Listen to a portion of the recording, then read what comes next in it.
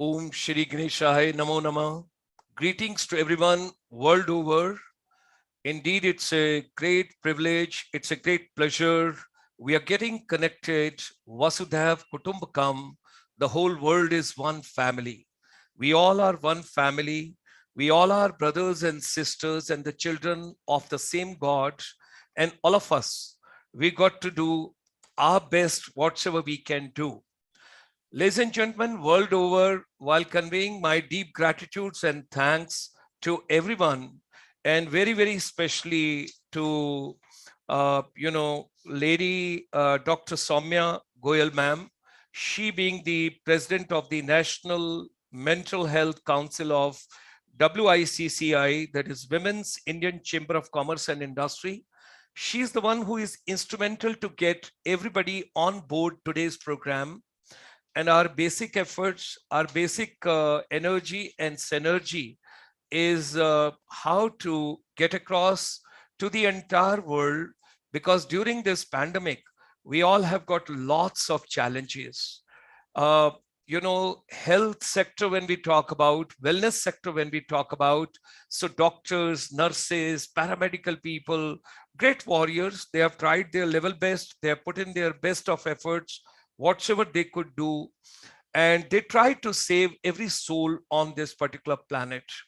So 25th of March 2020, when there was a complete lockdown, and it was given by the Honorable Prime Minister of India, with that complete lockdown, our chamber decided, and we just took a pledge, what exactly we all can do, how do we move on. And there we had taken a decision, we will take on the education vertical, because children, they need a support. When we discussed with the UNESCO Director Education Vertical, Mr. Eric Fault, we discussed with him, and he told Doc, at this point of time, the challenge is 1.65 billion children, they are away from schools, colleges, universities, institutions. They're not in a position to reach out, and that is a big challenge. And all of us, we got to get together whatever we can do. So our chamber, because we deal with the services sector and we deal with non-resident Indians, Indian diaspora world over, so we decided and we took a pledge, we'll try and reach out every educator, every principal, and headmasters, vice chancellors, directors, counselors, technocrats, parents, and children wherever they are. With that as a part, we all took on that particular journey, and till date, it's going on. And you will be pleasantly surprised. The chamber had been doing approximately 7 webinars per day as well, because we are dealing in 131 countries, we are dealing in different continents. And while we are having that particular challenge and that particular journey, we would like to share with you that we used to start early in the morning at 4 o'clock from India, when it is about 9:30 in Australia and New Zealand. Then thereafter reaching out Mongolia, going to Hong Kong, thereafter coming to Central Asia, Middle East, and thereafter moving all the way to African continent, going to Canada, going to European Union, going to America, and of course, Latin America as well, South America, what we call. And then in the evening, every day, we had been coming back to beautiful Bharat and to South Asia. And we brought, and we are very, very happy, and our deep gratitudes to all our brothers and sisters, including Prema ma'am, because she is here today for the 6th time on this vertical with us.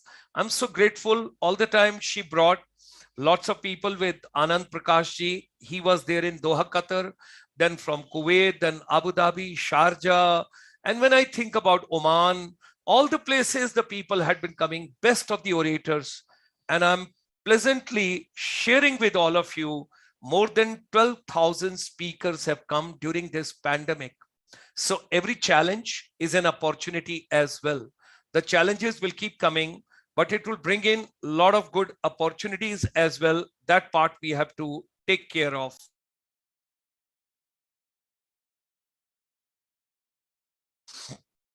So it's very important. We all have to understand the challenges will come, but it will bring opportunities as well.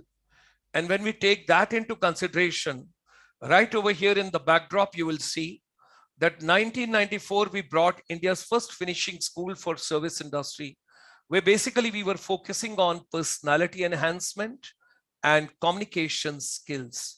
But everything was done like etiquettes, manners, gesture, body language, articulation, personality enhancement, happiness all around through the musical way. That is the way we had been working on, we had been moving on. And now we have come a long way. And during this pandemic, when the challenge came, the brick and mortar, it got totally converted into digital part. And now we call it inspirational lab, because it should be inspirational. You may have a physics lab, chemistry lab, computer lab, bio lab, any lab you can have. But what exactly is the need of the human beings? We want to be happy. And we lost lots of friends during the first wave. During the second wave, we lost a lot of friends. Our deep condolences to all those families. And, let those souls rest in peace. We can convey to Almighty only this. But all the people, those have gone. One another dignitary to whom I can never ever forget, that is my friend Sir Ken Robinson. He has got 4,000 videos on the YouTube. He has got more than 78 TEDx talks. He has been the winner of the YouTube and the TEDx for good about 7 years. He has got lots of videos. And one thing he had been telling, what is the purpose of education? Is it economic purpose? Is it cultural purpose? Is it social purpose? Or is it personal purpose? What children are looking forward to? A lot of things have been happening that way. And we all have come a long way. This pandemic has given lots of challenges to all of us. We have realized one thing, there is no more competition. It's only collaboration. It's no more competition. Nobody is competing with anybody. If anybody is still thinking we are competing with each other, I think we are in the different world and we are in the platonic world. Let's come to the digital world, because digital university is also coming up in India now. Lot of deliberations and brainstorming sessions are going on. We are the part of lot of deliberations. And what we are learning is skills are going to be more important than the pure academics or content delivery to the youth. When we are thinking about that and when we are talking about that, the formative years and particularly children, young age, when the children are growing and the initial stage, children need lots of support, lots of support. So that is the way when we have to move on, we have to work on, we have to plan on. I think we have to think about it, how the mental wellness can be given, how everybody can be kept happy. Teachers got to be happy, schools got to be happy, children got to be happy, parents got to be happy, principals got to be happy, headmasters got to be happy, director got to be happy, everybody got to be happy. So let me get in Dr. Bishwajit Saha, the director, CBSE. Before that, let me make a call to him. I would request Dr. Samya Goyal, ma'am, the president of the National Mental Health Council of WICCI, that is the Women Indian Chamber of Commerce and Industry, to say a few words and to start the discussion. And meanwhile, I'll get in Dr. Bishwajit Saha. Sure, sir. Thank you very much for your kind introduction, Major Dr. Gulshan Sharma, sir. A very good afternoon to the chief guest, Dr. Vishwajit Saha, sir. We hope to see you soon. Various Wicci State Council presidents, my fellow sisters from the Wicci National and State Councils, and all the renowned speakers and audience who've joined us today.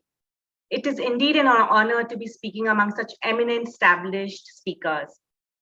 First of all, I want you to join me in congratulating ICSI and especially Sharma sir and his team for not just conceptualizing this conference, but also making it happen. I can only imagine the hard work which has gone behind the scenes. Wicci Mental Health Council and state mental health councils are privileged to be partnering for this monumental event. Dr. Samya ma'am. Yes, sir. Dr. Samya ma'am, if you would be kind enough, like my little sister, Dr. Bishwajit Saha has joined, and he has just pulled out himself from one of the conference. Absolutely, sir. Absolutely, sir. And before he goes to the next conference, I know you are my support, you are my strength, and like a younger sister, you have given lots of efforts to this entire vision. No, absolutely, sir. I'm listening. I'm dying to listen to sir as well. So I would request Dr. Bishwajit Sahaji, the director for the skill education and training, CBSE, the Ministry of Education, Government of India. Whenever we have requested him, whenever our chamber had tried to reach him, he had been a great support to all of us. He has got a lot of wisdom. He has got a lot of vision. He wants to deliver a lot. He wants to give a lot, and he wants every child to be benefited across the globe, because strongly believing in Vasudhaiva Kutumbakam. Our chamber is indebted to him. On 13th of January, we had the Pravasi Bharati Divas, and he was very kind enough to join us over there that day as well. This morning, when I was talking to Dr. Nirmaljeet Singh Kalsi, the chairman of the NCVET, he said such a beautiful words about him, and thereafter I felt we are privileged. He told me, are you getting Dr. Bishwajit Saha? I said, yes, he's the one who is going to give the opening address and opening remarks. He says, the opening batsman is wonderful. You're going to have all sixers, and you're going to have wonderful for everybody. I'm also grateful, Dr. Bishwajit Sahaji, the lady who brought more than 12,000 people from the UAE during this pandemic, that is Prema Murlidhar, the Education Affairs Director and the Principal from the Woodland Park School, Ajman, UAE. She had been a great support to us during all these 2 years. How it had gone by, I run short of words, along with Anand Prakashji. Today we have got from the world over people joining, and I'm so surprised. The gentleman who heard you during the the Pravasi Bharati Divas the other day, it is 3 a.m. in the morning, and he is joining you from Canada. There is a Kota Martiji also, who is joining us all the way from Canada. With these words, ladies and gentlemen, let me extend a hearty welcome to all my brothers and sisters, and very especially Dr. Bishwajit Saha, Director CBSE, Skill Education and Training, to share his vision, his expectation, his words, and how the mental wellness and how mental health. मुझे बार बार एक बात समझ आती है, mental health क्यों कहते हैं, mental wellness क्यों नहीं कहते? जब मैं वेलनेस सुनता हूं तो मुझे योगा, मेडिटेशन, नेचुरोपैथी, और 72 साल की एज में मुझे नजर आता है कि I am mentally very happy, contented. जब मैं हेल्थ सुनता हूं तो मुझे सर्जरी नजर आती है, ऑपरेशन नजर आता है, ऑपरेशन थिएटर नजर आता है. तो doctor Biswajit Saha ji, kindly take on the floor, and we wish to hear you, and we wish to have your opening inaugural chief guest address for us. Namaskar, Major Dr. Gulshan Sharma, and all the eminent dignitaries who agreed to be as a panelist today. And of course, participant, school leader, mental health worker, wellness activist, those who have joined us virtually. It is always a pleasure to be here with you, and especially the vibrancy of Major Sharma ji. I feel privileged, and 72 is not actually age, but it is experience through which you are trying to connect the peoples, and you have created a great platform for interactions. And I think through that also, at least for us, this is our mental wellness when we are able to interact with the people like you, learn from each other. So at this stage, many forum, CBSE individually, collectively, with the supports of all the school leaders, senior teachers, who themselves have tried to create their own individual identity in this domain. Hats off to you all. My appreciations to you all, because during the COVID period, I think more than student wellness, I think teachers' mental wellness is very much crucially looked by entire education systems in the world. So how one, whether it is any health related issue, because definitely I am also sometimes confused earlier before joining CBSE that why these terminologies are coming in that way. But for the school per se, or college, or entire education's ball game altogether, we need to see a conducive environment. How we can create a conducive environment which instill the child psychology and teacher psychology and parent psychology. Because here, that psychology, again, let me tell you, it's a byproduct of the culture. What way a individual are being grown up in their society, in their neighborhood, and altogether in the school ecosystems. So that stress of scripting is sometimes mislead, whether it is individual identity crisis or with respect to gender biasness. And then if we gradually look into religious and other component, everything's depend how individuals are being taken care at home and also treated in school. So a sad incident happens many a times, media outbreaks, and we come to know. But this kind of tolerance and stressful activities are there in everybody's life. Now, how as an individual can face this issue? For that, I think these kind of interactions. And gradually, the different facet of this mental illness, that critical atmosphere and case, which our experts like experts who are present here, they can elaborate. And gradually, those of us who have interacted already or faced this kind of problem, they can correlate and fine tune themselves so that mental health illness, by means of wellness activities, we can really become stress-free. So there are a lot of issues which gradually in the school domain, how individual teachers in a cross-cutting pedagogical interventions way, how one can address this mental illness, that is very challenging. Because many a times, a specific responsibility are being bestowed upon the school wellness teacher.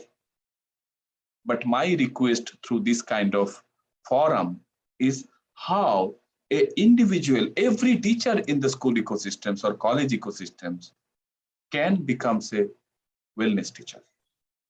That is very much important. Otherwise, and that coordinated effort, wherever that missing links are there definitely all our wellness teachers would be crucial to satisfy the requirement, and all critical issues may be dealt by them individually, but every teachers in the ecosystems must be empowered to address certain basic phenomena through which they are supposed to interact with the student. And over a period of time, I think that will give enough confidence to the parents, and society overall will actually get rid of such kind of myth or reduced, maybe you can say, stigmatizing behaviors or opinion for a particular students or for a particular group of students. So how we can minimize this? I think all our experts are going to interact, and participants, you can definitely through this platform, through chat box, you can put your comment and your question so that all our field experts, domain experts, they can definitely give light on all those areas. So that way, I think a cohort is required. And again, mental illness, the cause I am not going, but CBSE also give a cause by conducting examination, because exams is also another it mounted as a huge stress. And many a time, believe me, not only from the CBSE, from other board also, through our call center, that psycho counseling, usually 1 or 2 for 1 month or 2 months, we run that show, Pan India, and even from the Middle East also, many of our faculty member and principals are voluntarily, they dedicated themselves to participate in this mission. And despite of their in school schedule, post school also, many of them are actually responding the call of our students, call of our parents. Many times parents are also panicked. And it is not all the times, because we analyzed all those questionnaire, it is all the times it is not related to exams. Something else also are coming out. So with this note, once again, let me thanks Dr. Gulshan Sharma ji and all the eminent dignitaries. I think next few hours would be a great sessions for all of us to learn. Thank you. Namaskar. Thank you. Thank you very much. Thank you very much, Dr. Bishwas ji. You're always so much of strength to all of us and encouragement. And you have got so much of acumen and vision. From the chamber, we assure you, no financial transaction. We don't need anything. We will try and get the best of the experts for mental wellness for our children, for our teachers, for our principals, for our parents, for everybody working very closely with you. You are a very positive person. Whenever I have rung you up, I have spoken to you, you have come as a great strength, and you're always very positive. That positivity itself brings a lot of wellness to all of us. Today, the lady who has taken an initiative, Dr. Samya Goyal, she is the president. She has brought a pool, and this program is going to be non-stop from now. And this old young man will sit till 10 p.m. The last closing address is coming with a forum of 12,000 speakers from the world over. That is ISTD. We are getting them together on a platform. And with Dr. Samya, their National Mental Health Council of WICCI, Women Indian Chamber of Commerce and Industry, we assure you, we will come in a very big way and work very closely with you. And also, we are getting Media Entertainment Sector Skill Council on board, Dr. Bishwajit ji, because media entertainment plays very important role for all of us. And with these words, while conveying my gratitude and thanks to Dr. Bishwajit Saha, I would like to extend a warm welcome to Mr. Mohit Soni, the CEO, Media Entertainment Sector Skill Council. Dr. Samya, if you would be kind enough, it is your program, it is your show, it is your efforts. I would like to seek your consent if we could hear Mr. Mohit Soni, and thereafter then we go ahead with you. Dr. Samya ji, please guide me. No, absolutely, sir, please. We all can pool in the resources from the government, and then Dr. Samya Goyal's platform, all of us together, we can build it up. May I request Mr. Mohit Soni, the CEO of the Media Entertainment Skill Council, under the aegis of the Ministry of Skill Development and Entrepreneurship, Government of India, to share the vision how entertainment can be the integral part of education ecosystem, mental wellness, mental happiness, whether radio or television or theater or music or films or AV or RV or anything.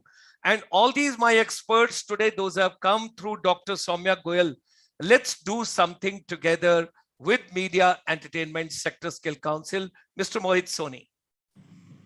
Thank you, Dr. Gulshan Sharma. It's always a pleasure to hear you. And Dr. Saha, thank you for being there and guiding on the various formats, which certainly should be taken up in the formal education, particularly in the schooling ecosystem when it comes to mental health and wellness of students and teachers.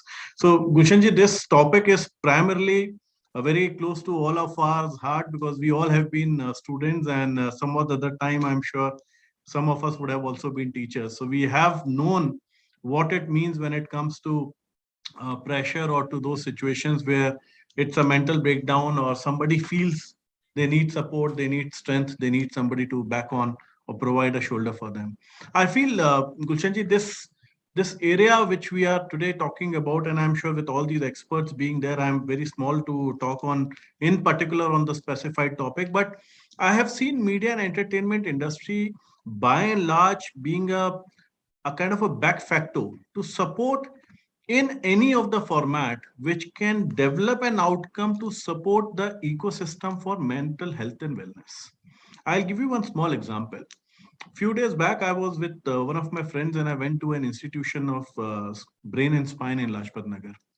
I found many of the people there had a lot of challenges with different kinds of problems on the nerval disorders or mental disorders which they were having. And these people were given a game to play. So all I could see was there was a man who was standing in front of a big screen having a game. And this gentleman was supposed to get dressed up for the office. And there were different parts of the costumes which were there. And I could make out that he was not able to even raise up his hand when this activity started. But post that activity, he was able to hold the ball in his hand after he got himself dressed up in the official costume. So I feel music therapy, integration of music, integration of sound, integration of gamification, animation, or any form of art, any form of cultural activity is certainly going to break the monotonous format of what could turn out to be a pressure for a student. And I'm sure all of us would remember those days when we were highly irritated or very frustrated, and when we hear a music, when we hear a song or when we watch a movie, it changes our tempo, it changes our mood. I feel if these could be integrated as a component to the learning exposure, if this school education can also have an integral component of utilizing media, not from just a perspective of a career or from a perspective of a learning, but can be integrated as an inherent component, making learning an exponential and an experience. If this is the way we are able to portray it out, if the utilization of the right tools and the right media can be integrated in the schooling ecosystem and the higher education ecosystem, it will help our candidates to learn things at much more faster level. It will help them get that sense of creativity, that sense of experience where whatever the pressure or whatever the mental kind of breakdowns they may have, may be able to cope out. I'm sure all of us would have observed the way today the animation, VFX, or the gaming industry has shaped up. It is utmost important for us to see that we are able to build up some kind of synergy in making this learning a kind of a component to the ecosystem by and large. And if we are able to do that, trust me, most of the areas where we have seen a kind of a peer pressure or apparent pressure for marks, for numbers, for performance, for non-performance could very well be catered across. Because when learning will become interactive, when learning will become fun, when learning will become entertaining, I am sure students will not take the topic as a subject. They will start taking it as a part of their life and the part of something which they are really fond of. So I'm sure no student would like to leave away the Xboxes and the PS4s of the world if they're sitting, or they would not like to take away the footballs or the basketballs if they're playing in the ground. You have to fix up the timings for them. And that is the time when the child actually enjoys the best moment of their life. And if we can make that as a part of their learning, make it as an integral component of their learning, make them learn that failure is not something which they should be concerned about. They might die in a game, but they have more lives to survive on and build it up in the next level. So if you lose a level, it doesn't mean that you have ended the game. Similarly, if you have lost somewhere, if you have underperformed somewhere, it is not somewhere where they are going to be losing the entire career, their entire life. I think the moment we are able to inherit this, and this is not just from the media and entertainment as a sector council, I am saying, but from a perspective of what I have experienced in my own life, and all of us must have seen it. During this tough time of COVID, I'm sure what kept us busy would have been, yes, our official work, a lot of our Zoom calls, a lot of our video conferences, but certainly the Netflixes and the Hotstars of the world. So if we are able to incorporate some ways learning with entertainment, learning with fun, learning with game, learning with music, you will not believe the kind of difference it will make. Think of a pre-nursery kind of an environment where we were not burdened with any kind of subjects. We were taught with basis of activities, with basis of fun. I am sure if we are able to inculcate that and bring it as a practice component in any of our ecosystem, it is not just students, it has to be even for the teachers. Because the mental wellness is more required from a teacher perspective than a student perspective. If the parents have a strong mental, wellness, and the teachers have a strong mental ability, trust me, the candidates would always be able to float with them. So I think I'll leave this forum open and understand from all of you on how possibly we as a community, we as a council can collaborate with all of you and see that we can bring some synergies together. Thank you, Dr. Gulshan Sharma, for giving me this platform, and it was wonderful being here as always. Thank you. Thank you. Thank you very much, Mohit Soniji. I'm pretty sure Dr. Samya Goyal and her entire team, they all are going to work very closely with you, because I found so much of positivity, so much of energy, so much of strength coming from this entire group, and they would love to work very closely with you. Thank you. Thank you for sparing your time, and thank you for being our strength. So ladies and gentlemen, let me request Dr. Samya Goyal now, the President, National Mental Health Council of WICCI, Women India's Chamber of Commerce and Industry. She is an emotional wellness guide, and she is a psychologist, and she is a mental health crusader who is striving to work towards emotional wellness across generation and genders. I also want to remain happy, and I want to make world a happy place. And with these words, I request Dr. Samyaji to kindly take on the floor and introduce the subject, and we move on from there. Sure, sir. Thank you very much. I might have a patchy connection. I may switch off the video in between if I feel the network is getting unstable. So it was actually such a delight to listen to Biswajit Saha sir and Mohit Soni sir, and we just felt that they should continue and go on and on. But I know they have limited time in hand. I just love it, when people like them at such positions talk about mental wellness in schools. I mean, we know that as a nation, we are moving in the right direction in terms of education. I think Biswajit Saha sir spoke about that every teacher should be a wellness teacher. And that is what I think, even in psychologists, we try to train as in psychological first aid.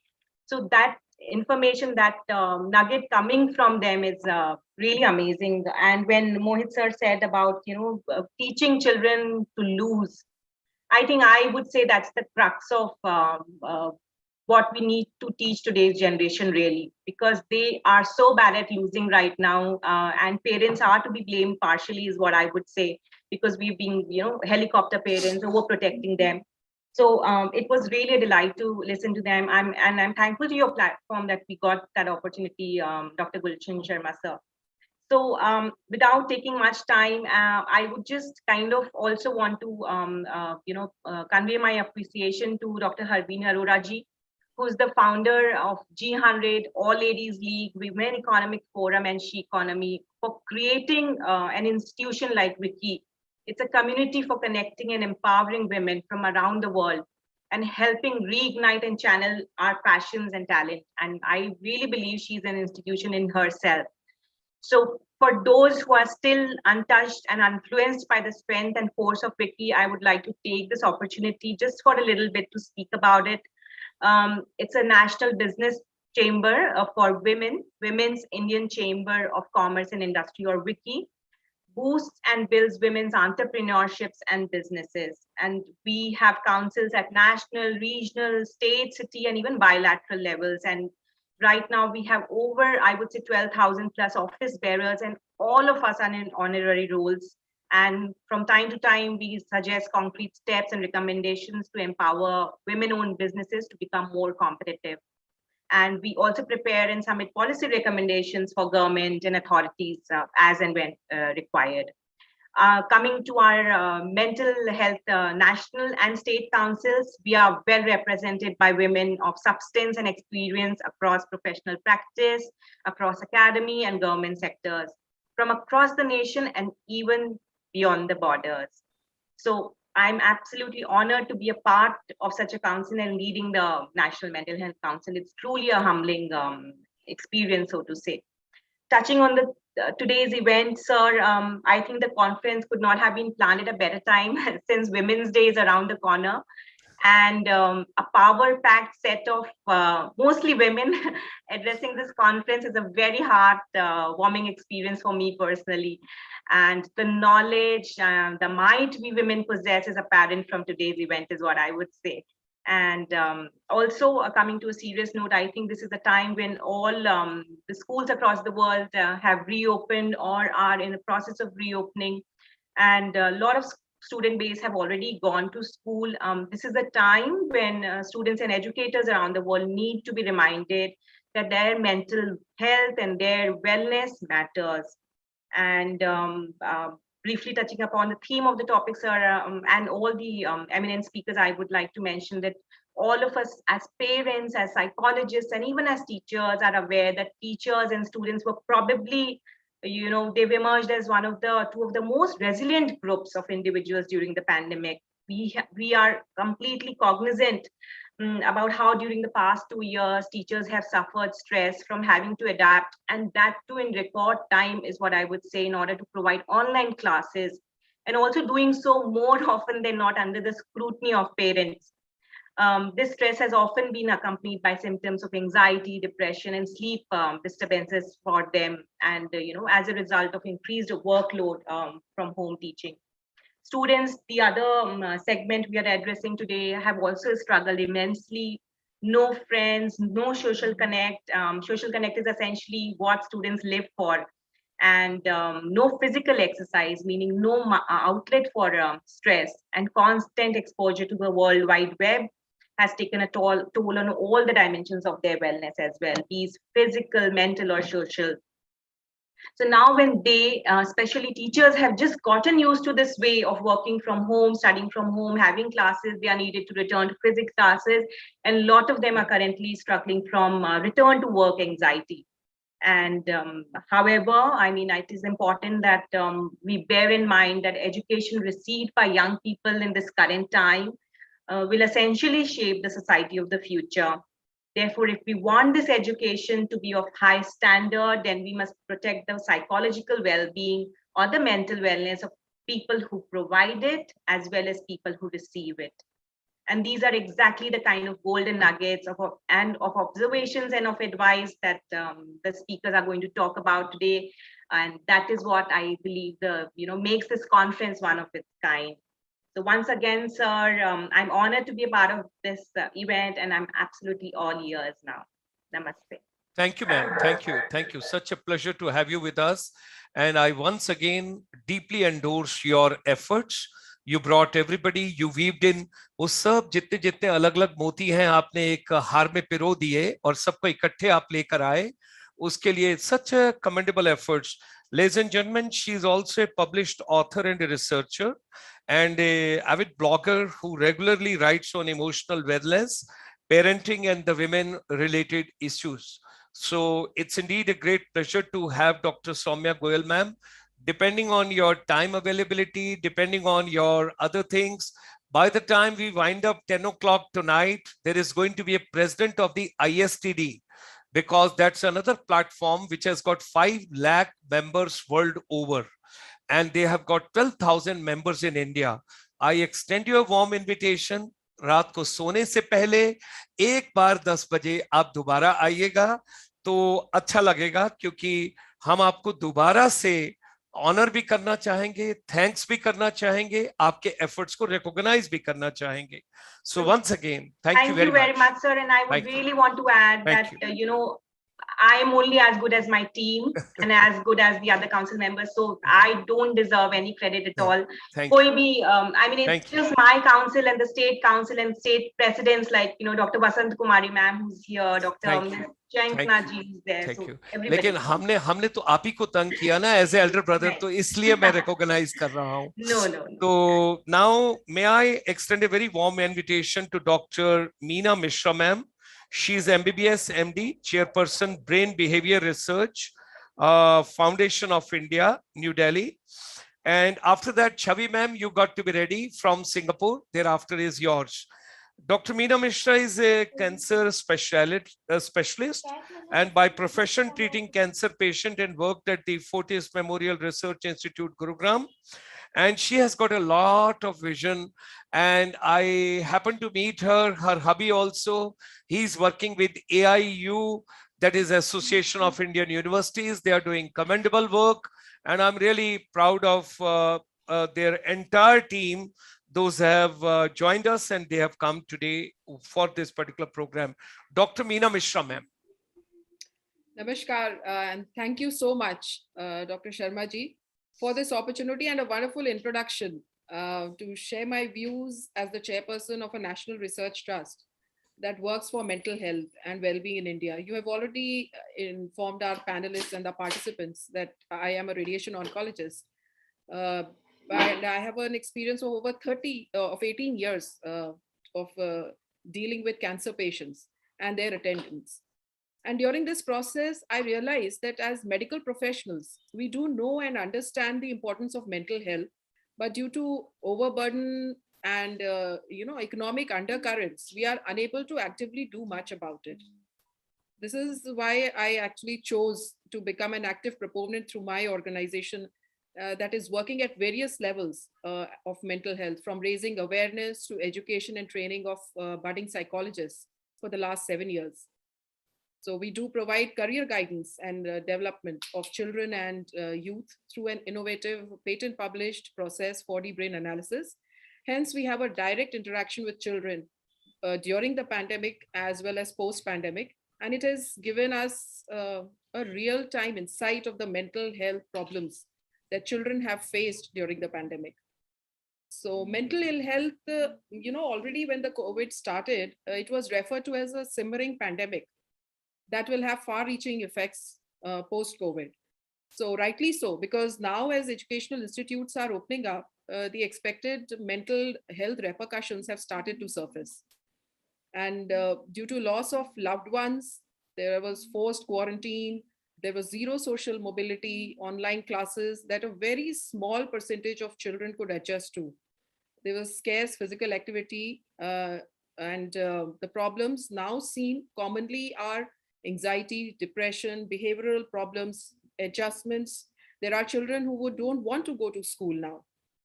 There are attention deficit disorders, probably attributed to the internet withdrawal or screen withdrawal symptom, as I would like to call it. And children are reluctant to write, and they have developed a casual approach towards studies. This I'm sharing as a real-time feedback of educators, parents, and counselors that over the last 2 months we have come across. So these are some real problems that the educators, the children, and the parents are facing nowadays. Similarly, when we are talking about the other end, that is the educators, they were and they are increasingly stressed. They are stressed out in meeting the demands of the teaching profession alongside dealing with similar issues facing their own children. So for them, it's a double-edged sword that they have to tread this path.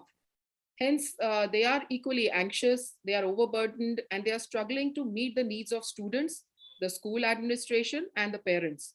And of course, being parents themselves. So what is the way out from this seemingly acute issue? I consider that 3 things are very important to be implemented to overcome this phase and prevent our children and educators from slipping into a chronic mental ill health. I would call it a 3P step. The first P is prepare. I feel that mandatory class counseling sessions should be a routine part of the appointed school counselors for at least 3 to 6 months now that the sessions have started. And that has to be compulsory attended by the educators also, because they equally need it. We are talking about children, teachers playing a small role as a counselor. They need to be aware, they need to diagnose children who are having issues and refer them to counselors, but they themselves need help. So I feel that there has to be at least something like a moral science period that we used to have in our schools. For now the schools opening up, we should have a counseling session at the beginning of the class to at least 3 to 6 months, so that this will help not only the students but also the educators to understand what problems they are facing, because once they are aware, it is easier to tackle. So this will also help the educators in guiding the students better. The second P is, I would call, priming. Now, because there has been a lot of academic loss over the last 2 years, and we already have a set pattern of syllabus for every class.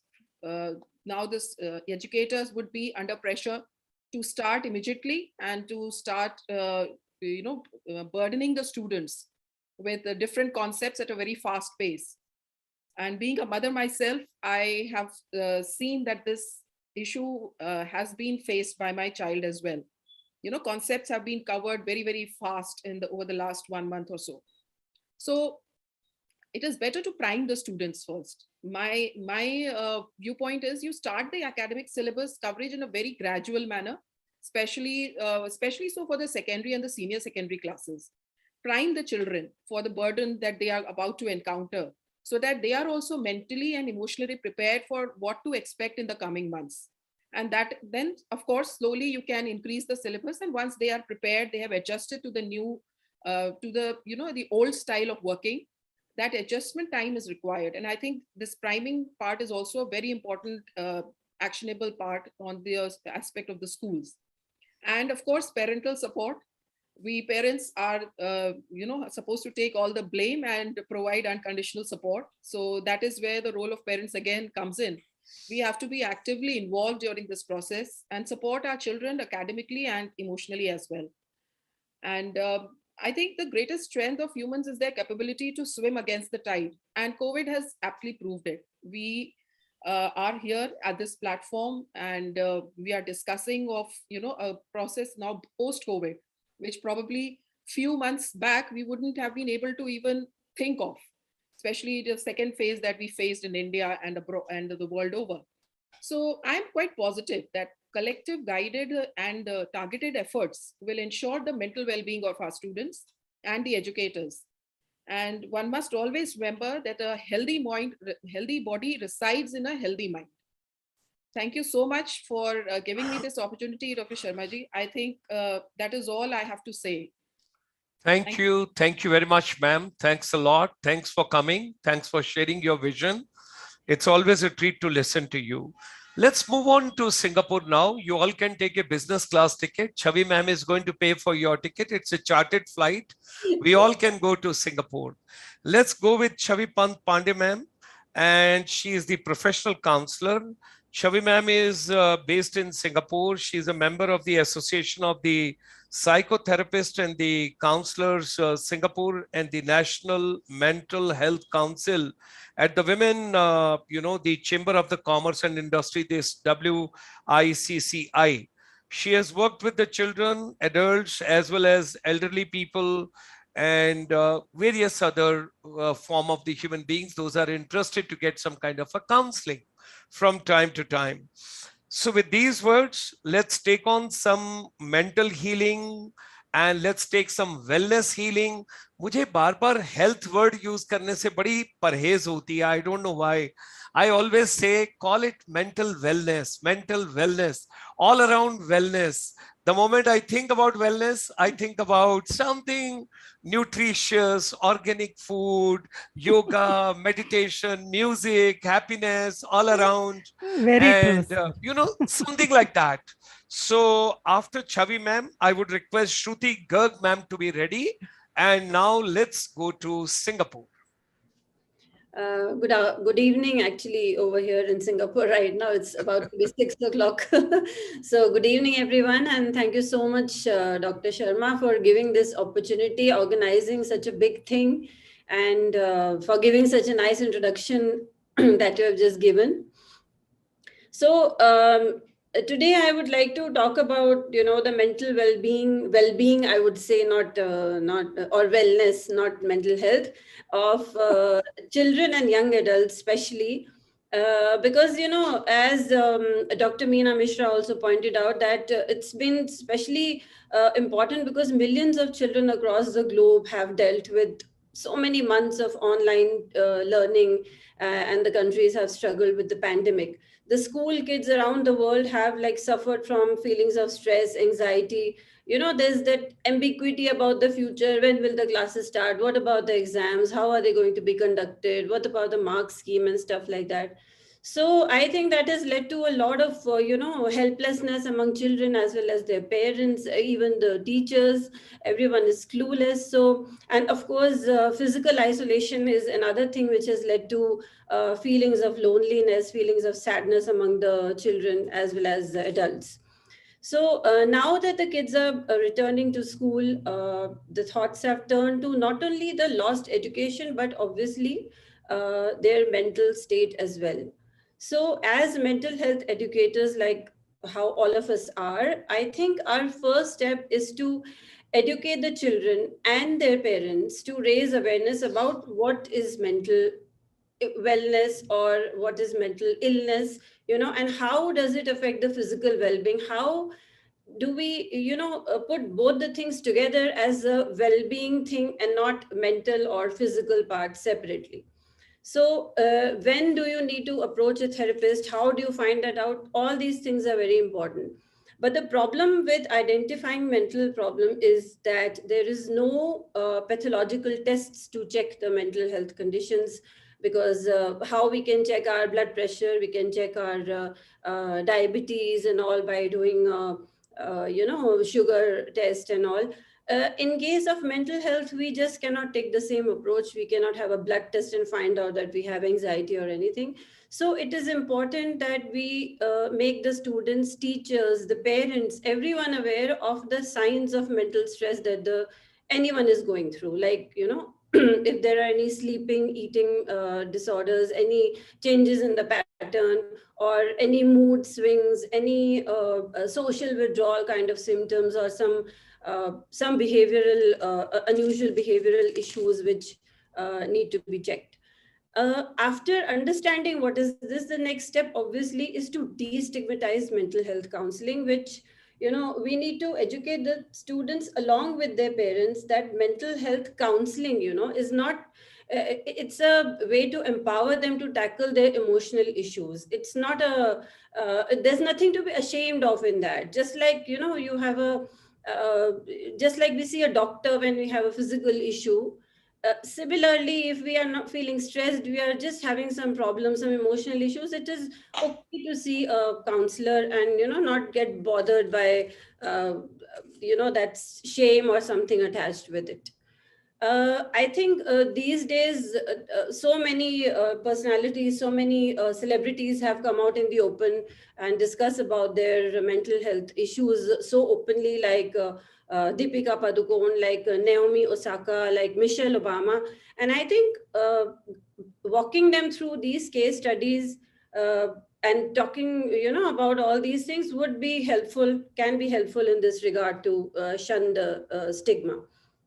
Also, it is great to, I think it's very good that the Indian government now is taking the right steps to implement several mental health programs so that everyone across all the sections of society can have access to free consultation, assessment, therapy, medications.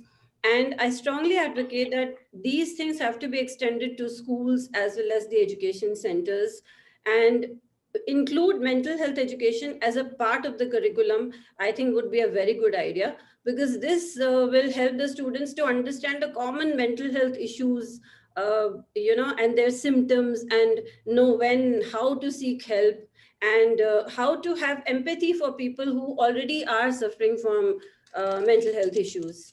Actually, not only the students, just like Dr. Mishra also said, not just the students, it is very important to educate the parents as well, because, you need that supportive system to develop at home as well.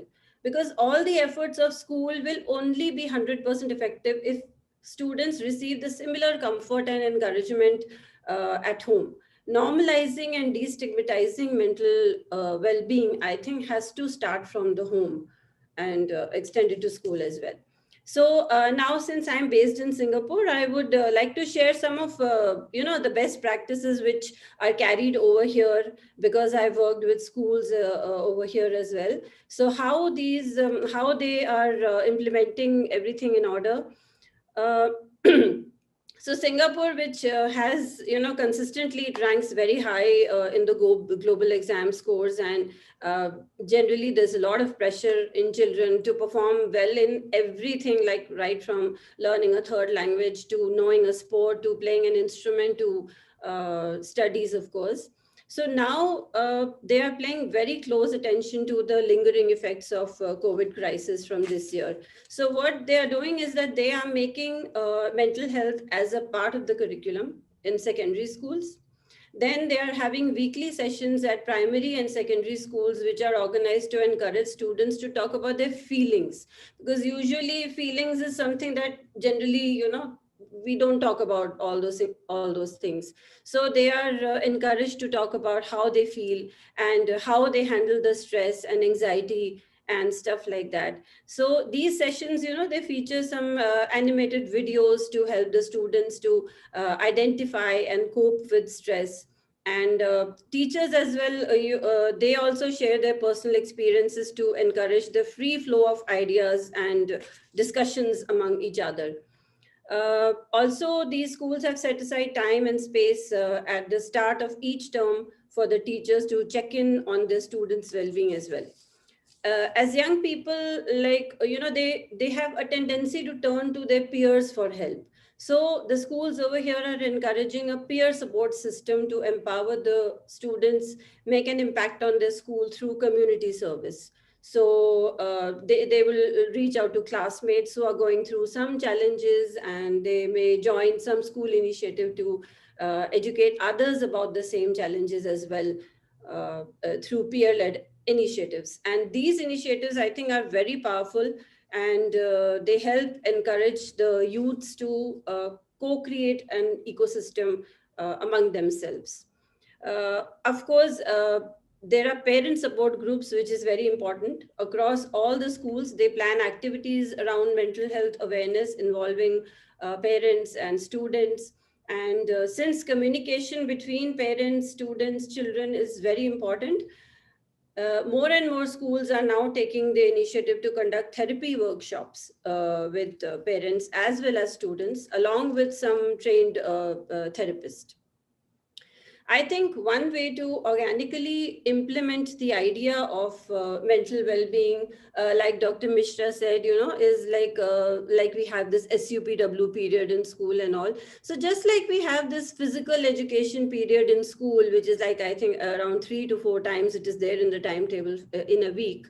So similarly, we can merge the mental fitness also in this, so that the kids can learn about activities like, mindfulness, like breathing exercises. And India is a land of yoga, and I think inculcating that early on would be a very good idea to not get into this mental situation at all. So in this manner, I think looking after mental health will become a part of the upbringing of the children, rather than making it such a big issue, or like, that mental wellness, now it's become the buzzword. Instead of that, it will be incorporated along with the physical health. So that, I think, is a very good idea. And finally, to conclude, I think as mental health professionals or educators, I think we must collectively work towards raising awareness of mental health issues among students, among parents, among teachers. And forums like these, I think, would be very helpful. And across the countries would be even more helpful, because we can obviously, learn something from the working styles of other countries as well. And I think it's high time that mental health becomes a part of the school curriculum, and it's given same importance as we give to physical health. And schools as well as parents, we really now need to work as a team to build an ecosystem for children that encourages them to discuss openly about mental health in the same way as they would discuss about any physical issues. So normalizing, I think, is imperative to end the shame and the stigma that is attached to addressing mental health issues. So for myself, I work with children, parents from diverse cultures and backgrounds over here. And I work through my website, counselingcove.com. And this is my humble effort to, in the direction of educating the society about benefits of therapy and challenge the myths and the stigma associated with it. And time and again, I extend free counseling services to my fellow Indians, just as my way of helping, giving back to the society. And I also write blogs as well as articles in magazines to give my inputs which happen in my counseling room to for others to follow, so that they can benefit in some way or the other. So yeah, so that's all from me, Dr. Sharma. Thank you very much. Thank you. Thank you very much, ma'am. It was a pleasure to have you with us. May I humbly request our participants, because more than 1,000 people are posting their views at present on the YouTube channel. Kindly post your website over there, post your name over there, your email ID over there, so that people can reach you directly. Now, because as a special gesture to Singapore, ma'am made a mention www.counselingcove.com, if I correctly remember. She mentioned about her website. So if she posts it over there, that is going on live on the ICSI YouTube channel. Please post your website over there, your name over there. We would like that you should generate some kind of a linkages, collaboration, connectivity, everything nicely. And people, those are watching, कुछ भी free में नहीं है. कौन बनेगा करोड़पति का पहला सवाल भी 1,000 रुपए से शुरू होता है. तो आपको मैडम श्रुति गर्ग 1,000 रुपए देंगी, और मैं एक सवाल आपसे पूछने जा रहा हूं, और वो एक सवाल आप लोगों के लिए है. Before she speaks, I would like to tell you कि जो क्रिएटिव आर्ट है, क्रिएटिव आर्ट, ओके, अब जैसे हम कहते हैं म्यूजिक थेरेपी, और उसके बाद वेलनेस थेरेपी, कोई और अच्छी थेरेपी, तो क्रिएटिव आर्ट थेरेपी के अंदर क्या क्या आ सकता है, और आप क्या रिकमेंड करते हैं कि क्रिएटिव आर्ट थेरेपी में हम क्या जोड़ें? जैसे डांस है, म्यूजिक है, थिएटर है, ड्रामा है, कोई और चीज है, तो ये सब चीजों को तो मैंने क्वेश्चन पेपर तो डिस्क्लोज कर दिया है, लेकिन नकल मारने के लिए भी अकल चाहिए. That is something very very important. तो श्रुति गर्ग मैम के बाद डॉक्टर शिल्पी मोहन मैम रेडी रहे किर्गिस्तान से. फिर हमारा एयरक्राफ्ट सिंगापुर से दिल्ली होते हुए किर्गिस्तान जाएगा. हम आप लोगों को सेंट्रल एशिया लेके जाएंगे.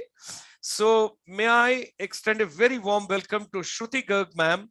She is the Vice President, Uttar Pradesh Mental Health Council, and she is the co-founder, Creative Arts Therapies Development Foundation. Madam का ड्रामा में इंटरेस्ट है, क्रिएटिव आर्ट में इंटरेस्ट है, थिएटर में इंटरेस्ट है.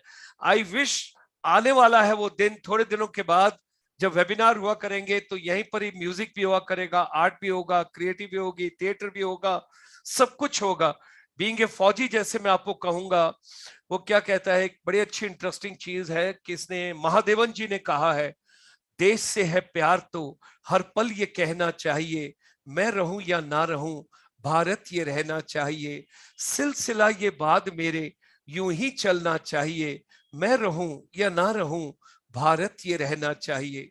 With these words, ladies and gentlemen, let me extend, while from Kerala the clapping is coming, let me move to UP and let me go to Shruti Garg ma'am, and the laughter is coming from Kyrgyzstan.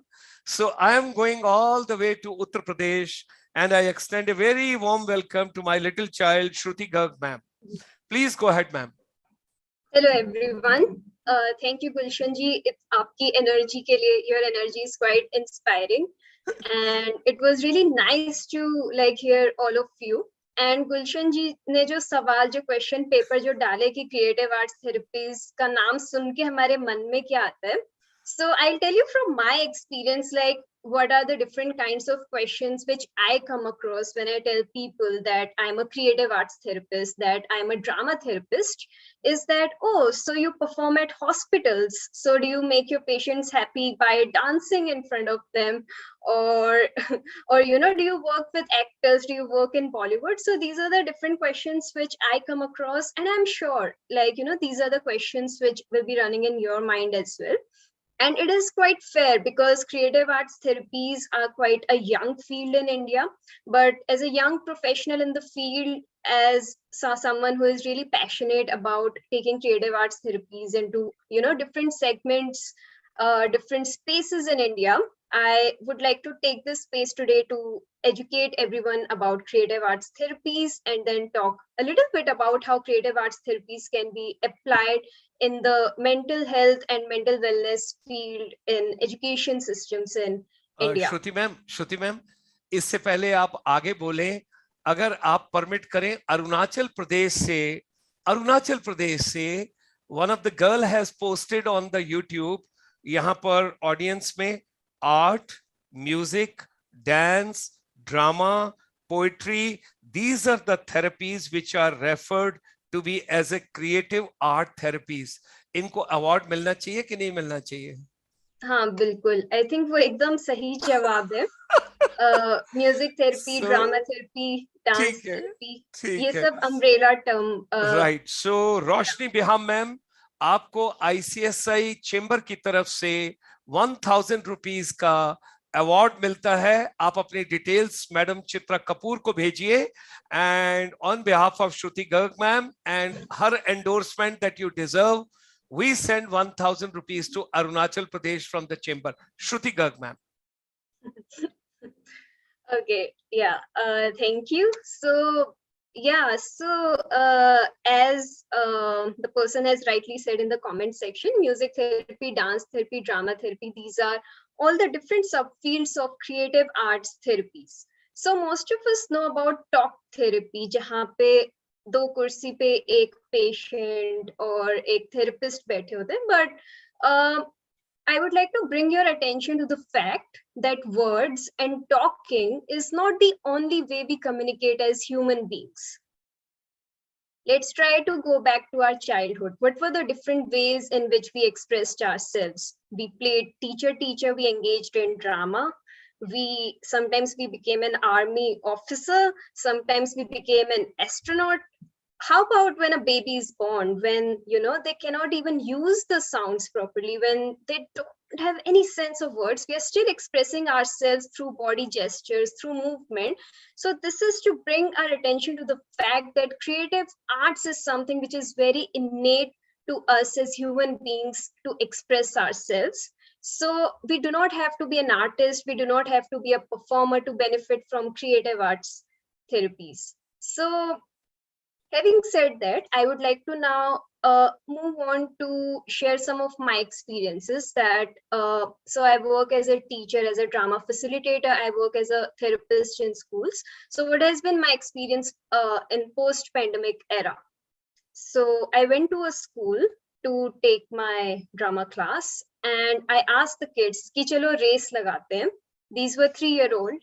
And they just stood there. They didn't know race lagane ka matlab kya. The mother said these kids have never ever engaged in race lagana in their childhood because of being born and brought up during the pandemic. And I went to the government school where I'm working as a drama facilitator again. And there, when I went there, I realized that the principal had lost her husband. There were students who had lost their siblings. And there is so much of grief, there is so much of trauma, there are so many mental health concerns which, you know, get pushed under the carpet. Like teachers are still writing on the blackboard, the classes are just going in a normal way, but there are things which are not, you know, normal.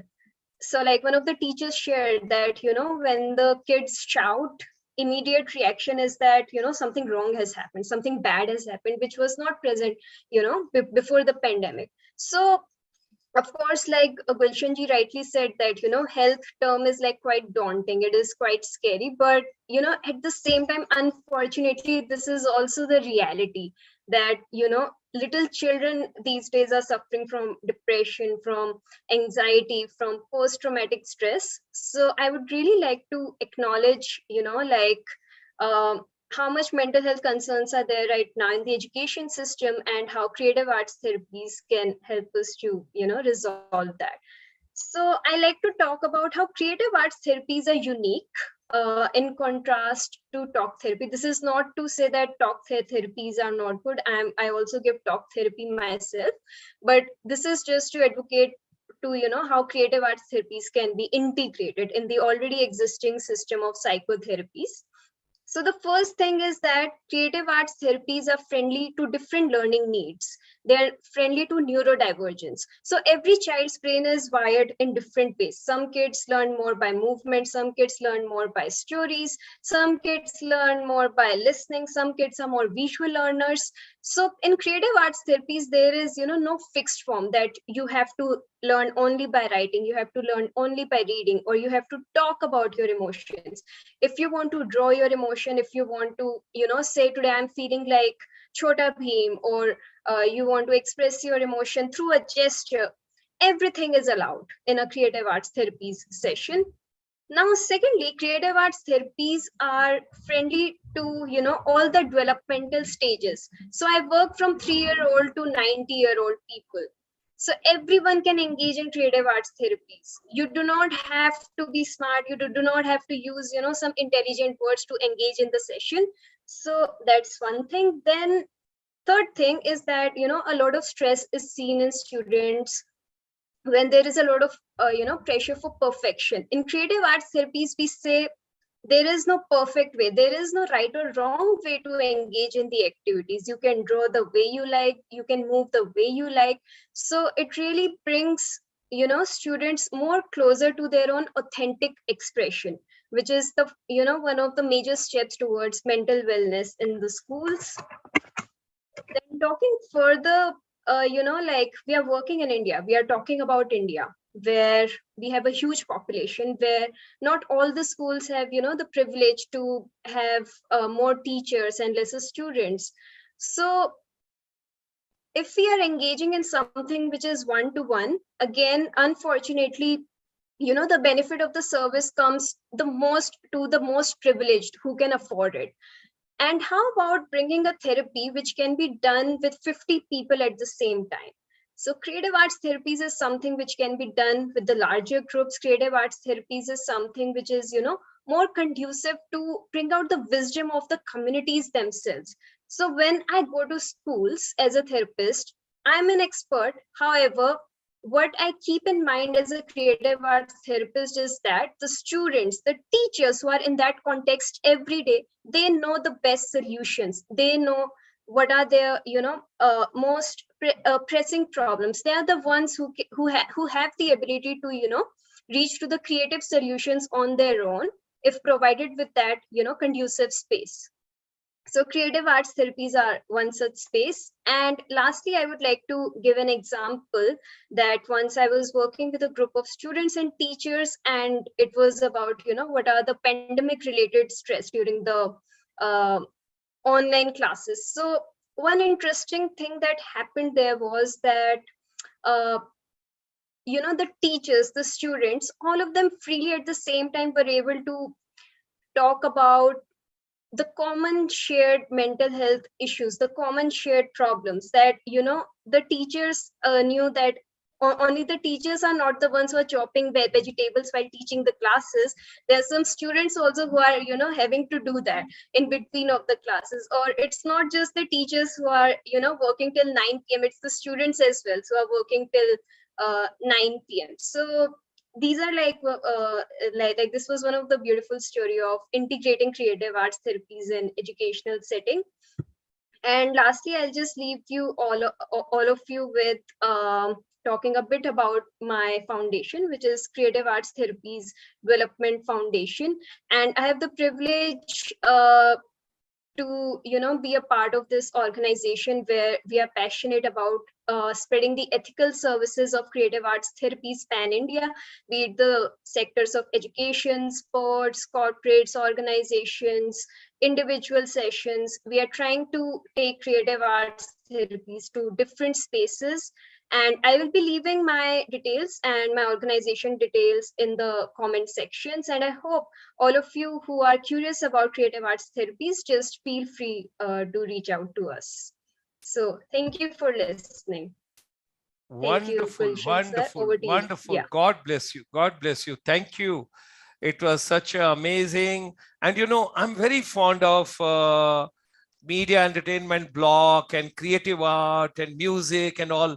My mother till date, she is about 92 and she sings all romantic songs because she got married at the age of 18. And I always tell her, Mom, what exactly? She says, if you want to remain happy, and if you want to remain without pills, and if you want to remain without medicine, then be happy all the times. Be happy all the times. Okay, I move on to Kyrgyzstan. Thank you, Shruti Garg ma'am. God bless you. It was a pleasure to have you. We move to Kyrgyzstan. We go to Central Asia. Dr. Shilpi Mohan ma'am. ये लोगों के दिल के साथ खेलती हैं और ये बड़ी प्रॉब्लम है. दिल बाहर निकाल लेती हैं, फिर दिल अंदर डाल देती हैं, दिल को रिपेयर कर देती हैं, दिल को जोड़ देती हैं, तोड़ देती हैं, मरोड़ देती हैं, क्योंकि she is a heart surgeon. तो कार्डियोलॉजिस्ट है. ये सब कुछ लोगों के दिल के साथ करती हैं और कोरोना काल में इन्होंने बहुत सारे लोगों को बचाया है, including my younger brother in the second wave. He was always he was almost at the last breath, and it was her efforts she saved, and it was a telemedicine services all the way she was giving from Kyrgyzstan, and I could save my younger brother. So what I'm sharing is, मैं इनसे आज तक मिला नहीं हूं, मैं कभी रूबरू नहीं हुआ हूं, but this is all how we have got linked during this particular pandemic, all of us. और मोनिका बहल मैम भी आई थी कहीं थोड़ी देर पहले, मैंने देखा था. The first woman of the wellness sector skill council कहाँ है? हाँ, ये देखिए, जब वेलनेस की बातचीत हो रही थी, अनदर वेरी डायनेमिक वुमन. इन्होंने मेरे साथ 15 अगस्त 2020 को, 15 अगस्त 2021 को भारत के स्वतंत्रता के दिवस 15 योद्धाओं को लेकर आई और वेलनेस के ऊपर इन्होंने 2 साल प्रोग्राम किया और मैं इनसे कभी मिला ही नहीं था. और फिर एक बार मौका मिला दिल्ली जाने का, तब रूबरू इनकी टीम से हुए और इतना अच्छा लगा, इतना अच्छा. So we all are one family. It's a global family. It's the way you feel. It's the way you get connected. And today is the opportunity. मुझे एक क्वेश्चन और देने दीजिए, उसके लिए मोनिका बहल मैम देंगी 1000 रुपए अपनी वेलनेस सेक्टर स्किल काउंसिल से. सदर्न इंडिया के अंदर अलग अलग साउथ में हमारी स्टेट्स हैं, ठीक है. अगर हम चाहते हैं, तमिलनाडु भी है, केरला भी है, और कर्नाटका भी है, और तेलंगाना भी है, आंध्र प्रदेश भी है. मैं जगह का नाम नहीं बताऊंगा. अमेरिका में एक एनआरआई है, non resident Indian. He is from southern India. उनके ग्रैंडफादर ने अंबेडकर जी के साथ इंडिया के कॉन्स्टिट्यूशन में काम किया था और ये इस समय न्यूरो सर्जन है. न्यूरो सर्जन अमेरिका में है और भारत के दक्षिण क्षेत्र से आते हैं. He comes from southern part of India and he tells why humor is not a part of education. Why humor is not a part of education. जो इसका आंसर सबसे पहले YouTube पे लिखेगा, they will get 1000 rupees from Madam Monica Behel ma'am from the Wellness Sector Skill Council. देखो उन्होंने clapping भी कर दिया. तो ये डिपेंड करता है कौन इसके बारे में सबसे पहले लिखेगा. He comes from, I'm talking about, he comes from Southern India and his grandfather was a part of maker of Constitution of India, Ambedkar ji का. उनका नाम बताइए. ये डॉक्टर है, न्यूरो सर्जन है. अब मैं आपको लेके चलता हूं. दिल पे कितनी फिल्में बनी हैं.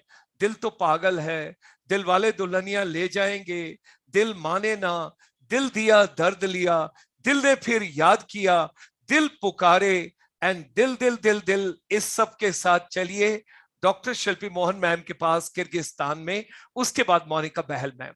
Monica Bahal ma'am, you would be kind enough to permit me to just take you to Kyrgyzstan. Dr. Shilpi Mohan ma'am. Good evening, everyone. First of all, I would like to thank Dr. Gulshan Sharma ji for giving me the opportunity to be a part of this August gathering. And I am among such beautiful people, and I'm listening since the program started, and it was really very enlightening to hear all of you, right from Dr. Bishwajit Saha to Mr. Mohit Sood and Dr. Meena Mishra, then Ms. Shruti Garg and many more. And I'm really extending my heartfelt gratitude to him. So from moving to creative art therapy to medical therapy, so I'll shift to medical therapy, what we can do during this post-pandemic period. The topic which we are dealing with is mental health post-pandemic. So the happy part is the pandemic, now we are labeling as post-pandemic, now that it is getting over, and the special focus will be on the students and the educators. We all know that the wellness includes 5 components. So which is the physical component, emotional component, mental, social, and the spiritual component. All these components are there. And if we look at the COVID-19, it has definitely given some positive impact and the negative impact. So I'll just form a mnemonic so as to make it simple for all the listeners. What are the positive impacts and the negative impacts we have got during the COVID-19 pandemic? So C stands for connectivity. We are now better connected. This platform itself is an example that we are better connected. It has connected me to my old college friend, Dr. Meena Mishra. We were in the same college, same hostel, and we spent such beautiful time together. And this platform has connected us together. Even for students and teachers, they are now better connected. They are not just now restricted to the school. They are getting online platforms. But the negative impact is there's a lack of communication and lack of concentration because the students are not talking to each other. They are online. Again, the positive impact is online itself is an add-on platform. The students are now more observant. There is no backbencher kind of a thing which was there in the class. The negative impact is the obsessiveness towards the platform is there. Now, once the shift is there to the offline platform, they are already so obsessed with the online thing that the shift is now becoming more difficult for both the student and the teachers to handle. And there is so much of overexposure of things on the online platform that it is difficult to demarcate what is good and what is bad. V stands for variability, which includes both the things which I have talked upon and listed upon above. The negative impact, it has become a virtual reality. The virtual world itself seems real, although the world where we are living itself is a mithya. But then whatever real it is, now we have shifted into further virtual world, which is totally unreal world, which is considered as real by the children. The children have become more inquisitive because there is a new plethora of knowledge for them. But on other aspect, they have become more irritable because they continuously they are on screen. Even for the teachers, it becomes very difficult to manage the students on screen, where they cannot physically see the student what they are doing. Then D stands for dynamism and dealing with the situation. Now the student are in a better condition, and the teachers also are in a better state to deal with the situation because they have already handled one pandemic. So anything which comes in the future, which we all cannot deny that it will not come, we are in a better situation to deal with any impending thing that comes in future. The negative aspect is depression, because prolonged social isolation and lack of communication has led to depression. So the impact on physical and mental health includes irritation, loneliness, boredom, anger, depression, physical inactivity, which leads to cardiac deconditioning. Now you must have heard that when the students are going to the school, they become more tired because now they are not able to deal with the situation, because now they are their heart has become deconditioned, even the body has become deconditioned. And impending lifestyle diseases, which we're already dealing with as a medical professional, it has become more rampant, and it will be more seen in future, because hypertension, diabetes, obesity in childhood, which we were already dealing with because of the westernization of the society and because of the sedentary lifestyle, we have to deal with in future because of the COVID pandemic.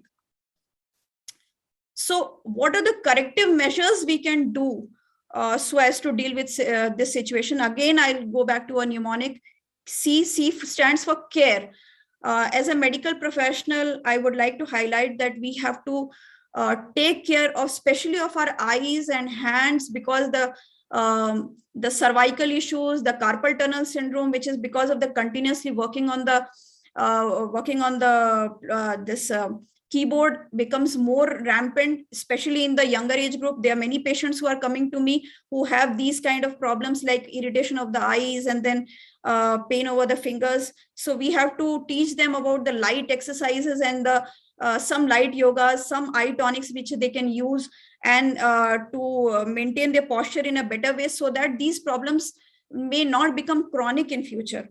Then O stands for avoid overeating or overindulging into food because of depression, or just to keep themselves occupied, not to overeat, which may lead to obesity. Then very important thing, observe breath. I would recommend to all students and all teachers to and for everyone not to take breath for granted. All these lives, all these days, we have taken our breath for granted. The only time we have focused on our breath is when the COVID came, when we realized how important breathing is. Otherwise, it was just something which was going on.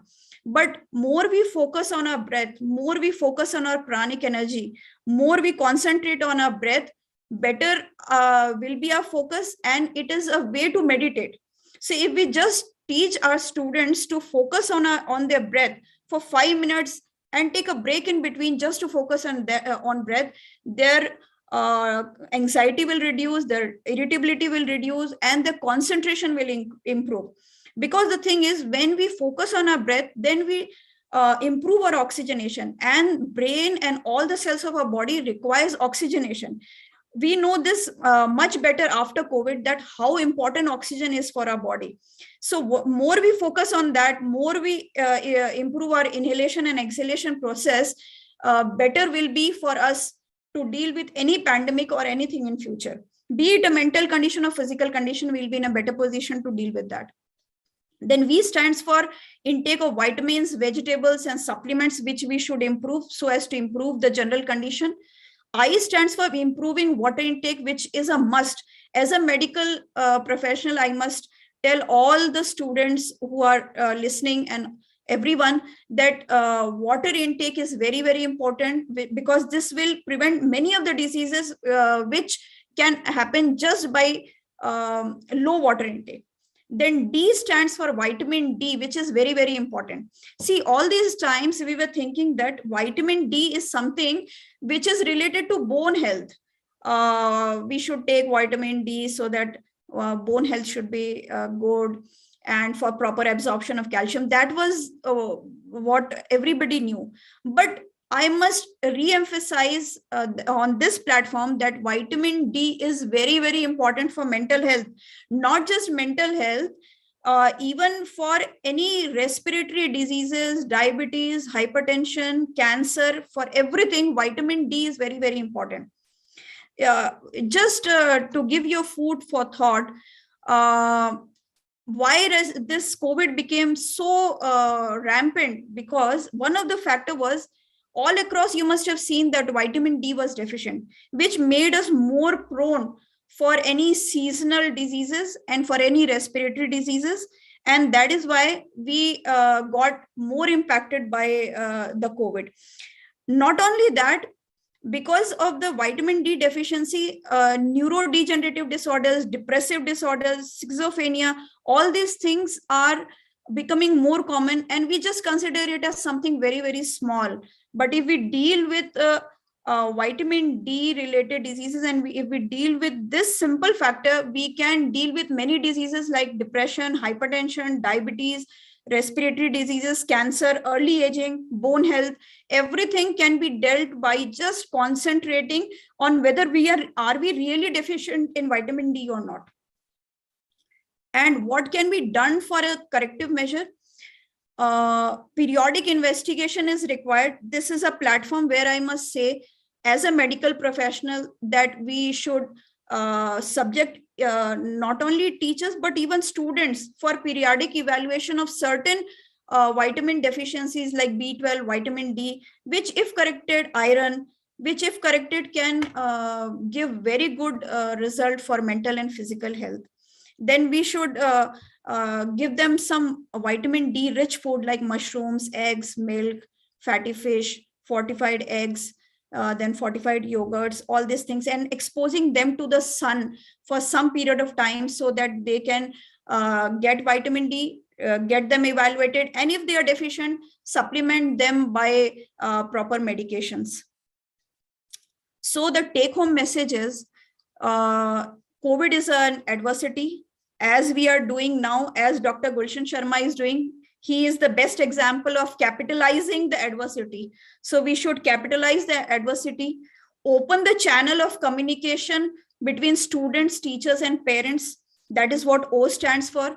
V stands for visualize the health issues and work upon them before it gets too late, because what children are now, they are the future of India. So better we work upon their health issues now, rather than just thinking that they are not going to have any health issues. Health issues are something which affect the older age group. If we concentrate on their health issues now, we will make better Indian citizens and better people for the world to see in future.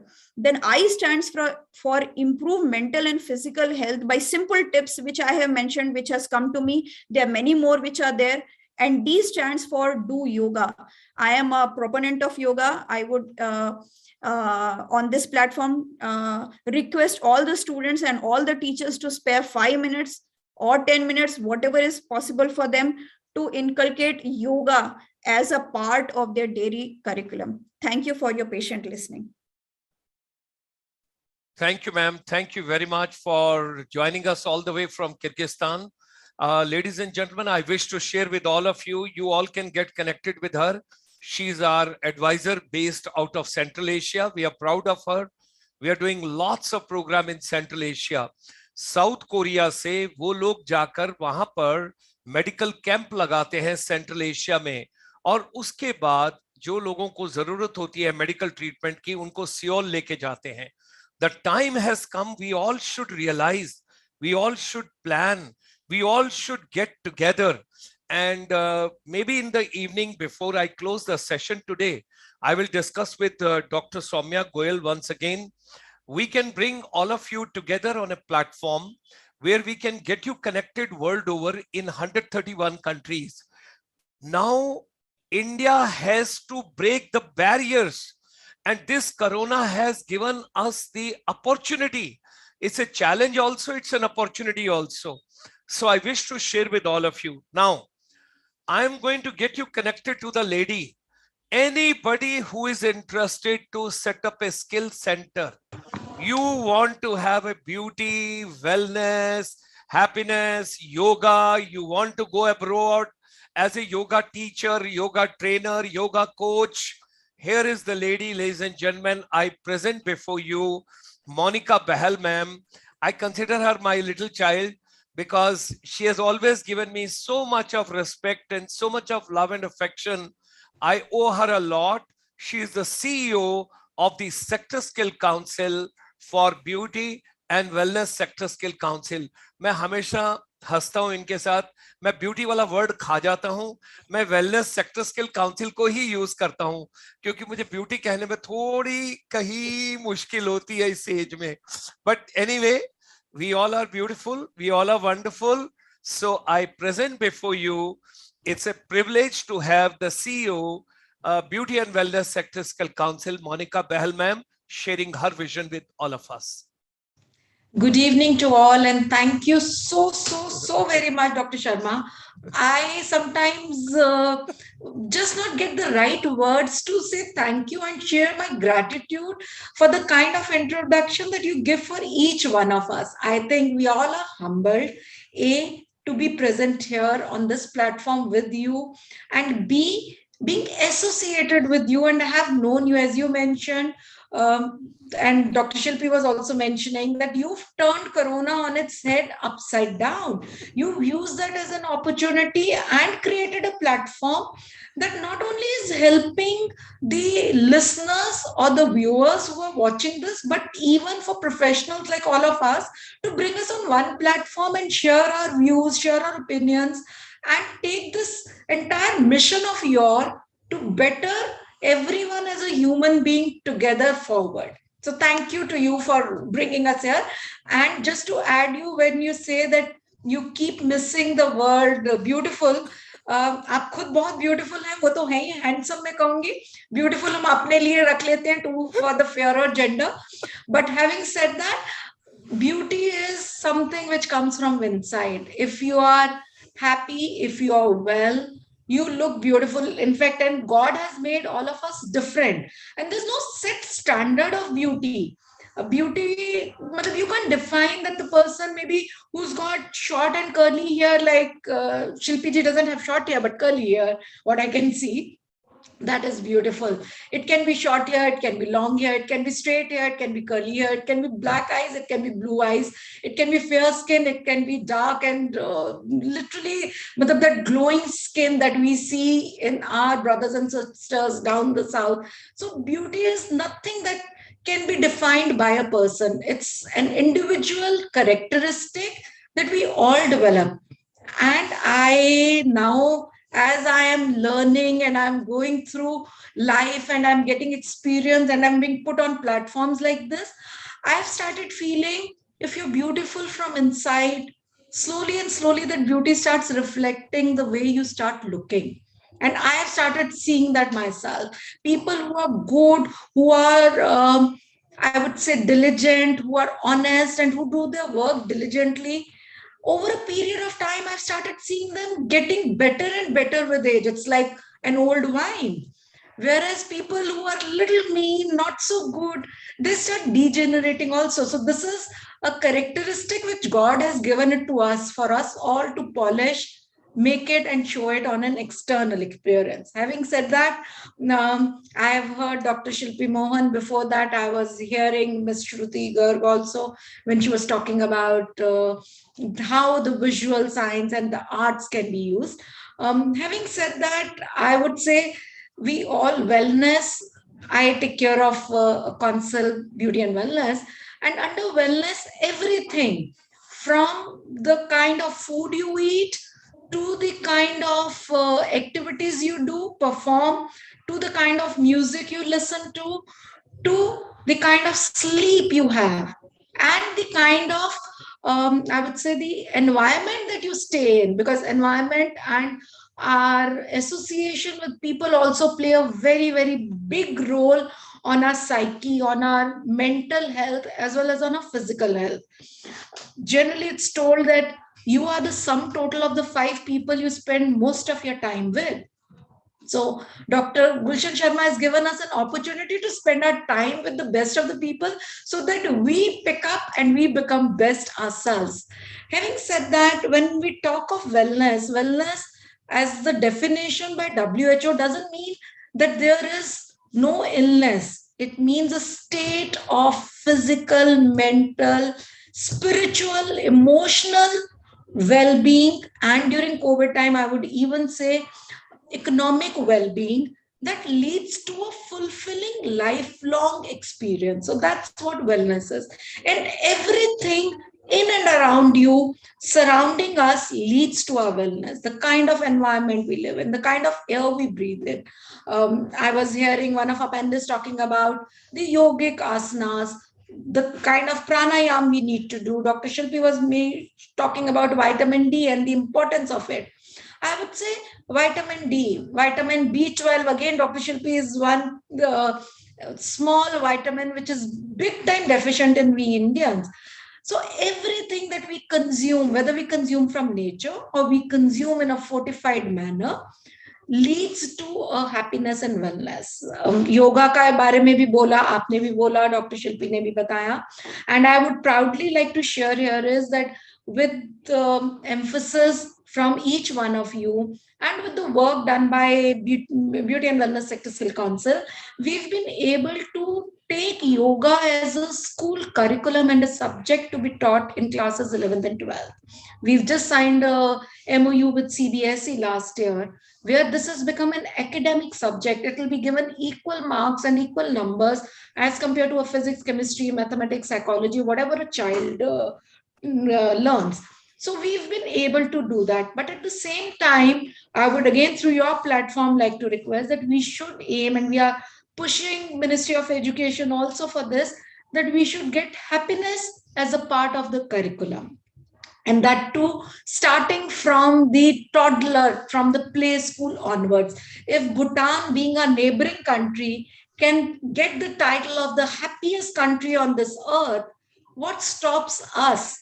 We've been survivors. We've been invaded. I don't know how many times. There's no count of invasions that Indians have gone through. We've been ruled by a colony. We've been ruled for so many years, and we've been still within an independence of 75 years, an independent nation. We've been able to being a developing nation still, not in the developed list, but the GDP and where we are progressing, we are nowhere behind any of the developed nations. And in the coming, we are in 2022, by 2050, as per the GDP growth that we are showing and we are forecasting, India will be number 2 in the entire world. So when we are talking of economy growth, we are talking of intellectual growth, and we've been sending our intellectual superpower and the manpower, and one of the NRI on behalf of which you've also given a question, Dr. Sharma, to the Western nations. Why don't we make India a happy nation? That people here also are happy, and this happiness starts from the moment a child starts going to a play school, from the moment the child steps out of his home, because till the time a child is within the safe environment of a home, we as parents make sure that the child is happy. वो बच्चा जरा सा भी रोता है, कोई ना कोई उसको जाके देख लेता है, and for grandparents, they will never let a child cry. But the moment a child steps out of his or her home, the kind of environmental challenges they need to face and the life they need to take care of, that happiness in the process of growing up somewhere gets lost. Keeping the same, I would say, the ethos in mind, जो नया national education policy आया है, उसमें there's no examination happening for children from a play school till class 5th. There's no assessment, no examination, because we have to understand, especially after COVID and before that also, you put a child, or you even put we as an adults, we all are, we've seen half of our lives go through. Even if we are put in a competition, that human desire to excel gets into a big way, and that becomes a source of stress for all of us. We have to perform well. We need to do this. The kind of competitive spirit that we all get into is sometimes it takes a stress toll on us. We see this happening to all the students going forward, the moment they are into their progressive years of education. So this is where we need to make sure that we take the stress. The competition has to be there. It has to be healthy competition. They're not going to be told that they'll be monitored and they are going to be marked on this. Because the moment you say that every right thing that you do, you will be marked against your opponents or against your competitors, where that stress starts building in. We need to teach them in a playful manner. We need to tell them on how to learn while competing with each other and while moving forward. So that I will request each of you, you are trainers, you're mentors in your own fields, and you take the younger generation forward. Create that kind of a happy spirit in them, that even if it is their, I would say, the best friend who's winning, they should be happy for their winning rather than feeling loss and sad for their loss. Having said that, yoga is under our sector skill council is one such science which helps into a holistic development, and it needs to start from the beginning. Through our honorable Prime Minister, who's made 21st of June as an International Day of Yoga and has taken yoga to the world map, I would request each one of you to make yoga as a part of daily living. It should not be that an activity has to be done. The way we get up in the morning, we don't have to be told that we need to just go and brush our teeth. We automatically do that. That's the first thing we all do. Similarly, yoga should come as a habit to us without any personal or professional intervention required there. We don't have to wait for a yoga teacher to come. Yes, initially we need a teacher to learn, but once we've learned, then these basic things, because yoga not only teaches us how to sit in asanas or make our body flexible or helps us improve our lung capacity so that problems like corona and hypoxia situation can be tackled with. It also teaches us a way of life, how to get connected, how to internalize and get connected with our own self. So yoga and meditation brings in happiness. So we need to stop externalizing ourselves and finding solution for problems in the environment and in the outside thing, but start internalizing. And it has to start from something as basic as our kitchen, eating food the right way. I'm a nutritionist by profession, doctor. I know Dr. Sharma will laugh that ये हर चीज को खाने के साथ connect कर देती है. Dr. Sharma, old habits die hard. So being a nutritionist has come so naturally to me that whatever you eat, even food has a happy emotion for your body or not so happy emotion, and can make you feel healthy, satisfied, and stress-free also. So start with the basic thing, taking a glass of warm water early in the morning. Start with taking organic food, food which is cooked in a slow heating process, and go back to the basic, the way during our, I would say, ancestors' time, there was a very, very, very strong belief that food has to be consumed from the sunrise to the sunset. Nothing has to be consumed after that. And aaj ki date mein, we dietitians only are selling this concept as an intermittent fasting, and people are buying to take up consultation for that. So we just need to take 2 steps backward and learn from our ancestral heritage that we have, whether it's from our grandparents, whether it's from our parents, and follow that. And believe you me, our parents and grandparents had that satiety value. वो थोड़े में भी खुश रहते थे. हम लोग बहुत होने के बाद भी खुश नहीं रह पाते हैं, because the more you have, the more you want. So जब डॉक्टर गुलशन शर्मा दिल के बारे में बोल रहे थे, so I wanted to say दिल मांगे more is a concept that for the younger generation is always there. उनको कुछ भी दे दो, they are always wanting the next thing. अब इसके बाद क्या मिलेगा? iPhone 13 के बाद next iPhone 14 चाहिए होगा. अब MacBook के इस वर्जन के बाद नया चाहिए होगा. So we need to learn, and yoga is an excellent science which helps us start internalizing. Yes, we need all these gadgets, then only we can get on a platform like this and be available with Dr. Sharma to get ICSI on the next channel. But at the same time, everything doesn't need to be a newer version always. Even some things, if we can be retained, restored, the way we do a heritage building.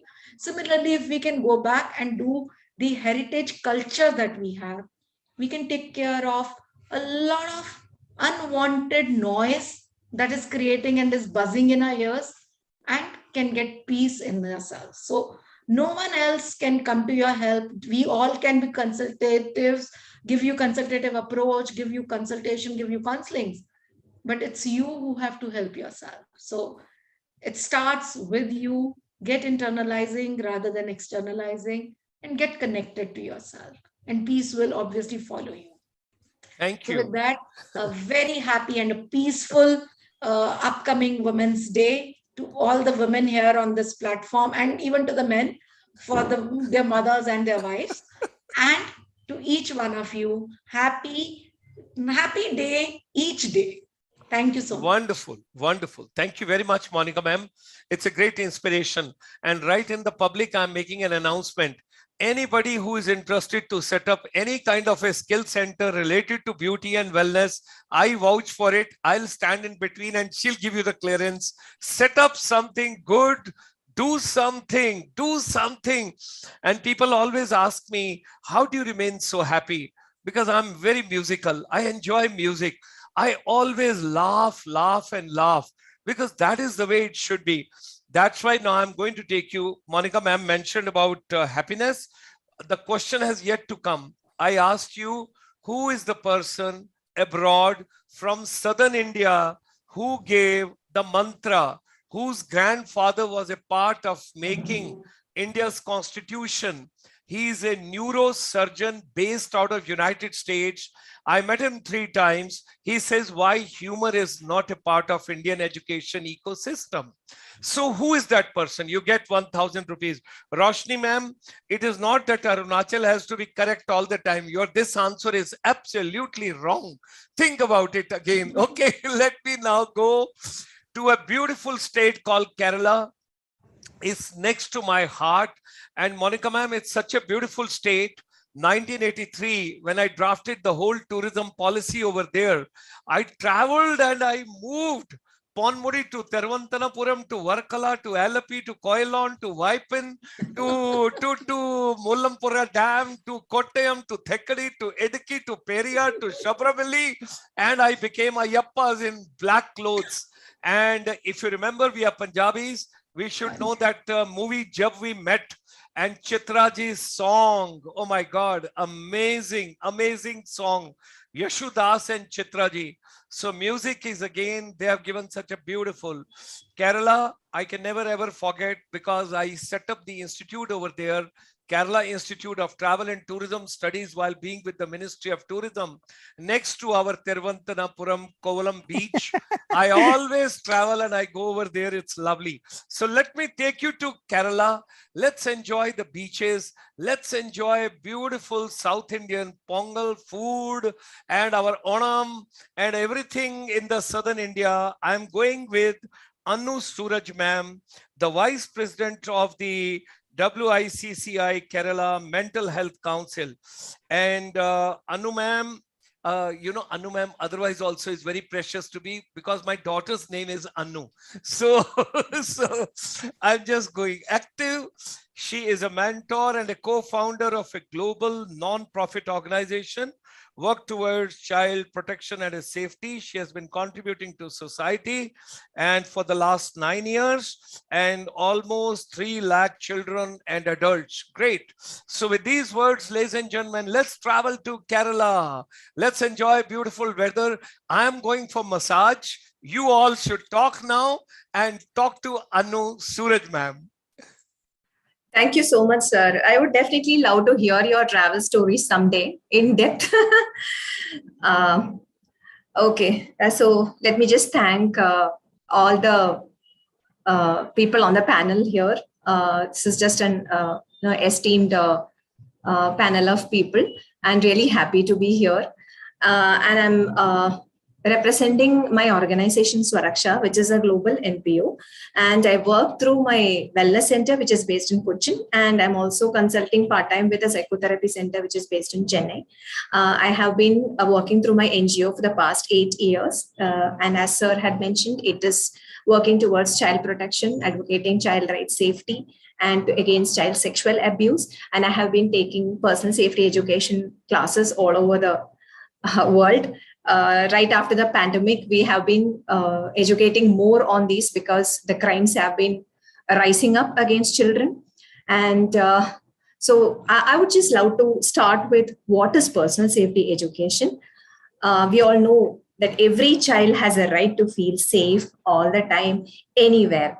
To ensure this, the personal safety education programs are devised mostly as a complete global safety model to empower, educate children, to prevent the risk of child sexual abuse, to seek help and support in case these are overstepped or violated. This can be made a part of the curriculum in schools also. I can see, I have 2 children, I can see that it's coming up slowly. When I go through my younger ones' textbooks, I can see POXO mentioned there. So we are going in the right direction. But why we need to start this from the grassroots levels is what I would like to begin with. For our kids to grow into healthy, responsible citizens, for them to grow up to be individuals who take pride in their sexuality, for them to show respect to other people's sexualities, and also to bring down the number of sex-related offenses which are on the rise, and offenders being juveniles, we need to start from a very young age. And we also have a lot of stigma surrounding sex education or the personal safety education, which is considered still a taboo. And personal safety education is a right word because we are starting from a very young age. And the right information about human sexuality and prevention will bring down the cases of teen pregnancies, CSA, that is child sexual abuse, sexually transmitted diseases, crimes, and HIV, AIDS, or other transmitted illnesses. Because I have worked with a lot of children through my NGO, we believe in empowering the young minds through education, and that's what we have been doing for a long time. So when it comes to empowering young minds, we can use educational interventions which target both children and parents. Like many of the parents have confusions when to begin this, how to give this, and where to start it from. And providing them with the knowledge and skills to avoid sexual victimization would really be empowering. We should always be encouraging open conversations on body talks at home, like taking it from teachable moments, anywhere from watching a TV and watching a scene with your child, an intimate scene, and the child is questioning you. That is a teachable moment. Age appropriately, we can get on and start on with the personal safety education. Giving them self-help skills to those children who need assistance or cannot voice out. We can use a lot of methods. It can be interactive sessions, it can be demonstrations, it can be role plays. What worked for us has been a mix of all these things. We have done puppet shows, doll plays, role plays, dance dramas, mimes, street plays, apart from the audio video techniques to reach out. We have been teaching them on the 3 R's: recognition, resisting, and reporting. And of course, helping the children to offering the children a safe and non-judgmental space to disclose properly and to process their emotions and heal is what we have to concentrate upon.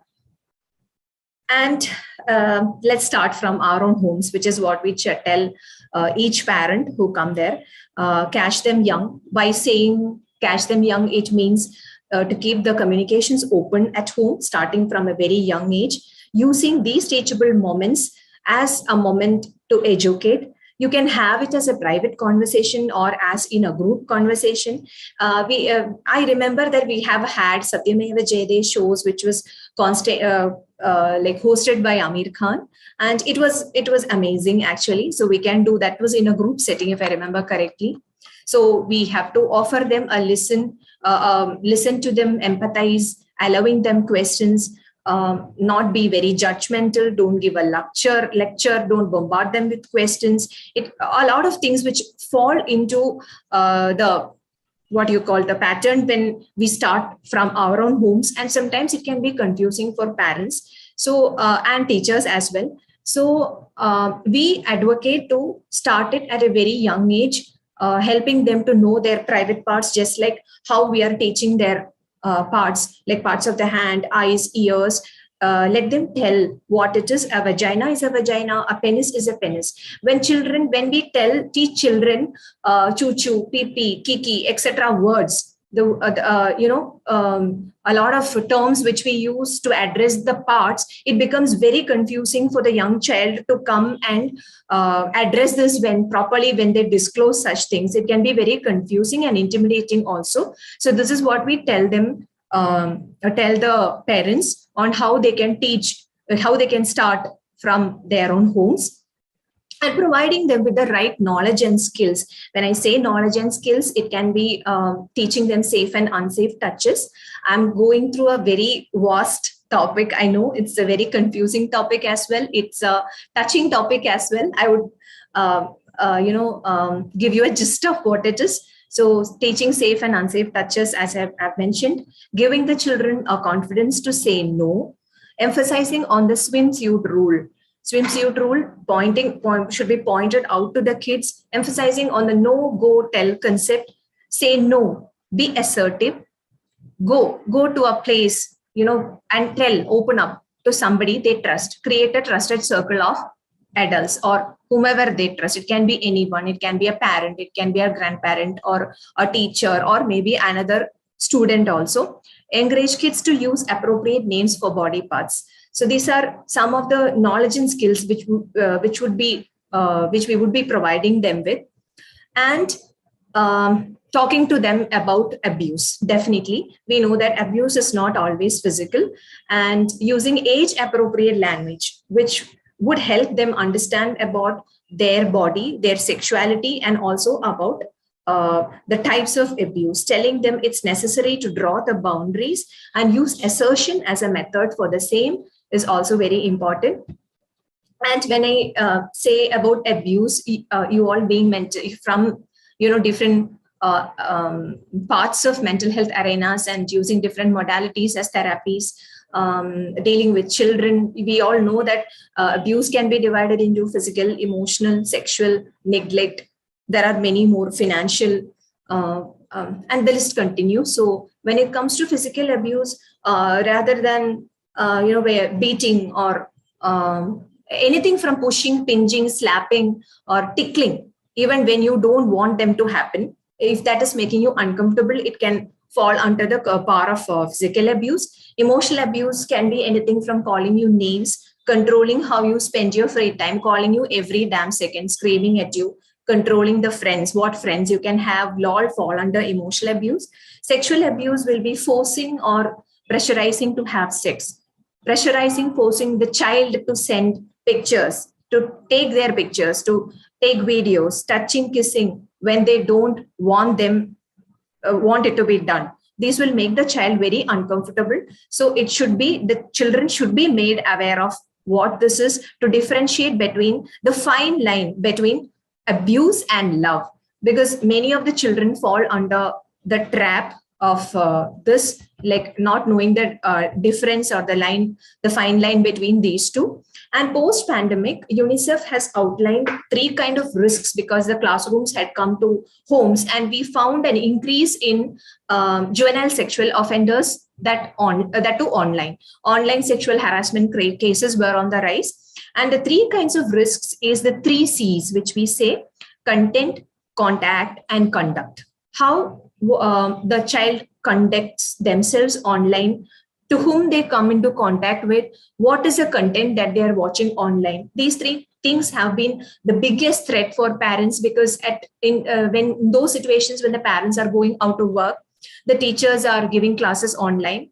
Sometimes there are only grandmothers or ayahs at home, and they cannot keep an eye on the child all the time. So then we are at the risk of making them exposed to all these kinds of risks. So according to UNICEF, over 1/3 of all internet users are children and youth up to the age of 24, and they have to be made aware of the 3 C's is what UNICEF says. So that is about the online, whatever we call it, non-contact abuse. It's a very vast topic. So I'm just, bringing it, in a very handy format so that I can just present it in 7 minutes. That's allowed. So we give a handout for parents and educators. The handout says, first thing, getting involved in your child's life, as there is no substitute for that. We often hear it has to be the presence, SENCE, instead of the SENT, present, for your child. So being aware of the child's environment when we are not with the child, knowing their schedule, where they are going, asking them to keep you updated would be a very a good way to ensure that you are on track. Knowing your child's friends and parents, inviting them over to the dinner, that won't harm, so that you can know them more. Ask your child what happened during the day, things they have liked, disliked, to whom they have interacted with, etc. And beware of the kind of programs or shows they watch on TV or on the internet in our presence and absence. And finally, take part in the child's games and discuss the kind of games they play. And as far as possible, encouraging them to play it in a public place would be really helpful. So these are some of the handout in a gist which we give to parents and educators. And finally, show unconditional love. Respect the child's feeling, listen and talk to them. If there is a change in the child's behavior, do not correct them with force immediately. Listen to the child's concerns, understand and reflect. Share your feelings, whatever it may be, like pleasant and unpleasant. As somebody had mentioned here earlier, there are positive emotions and negative emotions. And some of the children tend to avoid the negative emotions is primarily because they do not know how to verbalize, vocalize, or, point out what they are actually going through or feeling. Sometimes they feel only in the form of physical sensation, as doctor mentioned. So sharing the feelings, motivating them to share their feelings, what they are going through, whether it be pleasant or unpleasant, would definitely help. Respecting the child's liking or unliking to a touch. You don't have to force a child to say, beta, hug a person, or fall down on somebody's feet or sit on a person's lap. Respect the child's likings. Respect your child's boundaries so that they respect it too. So these are some of the things which we tell the parents. And finally, when it comes to disclosure, when a child is coming to you and he or she is disclosing about an abuse, what do you do? So this is what mostly the teachers and parents ask us. So I'll quickly give some pointers here. First of all, we need to affirm the child for opening up. You can tell, I am glad you told me, I will help you now, etc. Those sentences will definitely help. And not just telling, but demonstrating that you believe the child, that what the child has shared, reassuring them that you will assist them. I will assist in getting help, something like that. Answer their questions honestly, avoid touching the child. Ask permission if you want to touch the child. Can I touch you? Is it okay for you? Does it make you uncomfortable? You can ask such questions and keep on emphasizing that it is not the child's fault. We also have games which children play with adults. The perpetrators, they use secret games to play with the children. So never promise to keep it a secret. And you promise you will only tell people you require to tell. Do not panic. Blame the child. Pressure the child to talk. Question aggressively. Ask the child to forget. Make them repeat the story. This can be very confusing and daunting also for the child. And before I wind up, the one thing I wanted to say is to not ever confront the offender in the child's presence, which is very important. And while answering the questions, be open to their questions and comments. Show unconditional love. And definitely we need mental health support here. As I said, helping the child to tide over these process. We have POCSO, which is Protection of Children Under Sexual Offences of Act. We have a lawyer in the group, so I don't want to go there. And this is a very child-friendly law, which is mostly very helpful for the child. And we use POCSO to help. So you need a lawyer also. You need to know the child rights and also the laws which govern juvenile courts. And this is, mental wellness is, the rehabilitation part is where the healing comes. That is, we normally allot or, we refer the child to another person. Any, if the child needs a psychiatric help, that's what we do, or other centers. And we are slowly opening up a healing and rehabilitation center also as part of offering support. So that's it. That's it. What I wanted to talk about is emphasizing the need for person safety education in schools. And I hope it works someday. So thank you so much. Thank you. Thank you, ma'am. Thanks a lot. Thank you very much for such an elaborate kind of such a vast subject which is to be covered. And you had a courage to take on so many issues, so many verticals, which are day-to-day concern. Wonderful. Thank you very much. We move to Navroop Sood, ma'am. Navroop Sood, ma'am. Is she there? Okay, great. Hearty welcome. Pleasure to have. She's joining us from Singapore. and she has an extensive experience in working with the developmental trauma. We extend her a very warm welcome, and thereafter I would request Vasundhara S. Nair ma'am to be ready. After we will take on from Navroop Sood ma'am. Meanwhile, is there anybody, Sweta Das? Sweta Das? Okay, in the Yes, audience. sir. Yes, sir. Sweta It's me. Das. Yeah, Sweta Das ma'am. You're not supposed to participate. You encourage Okay. children. I got carried away with the Yeah, 1,000 rupees promise. you have taken the participant. In fact, it is for the viewers, participants, and all those. But well, let me endorse it right over here before going to Navroop Sood ma'am, that the correct answer has come from Sweta Das ma'am. She has been very kind to write. It is Professor V.S. Ramachandran ji. And V.S. Ramachandran ji, when I met him, he's a neuroscientist. He is about 59 years old. He doesn't remember the color of his car. He doesn't know which car is he sitting. He's not bothered. He is bothered about many other things which are more important in this universe. And he says why humor is not a part of education ecosystem. And he's also sometimes known as Marco Polo of the neuroscience, and people call him evolutioner of the humor in education. With these words, let's travel to Singapore with Navroop Sood ma'am. Thank you. Please go ahead, ma'am. Ma'am, you got to unmute your mic. Navroop ma'am, unmute your mic, please. Navroop ma'am, yes, please go ahead. Please go ahead. Sorry, I lost you. Thank you. Thank you so much, Dr. Gulshan. Please go ahead.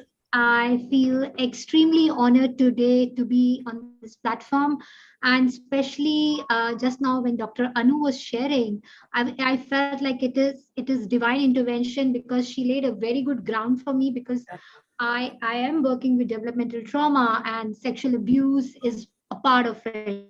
And I was thinking, if we start covering trauma, it's going to take days and days. We can have one full, workshop or webinars only on that. So it's a very vast terminology, very vast term, length and breadth and depth of it. It's too much to cover. So आज हमको सिर्फ teaser दे दीजिए बस. वही मैं बोल रही हूँ. मैं इतनी डेप्थ में नहीं जाऊंगी. I know you have been exhausted after listening to Zoom, and so I'm going to be very, very brief and very precise. So don't worry about it. I am going to specifically keep my talk only to the part of pandemic and the trauma associated with this, especially for the students and for the teachers. I want to start with one thing, that bad news is that trauma is a fact of life. And the other good news is that so is resilience. Resilience is also a fact of life. We all are wired for healing. By God, by divinity, our bodies are wired for healing. We just need the right conditions, because even the best of the seed won't sprout if it doesn't get the right condition. So if we get the right conditions, right facilitation, and I'm so grateful that we all are coming together and talking about this, thinking about in this direction, that how can we help support our students and community with resilience. So we all know pandemic may be over right now, or we are, on almost the wave is gone and it's settling down, and we all are returning to normalcy. Children are returning back to school, but we need to understand that the body memories stays in our body, that shock energy stays in us for a long time, even when the threat is gone. So when COVID happened, we were left, uncertain, with profound unanswered questions, uncertainty, what to do, and we didn't had any certain answers to give to our children also. Forget about ourselves. We were like totally zapped. What to do? When is this going to get over? So what happens is, in the process, there is a lot of trauma, because trauma is not just the presence of bad thing, but also the absence of good things which should have happened and didn't happen. But because of this pandemic, there were so many good moments which we missed, in the process. Children were not able to meet their friends. We were not able to meet our families. If you ask me, we haven't seen our parents in last 2.5 years means physically, I see them online, but I haven't met my parents for 2.5 years. So, and then my children, they are also in the same boat. So we all are going through these uncertain times. So adults may be able to explain their feelings. They may be able to explain, oh, I'm going through such and such feeling. I haven't met my parents. I'm feeling sad. I'm hurt. But children may not have that kind of language and vocabulary to explain what they are going through. And they may come up with inexplicable behavior, Sometimes they start throwing tantrums. Sometimes they are so angry. Sometimes any kind of physical pain, it reminds them, oh, of their helplessness. Oh, I cannot go out of the house. I cannot meet my friends. I'm missing all this. So there is this tired, that you are tired, you are stuck at home. There is this damp feeling. There is this feeling that you are being weighed down. All these feelings take a toll on child's developmental mind, and more so because they are not able to articulate, because they lack the vocabulary. And sometimes what happens is the children don't want to share it with their parents because they feel that they want to keep their pain to themselves. They don't want to burden their parents with what they're feeling. Oh, my mom has too much on her plate already. My dad is doing too much. They are very, very sensitive. They pick up the cues from your face. Even if we don't say anything to them, they can pick up the non-verbal cues, micro cues, how we are feeling. They just sense it. So what do we need to do as adults, as caregivers, as teachers, parents, counselors, mentors, therapists? We need to understand the stage of child development. Which stage of child development they are in, and support our child with age appropriate language and sincerity and sensitivity. We cannot be talking to a child like an adult. They don't understand. They don't have that intellectual development, that capacity to be spoken like that. We have to come down to their level and then talk to them in an age appropriate and sensitive way. And how do we do that? What happens is that whenever trauma happens, like in this COVID pandemic, we were all helpless. It happened so suddenly. Suddenly there was a lockdown. We were in isolation. So there is a feeling of fastness, and we as human beings, we feel trapped, we feel helpless, hopeless, and there is no way out. And this induces a kind of trauma in our bodies. So when trauma happens, we have a reaction in our system. Biologically, we are wired for fight. Either we fight that threat, or we flight, we run away from the threat, or we freeze. So these are the three common responses we are biologically wired with. And same happens with children. They are also biologically wired for same. So whenever there is an energy creation in the system for fight, flight, or freeze, that energy, that shock energy, needs to be released out of the system. If we don't get that energy to get released from our system, that cycle of release gets aborted in between.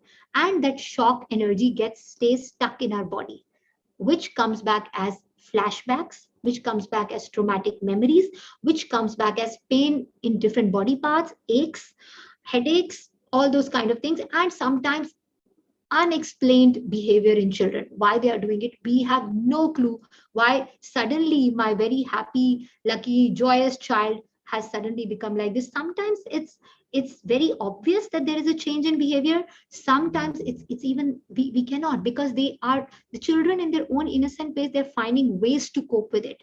They may end up into some kind of substance abuse, maybe gaming, maybe there's so many things which may happen. So we have to be very, very mindful. So how to get that energy released out of our system, out of our children's system. So if I talk about psychological first aid and tips, I would sincerely invite all of us, whoever we get in touch with children and we work with them, to first work on ourselves. Now, though we don't travel in planes nowadays, but when we used to travel, we all remember there was an announcement. If there is, decrease of oxygen in the plane, there will be masks coming down. You have to put your mask first and then apply it to the child next to you or someone sitting next to you. So which means is we have to attend to ourselves first. We cannot be hyped up. We cannot be in a fight mode or flight mode or overwhelmed or stress mode and then attending to a child, because the child will pick up that energy and vibe. And instead of helping the child, we are damaging them more. We are traumatizing them even more. Child does not need information.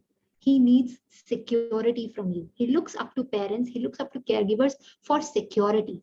No amount of explanation would help the child to come out of the pain rather than the security a parent or a caregiver or an adult provide to them. So what you say is not important. The tone of voice is important. How you say it is important. That is extremely important. And they want and they need to feel that security. So the words I love you, I protect you, I will protect you, and I love you, spoken from heart, makes hell lot of difference for them. For young children, this could be, a physical touch, communicating to them while rocking, touching, holding them. The other thing which is extremely important in this aspect is predictability and continuity. We want some kind of control of our routine. So if we have a schedule, what we have to do first thing in the morning, if the children have some kind of routine and some kind of continuity, that gives them a sense of self that sooner or later this is going to be over, and life will get back to normalcy, and it's not going to be forever that we are going to be in this state. And also letting them know that it's okay to have feelings. It's okay. It's okay. Mama also feels scared at times. Mama also feels that this is not going to end, and I also feel. But we are together. We can help each other, And I'm going to protect you. That's so very important for a child to hear that from a caregiver. And last, which I want you to know, is mobilizing their shock energy. How do we mobilize their shock energy? By indulging in some helpful activity. We need to do something about the situation that gives us some power. Like we can online start some programs, like which happened also in this pandemic. We have seen children came up with very, very good entrepreneur ideas. They were doing bake sales, they were preparing masks, they were selling it online, they were doing some competitions. So that helps them, instead of being a silent spectator to whatever COVID and pandemic is happening around them, they're actually actively taking part in doing their bit for the community, for themselves, which makes their sense of self even much, much better, and they become resilient. And how as parents and how as teachers we support it, we organize simple games for them. We teach them how to integrate various various therapies, modalities, maybe drawing, maybe arts, maybe dance, and building slowly. So whatever modality we use, whether it is creative arts, whether it is expressive drawing, whether it is dance movement therapy, it's basically to build their body awareness so that they understand, oh, I'm feeling my stomach is cramping. Oh, I feel that shoulder pain. I feel that tingling sensation in my feet. That gives them some vocabulary to make their feelings vocalized to us, and also as a channel of releasing that shock trauma energy from their body. So movement helps a lot. And lastly, look out for warning signs. If there is a regressive behavior, if there is a disruptive behavior in your child, or child is lacking energy to enjoy life, these are some of the red flags, red signals that the child is struggling through some stress. And together with awareness, this is the awareness we are creating on this platform right now, we can build not just conducive but healing environment for our children to restore their resilience, and also for our teachers and educationists. Thank you very much. Wonderful, wonderful, amazing. That is something which is needed. And today I'm getting convinced as an elder brother for the entire galaxy and the entire family. 1st of February, the budget was announced by the Honorable Finance Minister of India, and she gave the new dimension. Mental health for the first time was realized, although I would like to always call it mental wellness, not mental health. I don't know why. I myself don't know, but I believe in more wellness than in health. And all of us, we should get together. We have to help the education ecosystem. This is the largest education ecosystem of the world. And I'm very keen that we should bring all of you together with the various verticals of the state government, central government, Kendriya Vidyalaya, Army Vidyalaya, Sainik schools, and CBSE schools, and also state boards. I think our chamber will work on to that. This particular exercise of today, this is for the first time we have taken this vision, and mental wellness we have taken for the first time today after the budget has been announced, although we have been thinking about it quite some time. And also, if you people enjoy somewhere entertainment, I'm not talking about that heroine. I'm talking about otherwise entertainment, the media entertainment, music, dance, singing, all that. Let us bring the sector skill councils. They've got lots of money. Let me share with all of you. There is a Pradhan Mantri Kaushal Vikas Yojana. Why not? There should be a program on mental wellness given by all of you through a sector skill council. And it should be a win-win situation. You all should help the youth. You all should help the teacher. You should get the business. And it's a win over. Everybody should win over. And also we would like to bring you closer to some of the prominent corporate houses, non-resident Indian and others. मुझे तो कुछ नहीं चाहिए अभी. मेरा कोई खर्चा नहीं है. I'm 72. I don't need any money. I don't need anything. I've reached that stage. But I want all of you should take on a joint responsibility, and you all should grow. You all should grow. That is the way. And if all of us we have come together, तो कहीं खुदा की कुछ मंजूरी रही होगी. The God must have decided that we all should come together. Let me just move to now Vasundhara S. Nair. अभी देखिए नाम मैडम का कितना अच्छा है. एक मुकेश का गाना था वसुंधरा, एक बहुत अच्छा गाना है मुकेश का, मुझे याद नहीं, जितेंद्र की एक्टिंग है उस गाने पर. आई लाइक म्यूजिक, तो इसलिए मेरे को कहीं ना कहीं वो रिलेट होता है. Now Vasundhara ma'am, she is the mental health clinician and founder the Wholesome. अब देखो इन्होंने मोदी जी की तरह स्मार्ट एक्ट किया है. आगे मस्तिष्क को हिंदी में लिख दिया, जैसे नीति आयोग हो गया. नीति का नाम तो अंग्रेजी में है, national institute of transforming India, लेकिन नाम रख दिया नीति आयोग, तो सबको लगेगा. इन्होंने मस्तिष्क रखा है, मुझे नहीं पता इसका भी शायद अंग्रेजी में कुछ आगे हो, तो I don't know about it where from madam is joining, but generally Nairs are from Kerala generally, तो I do not know where from the ma'am is, and we extend her a very warm welcome. 3-4 चीजें ma'am. एक आपका है field जिका, ZIKA, एक तो उसका भी बातचीत कीजिएगा. दूसरा, लोग मुझसे जानना चाहते हैं ये येलो क्लब क्या है. What exactly is the yellow club? People want to know that also. And finally, because you believe that change do happen and one must be a part of the process and contributor, whatever we all can contribute from our side. With these words, we extend a very warm welcome to Vasundhara S. Nair ma'am. Thank you so much, sir. जैसे आपने बोला, I am very much from Kerala, but brought up across different states in India.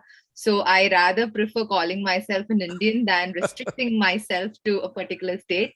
Though currently I am a senior research fellow and I am doing my PhD out from NIMHANS, and I'm also a clinician, as you have already stated. And I run my own space named the Wholesome Mastishk.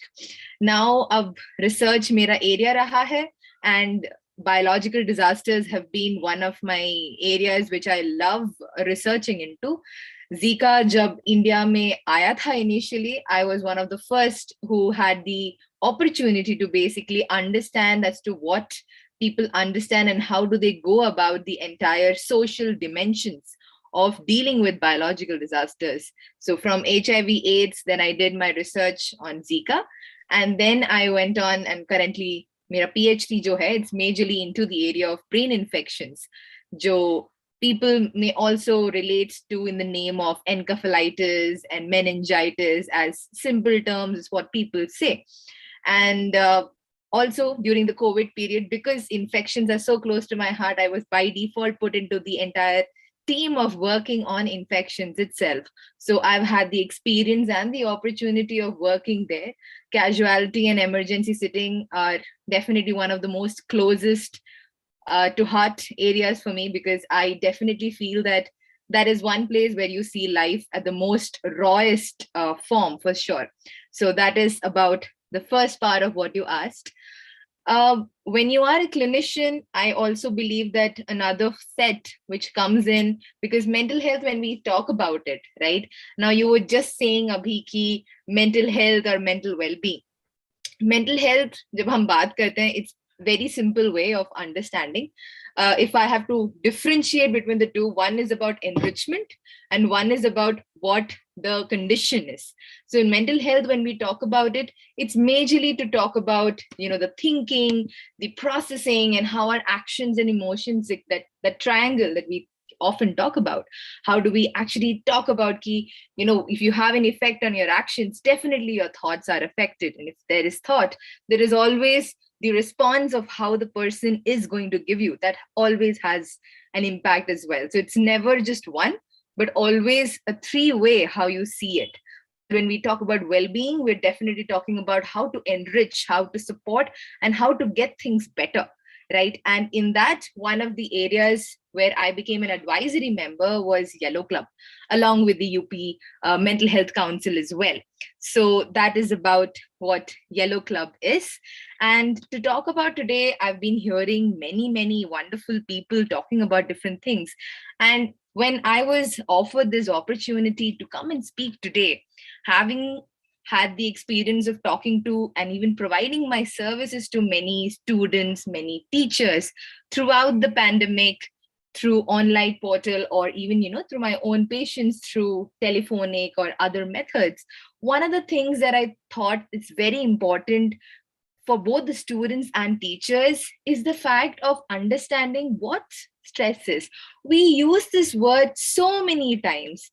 I think it's one of the words that people use so often as to, I'm feeling stressful and, stress has caused this and that is the reason. But it's not always that, it's stress. You need to understand the differentiation between what is stress as good and when does stress become bad for us.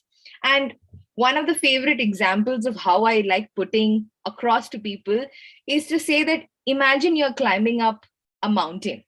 And initially when you're climbing up, you are having your friends, you have food, you have water, you have all the snacks that you need, and you have the music and everything. Now, those people who are around with you are basically one set of your support system, and the other things that you have along with you, be the food, etc., the resources, are the other resources along with you start the journey. And as in when you are going up and up and up, to one level, despite the fact that things start, depleting or finishing, you're still able to cope. And the moment it becomes the fact that when your friends say that, nah, I don't want to go anymore, or your resources completely get depleted now, and that is when you feel that your rubber band has really stretched to the max. That is the point where your breach occurs and your stress becomes a bad stress for you. After that is when you feel that really peak hitting, after which you feel that exhaustion, that ill health, and completely, your health starts getting affected. And in the most simplest manner, if people had to understand of what stress is, I think this is one way of putting it forward as to when stress becomes, when is it good? And when does it become the fact when it is not good for the person? A lot of questions also people ask me as to, how can I really understand my reactions? How am I supposed to understand that, is this right or is this not right? It is very important to understand that when you have mental health concerns, and especially when we talk about teachers and students, they were two major stakeholders who were dealing with the pandemic changes almost on a daily basis. And I feel even today, when they have gone back to the schools, again, there is a huge change. And I say this because of the fact that I've seen my own sister graduating out, and I had my own mother who was a teacher, right? So I've seen even the personal experiences of what is it to actually see, rather than just the professional experience of working with them. And stress reactions, whenever we have, we usually divide them across four. We say a person can have physical methods of responding or having reactions. You can have emotional. You also can have behavioral or relational. When we talk about physical, a lot of times it is to understand simple headache. And I know for a matter of fact, headache is one of the most common thing that everyone talks about. That, Arey, I'm feeling like this, I'm feeling pain here, etc. Now, headache is one of the most common reactions that your body is trying to tell you that, hey, listen, I think you should take rest. I think you should at least take a 5 to 10 minutes break, because now it's becoming too much for me. Another thing is feeling tired. A lot of people even talk about, they feel that I'm feeling that palpitation and that is why I'm having difficulty. Or I don't want to have food. I'm having really poor appetite. Or, they start saying my stomach's paining. They have vomiting sensations. Or at times it's just unexplained pain. They just say that I'm just feeling pain here and there. And you try explaining or asking them that where exactly do you feel it? They can't really relate to it, right? So those are the usual physical reactions. And most of the time it is students who come out and tell you this. Another section is the behavioral response. And that is when, a lot of times teachers also say, or parents come and tell that there is loss of interest.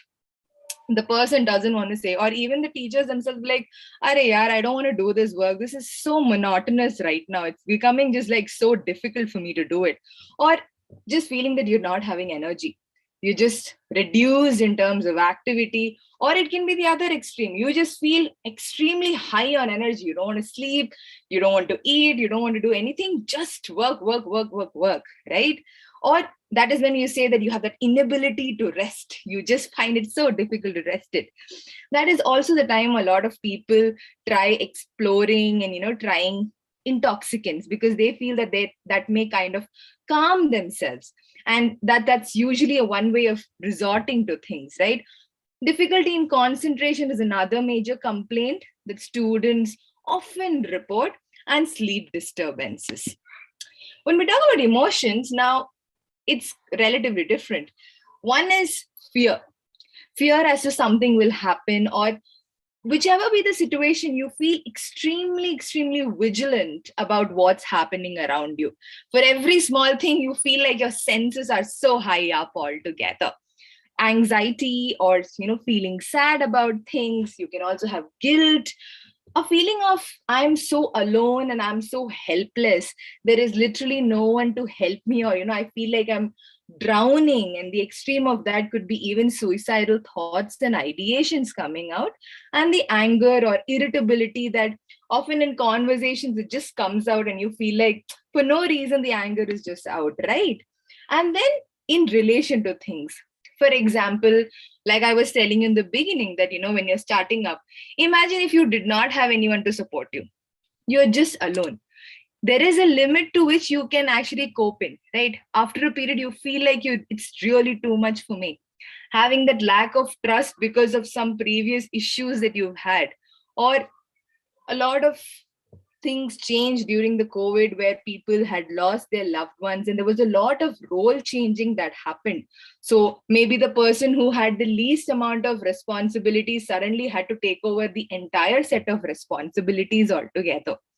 That dependency that gets built, and that's when you sometimes start seeking out for care, for support, for need of that validation altogether. Or sometimes there are people that, teachers or students or even parents sometimes report that there is lack of emotion. I'm telling this person something and there is no response at all. I don't understand why there is no response altogether. And there can be even disagreements that may come in, or just a pleasant, unpleasantness that comes in altogether. So to all the people, I thought this one thing is, in the time allotted to me, is extremely important to talk about. So the point is, okay, now all these reactions are there. What can we do for our own self-care? And I'll tell you in the most simplest way, 2 things. The good news is our brain, I often tell this, that's because probably I'm coming from brain sciences myself, but brain is the most beautiful part of your body. And I'm biased, and also of the fact of what we say as the neuroplasticity. The beauty of the brain is no matter how much the difficulty that can happen, you always have this ability that the brain has to modify, change, and adapt itself to the particular situation and pick up the skills, sometimes even learn new skills such that you're able to adjust to the new situations. And that is one good news for all of us whenever we talk about things that has happened before, what we can change. Another thing, the second thing that I want to talk to you about is that self-care. So how do I understand what my self-care is? Now, every person has their own demand, has their own request. The simple thing what we need to understand is, what is my body asking me? And for that, when we invest so much time on others, we can definitely take 2 minutes of the entire 24 hours and just spend on ourselves, right? Just understand and build the insight as to what does your body want from you. That will give you the answer of your demands. Once you have it, you can also understand as to, do I have the support system to fulfill these demands? If not, what are the lacunas? What are the gaps? And based on that, you can make the modification. Once you're able to work and on a structured manner, I am definitely sure you'll be able to work towards the self-care itself. And that is all I wanted to say.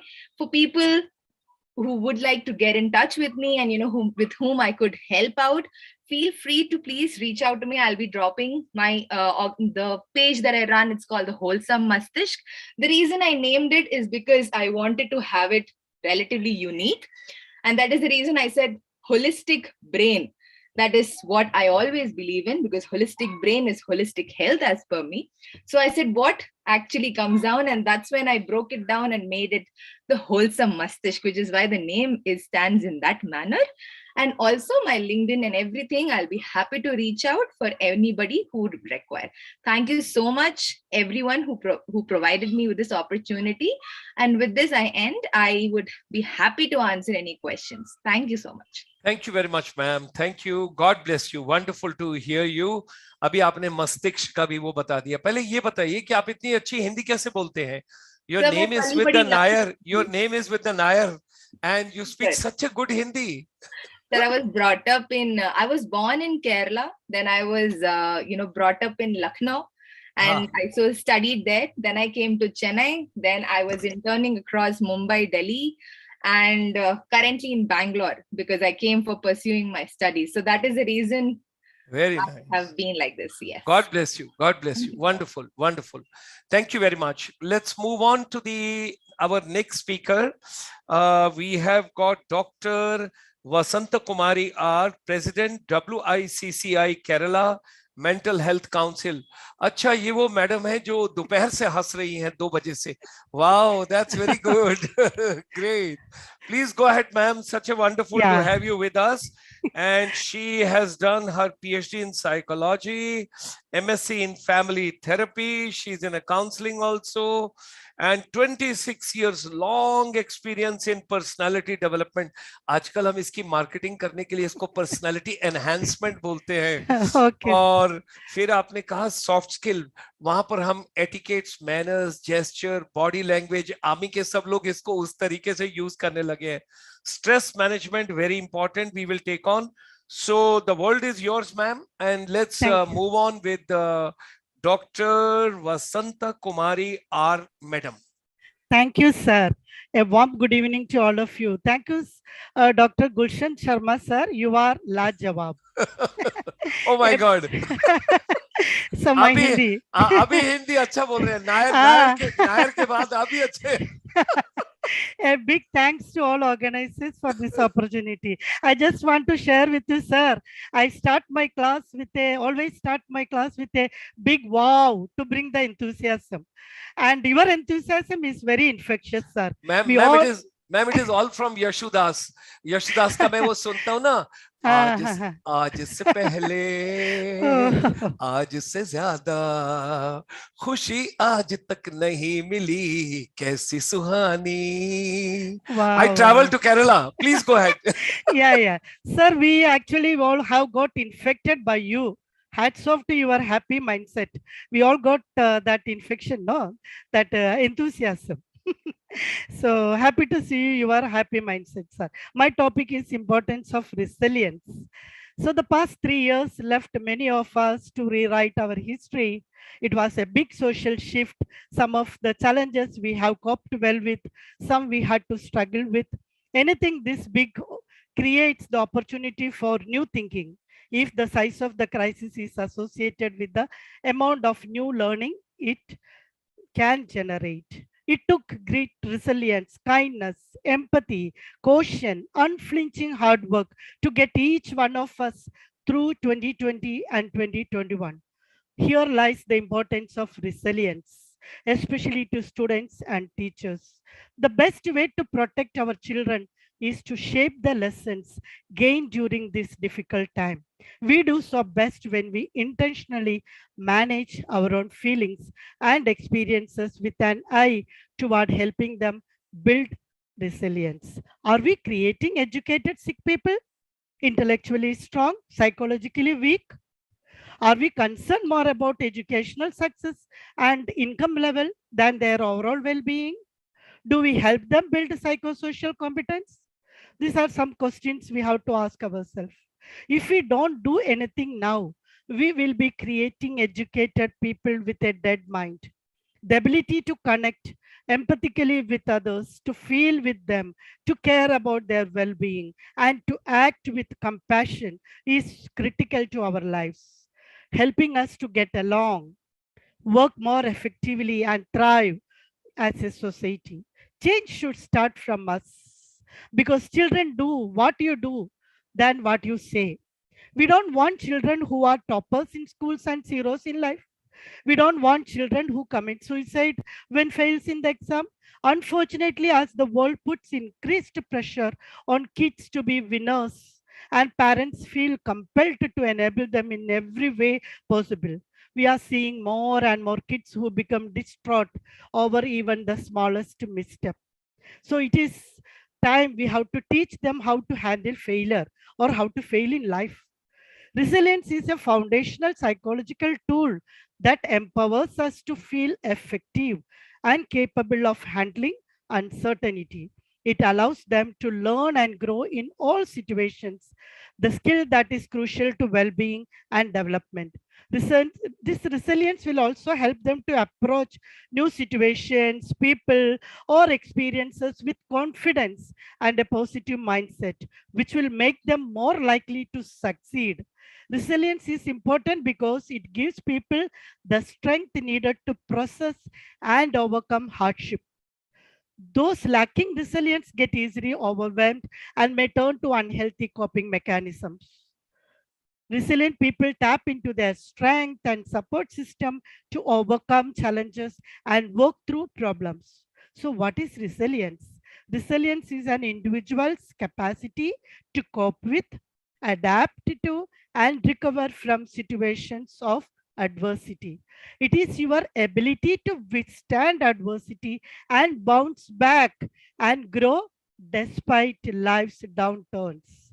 So resilience helps kids navigate these stressful situations. When kids have the skills and the confidence to confront and work through their problems, they learn that they have what it takes to confront difficult issues.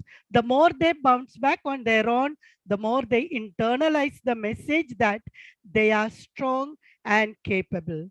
Why is teacher resilience important? Resilient teachers have been described as those who have capacity to thrive in difficult circumstances, are skilled in behavior management, able to empathize with the difficult students, able to restrain negative emotions and focus on the positive. All kids encounter stress of varying degrees as they grow despite their best effort. Parents can't protect their kids from obstacles. Kids get sick, move to neighborhoods, encounter bullies, cyberbullies, take tests, cope with grief, lose friends, deal with divorce, to name a few. These obstacles might seem small in the eyes of an adult, but they feel large and all consuming to kids. To how to build this resilience? So students can develop resilience by developing a sense of autonomy to become independent and unique individuals. And autonomy can only occur through taking responsibility, becoming accountable, and free of dependence. So resilience develops when children experience challenges and learn to deal with them positively. So strong relationship are the foundation of children's resilience. So how can parents help kids build resilience and confront uncertainty by teaching them to solve problems independently, while the gut feeling of the parent might be to jump in and help so that the child avoids dealing with the discomfort. This actually weakens resilience. Kids need to experience discomfort so that they can learn to work through it and develop their own problem solving skills. Without this skill set in place, kids will experience anxiety and shut down in the face of adversity. We cannot be always with them. So, what is healthy risk? Something that pushes a child to go outside of their comfort zone but results in a very little harm if they are unsuccessful. So, let them learn to fail in life and come back, bounce back. Don't accept failure or disappointment as permanent, but instead view setbacks as opportunities to try it again. Embrace mistakes, theirs and yours. Failure avoiders lack resilience. In fact, failure avoiders tend to be highly anxious kids. When parents focus on end results, kids get caught up in the pass fail cycle. They either succeed or they don't. This causes risk avoidance. Embracing mistakes, your own included, helps promote a growth mindset and gives kids the message that mistakes help them learn. It can be helpful to talk about a mistake you made and how you recovered from it. So tell them it's okay to feel anxious, sad, jealous, etc. And reassure them that bad feelings usually pass. Teach them to identify, feel, express, and control emotions. Let them handle their own problems. Let them go through small difficulties. Help them build good relationship. Teach them the value of relationship. Let them handle personal challenges and build confidence. So, and demonstrate coping skills. What? Deep breathing exercises help kids relax and calm themselves when they experience stress or frustration. This enables them to remain calm and process the situation clearly. Remind students of what most of them probably know, but forget when they feel overwhelmed by school, that you have to find reasonable balance between work and life. You cannot study all the time. You cannot socially isolate yourself, neglect your hobbies, and expect to feel happy and well adjusted. Teach them gratitude. Teach them empathy, how to see things from other person's shoes, compassion, acceptance, and forgiveness. Self-forgiveness when they fail, self-compassion when they fail is very much needed, my dear friends. A time of uncertainty with heightened emotions is the time to show that emotions are not to be ignored. Our children must learn from us that having emotions is good, talking about them is necessary, and being honest with them is healing. So resilience is about more than bouncing back. It's about adapting, growing, becoming stronger, being ready to face the next challenge, but also being prepared to savor all the good life has to offer. The most difficult time has already passed, but I also hope that these lessons endure. It is not what happens to us is important. We do what we do with what happens to us is always important. After all, life is 10% how we make it and 90% how we take it. I strongly believe in that. Thank you very much. I'm a visiting faculty in many marine institutes, IMU, and some other self-financing institutes, and teaching children life skills, stress management, and personality development, and a wellness Wonderful. coach and mental health. I think mental health we should not use, no?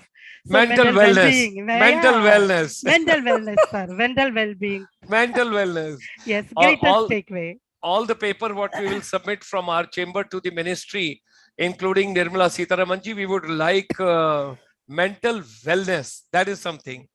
May I humbly request Madam Neetu Chawla ji, she is the founder and the head coach of Thinker Minds, kindly to share her vision, and thereafter Sweta Das ma'am to be ready, and then Vincy Matthew ma'am to be ready. That is the way list has been given to me. I am just a follower in a humble way. I'll go accordingly because it has been given to me. Neetu Chawla ma'am. Thank you, Dr. Sharma. And thank you so much for your enthusiasm and energy today. Thank you to all the panelists, and what wonderful talks we are hearing today. So insightful and different. I'm so glad that we are all talking about different aspects of mental health and our children. I am founder of Thinker Minds. I'm also the council member of Mental Health Council West Bengal. So I'm representing my council today here. And so my company, we focus on imparting success mindset, purpose mindset, and we introduce the change-making curriculum to students. Now, I want to take you all to a regular life of a student. Imagine a student who gets up in the morning and has to rush to school. Of course, that was converted into an online platform during the pandemic, but offline school is back now. So they rush to school and they go through every period, every subject. Some subjects they like, some of them they detest. Some of them they don't have a good rapport with the teacher. So they just sail through those periods. And then they come back home, they are tired, hungry, and after a brief break, they are back to tuitions or coaching classes. And then they would have some kind of tutored activity that they go for. It could be a sport, it could be a skill that they are learning. So the whole day, if you're looking at a student, their life is jumping from one classroom to the other and following instructions. So where does that leave the student? They are not able to find a meaningful connect with the society. They do not see themselves as valuable contributors to that they can make a difference. So what we have been doing, apart from coaching students for learning strategies and emotional well-being, mental well-being. I hope you like that word better, Dr. Sharma. So apart from that, we introduce our students whom we are coaching. I introduce them to a change-making curriculum. Now, what does that mean and why is that important? This idea, actually, we started brainstorming when we were reading about how having a purpose in life is such an important thing. And not only for children, but even for adults. If we have a meaningful life, if we dedicate our life to something that we enjoy and we believe that we can bring about change, we are more motivated every day. So when we were coaching our students and when we work with our students, what we realized, all of them are driven by extrinsic motivation. So it's either rewards that parents will give them if they score well, or the school will facilitate them, or their names will, or their pictures will come in the newspapers. It's all extrinsic motivation that drives students to keep on achieving. But what about intrinsic motivation?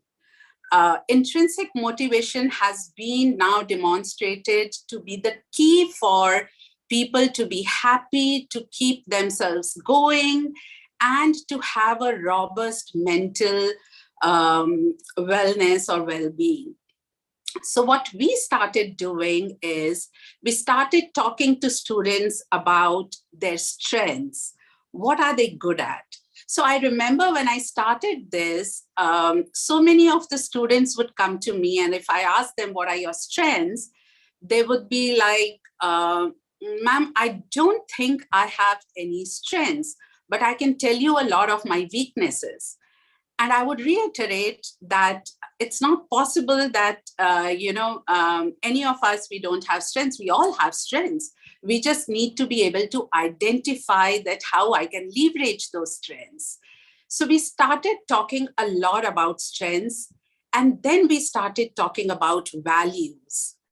Values is something that will be able to connect your child to what they are capable of and what difference do they want to make. How do they look at the world? We all know that this pandemic has, in fact, now made it more grim, the situation, the things that we are going to struggle with now. There is a war now going on in a neighboring continent. So there are so many things that children worry about. So how are we talking to them about what difference does it make? So we started talking to them about their values. And if given an opportunity, what would they want to make the difference in?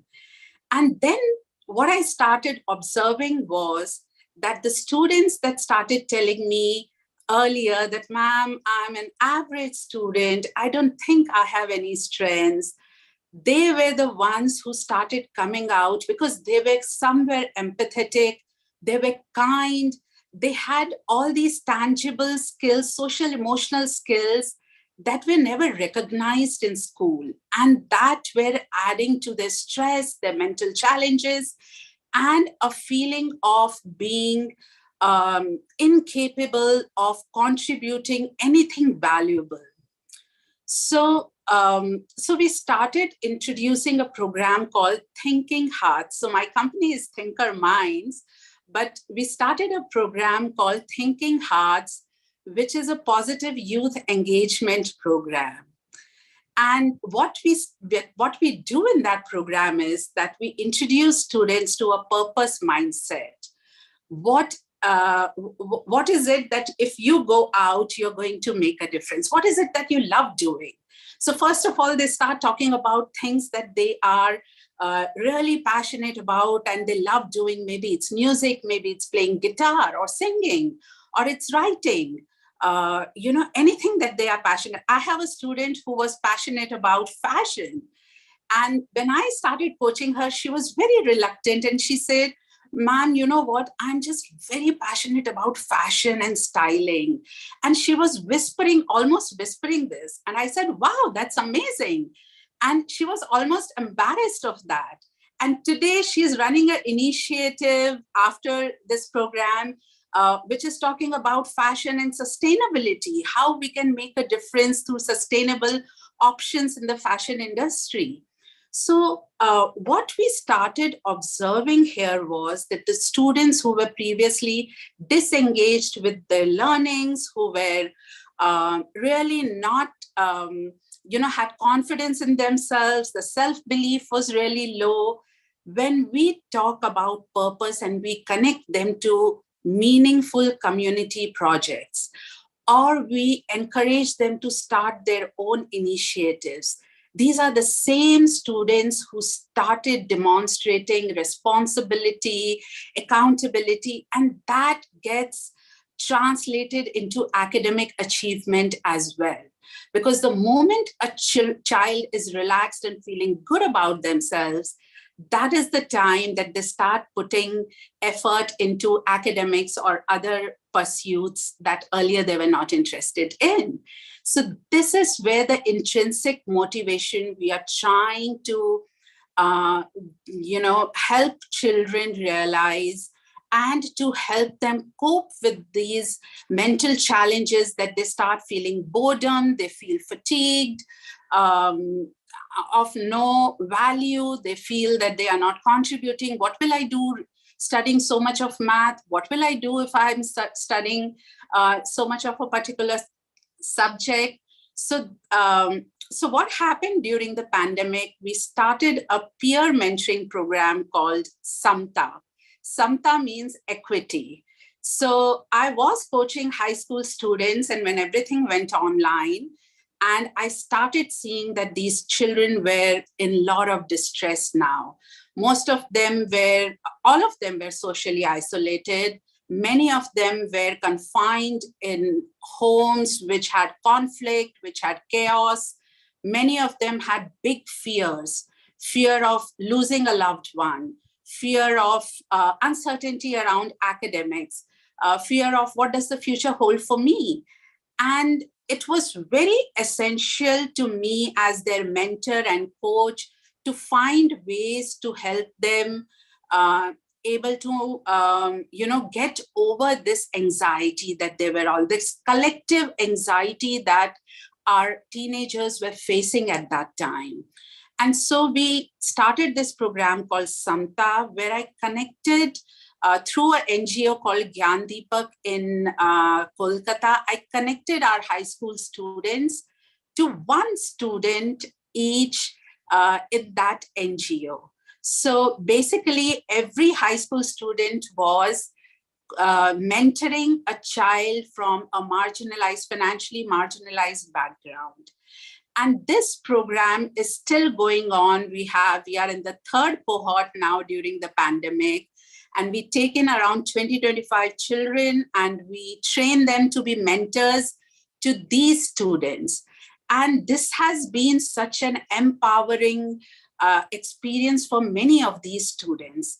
I remember a student coming to me who was like at the start of the pandemic, very unsure and very anxious. And he said, ma'am, I want to be part of this program because I need to build something for my college application. Will you give me a certificate? I said, see, if you do this well, you are going to get a certificate. And that was his motivation to come in. And cut to after 8 months, the same child comes to me and says, you know what, ma'am, I have to confess, when I was joining this program, I thought that I'm going to help someone learn. I'm going to provide, but throughout this program, I have learned so much. I learned resilience from this child. I learned how these children are coping, and I feel ashamed that being so privileged that I was not able to look at the resilience that I had deep inside. And so, through this program, I saw that how when students were connected and they had a purpose in mind that I had to take care of another student.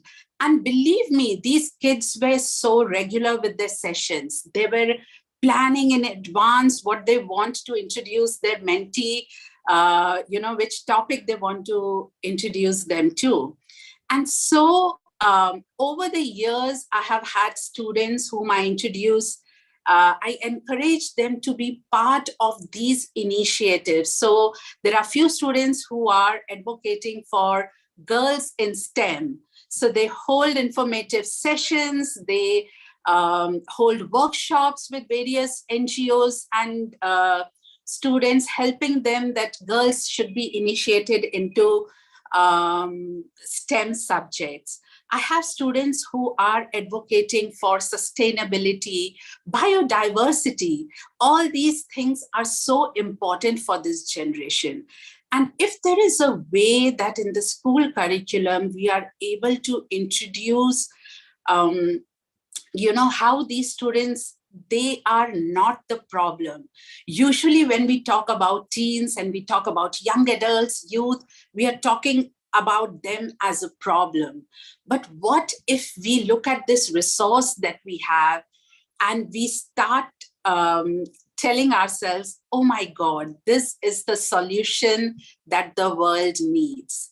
So many of the challenges that they feel, that the anxieties that they go through, and the challenge with low self-esteem and not being able to have a motivation to study, all these things I have been seeing that how when a child starts achieving and contributing to the society, they start living a different life. It becomes so much easier then to talk to them about emotional and mental well-being, because they see themselves as an equal. They see that what I'm studying and have to work for, this is something that I can use to make a difference. I can see that someone has commented on SDGs. Yes, we talk about sustainable development goals. We talk about all the issues that are global issues, and we introduce that to children. And also when a child is able to see globally what is happening, they have this collective responsibility they start feeling. And that starts translating to so much of the positive mindset. And then they start developing skills like, which are academic success indicators, skills like resilience, skills like grit, empathy. These are all things that are equally important, not only for mental well-being, but also for academic achievement. So I would like to again thank Samya Goyal and Dr. Sharma for this opportunity. And I'm hoping that this new education policy, it's very, very exciting to go through that, and encouraging that things are about to change in the education sector. I'm so hoping that, we do introduce and start talking to children about values, starting to talk to children about what difference can they make, what we call as difference making or change making. If we are able to introduce our children, in high school or maybe younger, that they are valuable to this society and they can contribute so much, I am sure that their mental well-being will be so much better. Thank you. Thank you. Thank you very much, ma'am. Thanks a lot. It was a wonderful insight from your side. So, ladies and gentlemen, let's move on to Madam Shweta Das. She is joining us as a counseling psychologist. She has completed her master's in industrial and organization psychology, and she holds a diploma in guidance and counseling from the NCERT. The rest of the details, Madam will talk about. She has got some alliances with Jamshedpur also. And with these words, I extend her a very warm welcome. And may I, with the folding hands, request everybody, now I want that I should close my face and I will close my photo. After 6 minutes, when I come back, it means it's an indication, let's go to the next speaker. So you will see the dinosaur after every 6 minutes. Okay, so let's go ahead. I would request Shweta Das ma'am to please take on the floor, please. Yes, sir. Thank you very much. Very good evening to all the participants in this webinar and the audience who is watching us live on YouTube. I would like to speak on the topic of substance abuse and its relation with mental health in adolescents. Now, I'll be covering it very briefly under 3 headings. As to the first one would be, how did the adolescents get to this point of getting addicted or abusing substances? Second would be, what is our role in helping them out and managing it, or helping them out get out of this addiction. And the third would be the link between mental health and substance abuse.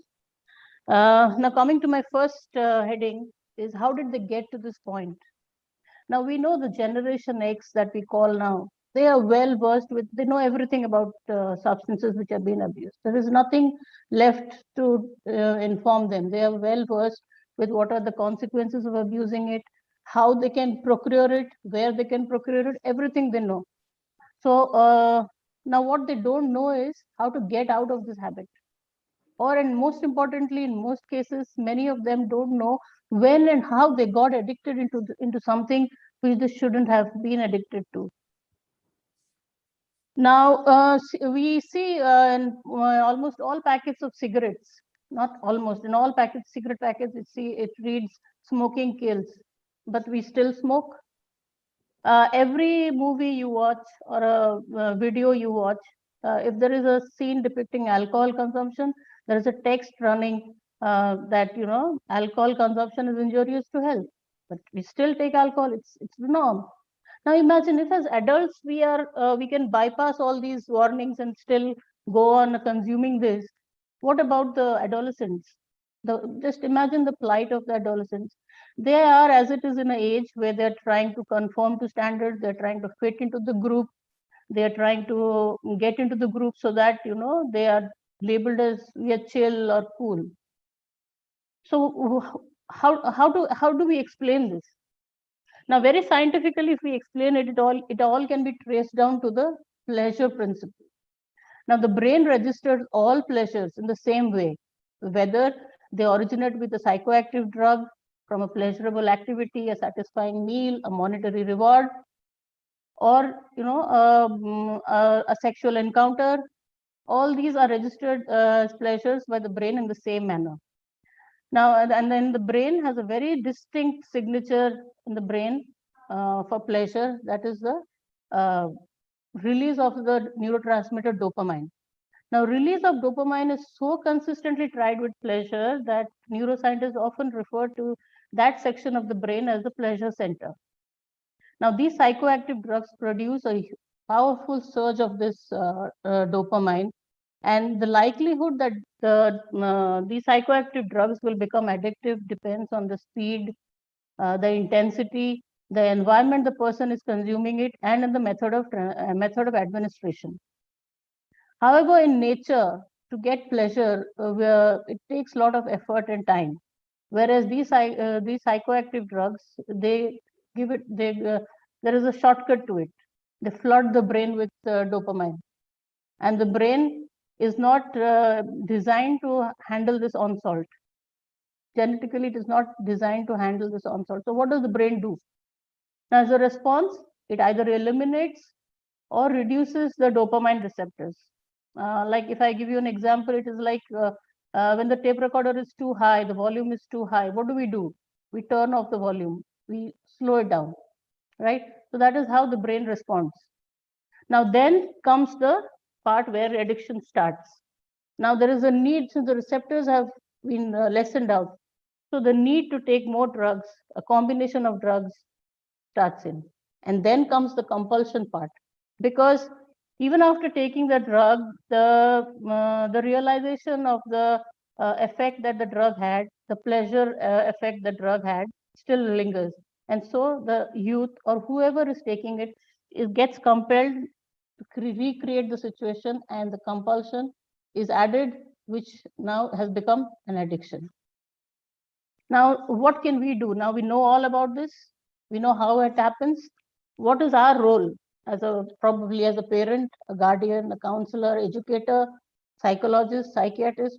What is our role? Now we see the method of addiction is foolproof.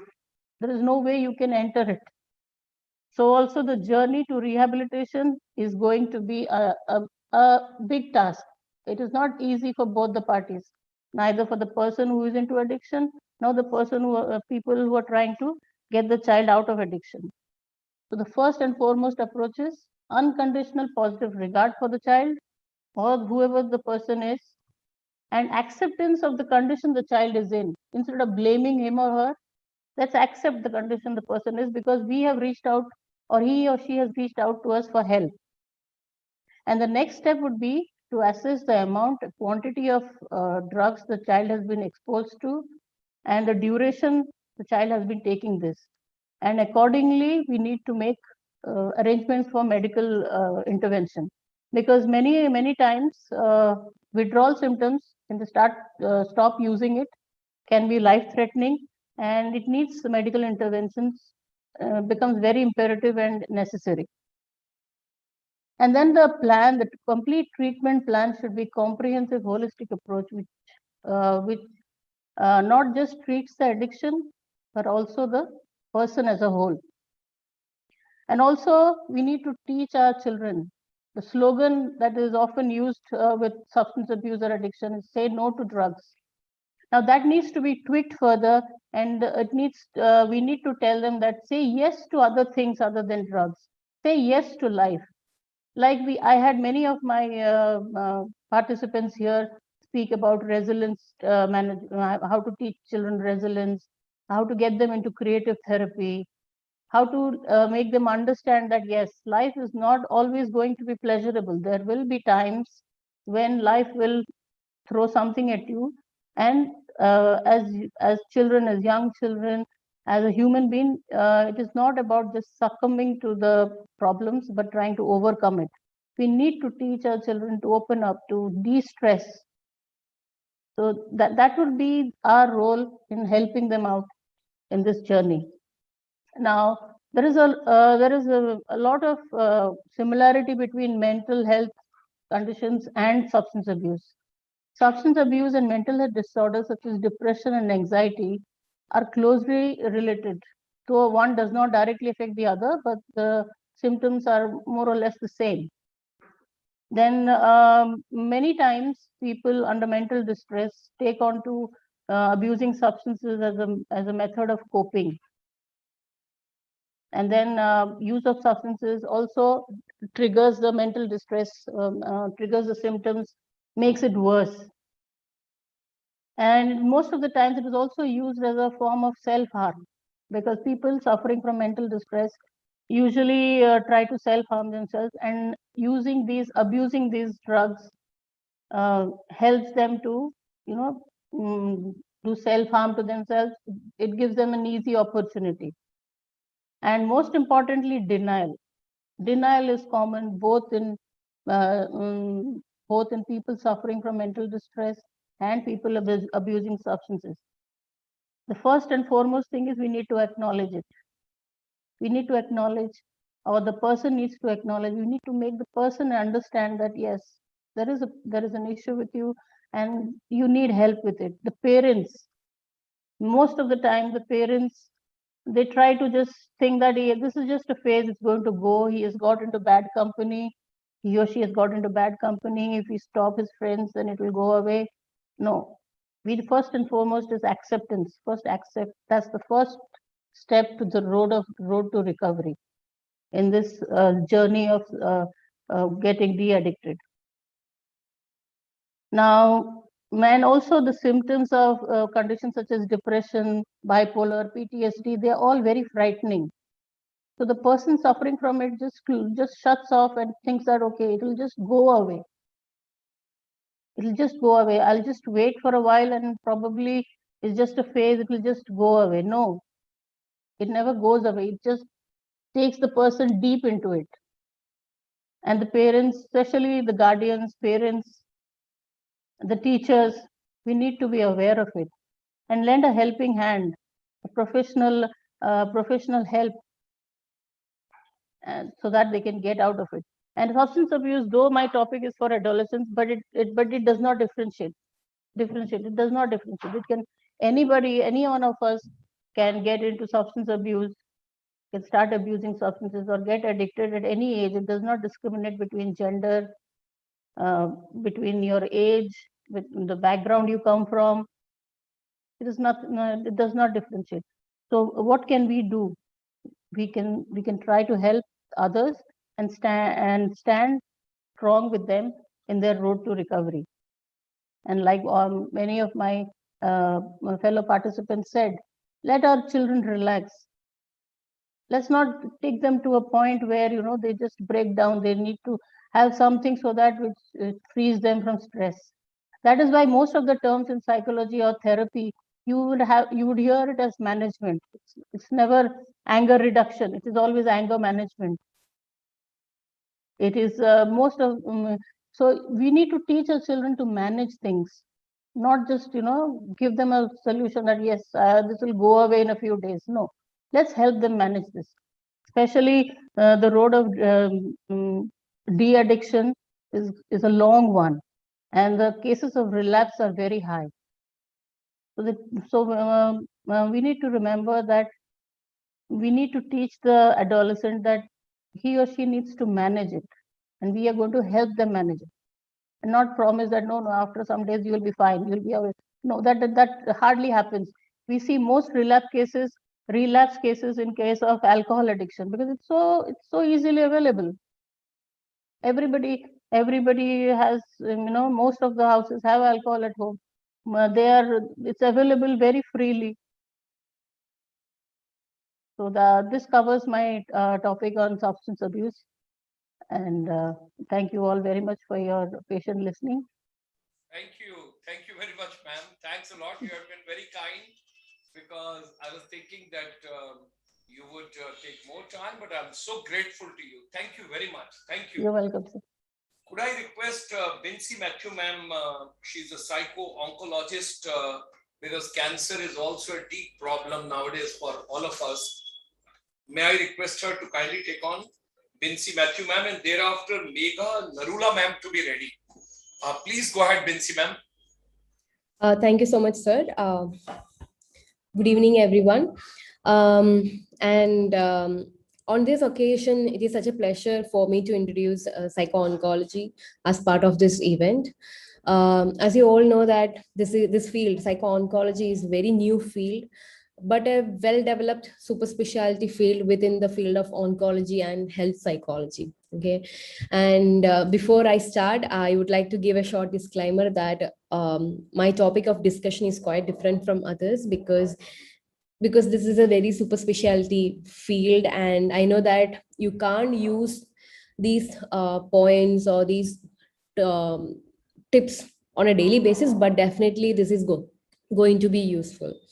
And today I'm just giving you the important points to remember while speaking with students about their friend who is diagnosed with cancer. Okay, so since we do not have much time, without further ado, let me start. Yes, children with cancer often experience disruptions in their education due to repeated or prolonged hospitalization, or because of the side effects related to the treatment or disease. Okay, and they may not come to the school on a regular basis, and it is the responsibility of the faculty or the educator to discuss these things with the other kids. Okay, so here we are going to discuss some important things to do as an educator when one of your student is diagnosed with cancer. Okay, so first of all, we need to understand what the word cancer means to your students. Okay, so their level of understanding about cancer, that we need to know, because these days, because of the influence of social media and because of movies, each student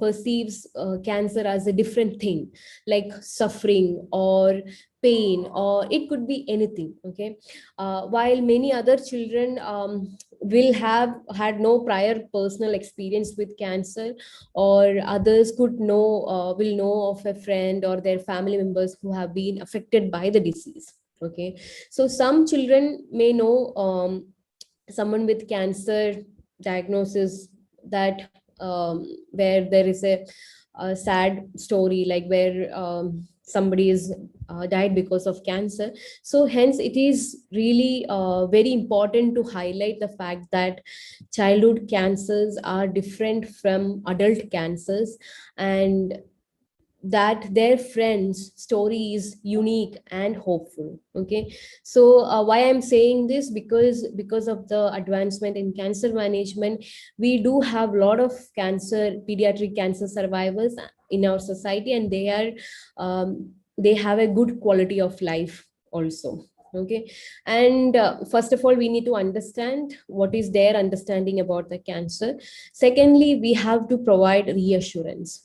So provide reassurance to the children that their classmate is being well cared, and they are taking the best treatments available, or that is possible for them. And another important aspect is inform the children that the cancer is not contagious. Okay, because many people, even the educated people, they are still believe that cancer is going to spread if they sit together or if they eat together. And it's really important that we need to educate our kids that the cancer is not contagious, and they can, when the kid come back after the treatment, they can play with them. So basically we need to educate them regarding that. Another fact is many kids want to know why this kid got cancer. Okay, so tell them that in most cases we do not know the exact reason why a child developed cancer. Okay, and even for the adult also we don't know, like the exact reason for cancer is still, it's unknown. Okay, so there is nothing the child did or did not do to bring a cancer diagnosis. So it is really important for the faculty to educate the reason for the cancer diagnosis also. And also when we communicate with the children, like we have to use simple language, and that a childhood cancer diagnosis is like really relatively rare. Okay, so they do not need to fear that they will also develop cancer. So the chances are very less. But again, when we explain to the kids, no, we have to use really simple language when we communicate with the kid. And also we need to reassure the children that their friend remains a member of the class, but they may not attend the school on a regular basis. So if appropriate, like after talking with the parents, you can provide a brief description of where, in which hospital the child is receiving the treatment, all those things. That also we can do. And when you discuss these matters with the students, encourage the children to talk about their feelings and to ask questions. Okay, because like we don't know, sometimes the kids might ask different questions, sometimes we don't know what is the answer, but we have to be mindful, and we need to understand what is their feeling, because some kids they could be deeply affected by their friends' cancer diagnosis, and others may not. Okay, and these both responses are completely normal. And if you think that the kid, their friend is affected, you could refer those kids to the school counselors or to the social workers there in the school. And also another important thing that the teachers can do is they can ask the children their ideas, like how to support the kid. Okay, so like some supportive activities, like you can send cards or write a letter or sending an emails with the consent of parents or setting a WhatsApp call. So these things like if we do these things, no, the kids they feel connected. Okay, so that is also really important. And also the most important thing is always remember that while you encourage the kids to do these activities, always inform them that if their friend does not respond to their attempts at communication, it does not mean that the child does not appreciate their efforts. Okay, because we need to understand that cancer treatment is time consuming, like requiring many trips to the hospital, sometimes due to the heavy medication or due to the treatment related side effect. They are not in a position to respond. Okay, so it is really important to educate the kid regarding these things. And also once when they complete their treatment and when they come back to the school, especially for teenagers, they might experience a lot of pressures due to their change in appearance because of body image issues. So like some kids find difficulty in catching up the portions also. There could be short-term and long-term cognitive deficit because of the treatment related factors. So if you come to know any such things, it would be better to bring the kid to the school counselor and provide the necessary help. So like we need to refer those kids to the mental health professional. Yeah, that's it. That's from my end. Thank you, Vinci ma'am. I'm so grateful to you. God bless you. Thank you. Thank you. May I invite Meghna Narula? You are the aspiring psychologist, so be brief, to the point, quick, and thereafter Yashika ma'am to be ready. Yeah, please go ahead. Right. Thank you so much, Dr. Gulshan Sharma, for the introduction. Just a small correction. My name is not Meghna, it's Megha. And yes, I am an aspiring psychologist. And so, as you said, I'll just keep it very brief to the point. So I would be talking about mental health issues with women who are suffering from PCOS. So PCOS is polycystic ovary syndrome. This is a hormonal imbalance disorder which affects 15% of the women who who have reached their reproductive age. So sometime I heard from somewhere that 1 in 3 women have PCOS, and it's a very, very serious disorder which affects a lot of women. And I'm sure all the women who are attending this would also know about this. So, the things that happen to you during PCOS is that, you have a lot of irregular periods. There is excess androgens, which are male, hormones that you have. So that actually leads to having a lot of facial hair, having acne. And also another thing is polycystic ovaries. So where you have cysts on your ovaries. So since it is all, related to the ovaries, so some of the problems that women have is they have difficulty getting pregnant, they have irregular periods, they actually develop type 2 diabetes, they also have sleep apnea when they're not able to sleep properly. And the worst thing is that they also, along with all of these hormonal problems that they have, they also develop mental health disorders. So there is a very short link between PCOS and mental health disorders. So there has been many hundreds and thousands of studies which has been done on this thing. And there has been one meta-analysis which was done by Moro et al. In 2017, where he covered 57 studies and more than 1.5 lakh women. And these women had PCOS, also had psychiatric disorders. And the conclusion of the study was that women who have PCOS have an increased risk of getting a diagnosis of depression, of anxiety, of eating disorders, as well as obsessive compulsive disorder.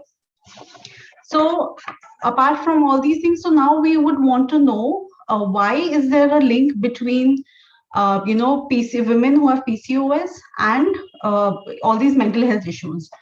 So as every one of us would know here, that there's no one right answer when it comes to mental health. So we can just think about, we can just talk about the reasons that could possibly be for this thing.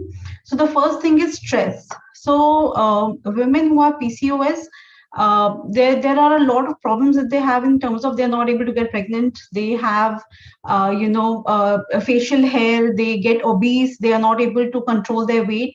So due to all of these things, there's a lot of frustration that they feel, and that leads to stress, which again leads to anxiety and depression. Then the other thing is obesity. Like, no matter whether you have PCOS or you don't, if you are obese, you tend to get depression because of your looks. And that obesity actually leads to insulin resistance, which also leads to PCOS. So it's like a very vicious cycle where the symptoms of PCOS lead to mental health disorders, and those in turn lead to PCOS symptoms. Then the other thing is hormonal imbalances. So there's something called serotonin, which is a neurotransmitter in the brain. So this is the neurotransmitter that actually helps you getting a positive feeling when you meet someone, when you see something happy. The feeling of happiness, this is the hormone, this is a neurotransmitter that actually helps you get it.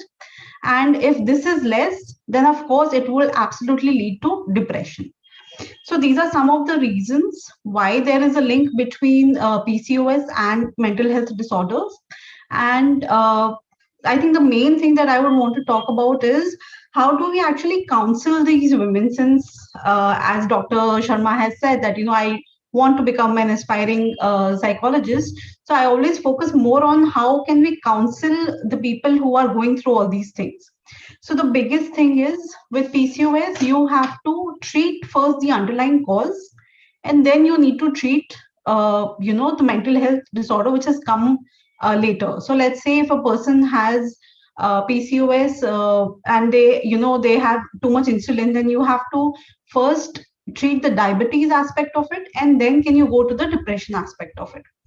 Then the second thing is talk therapy or psychotherapy, as a lot of people would know that this is probably the best way to actually counsel people with depression and anxiety, where they get the time, the place, the luxury to actually talk about the things that they are going through, and to have someone listen to it and let them know that, you know what, it's normal if you're going through all these things. You are in a very difficult position right now. It's okay if you're going through all this. Things will get better.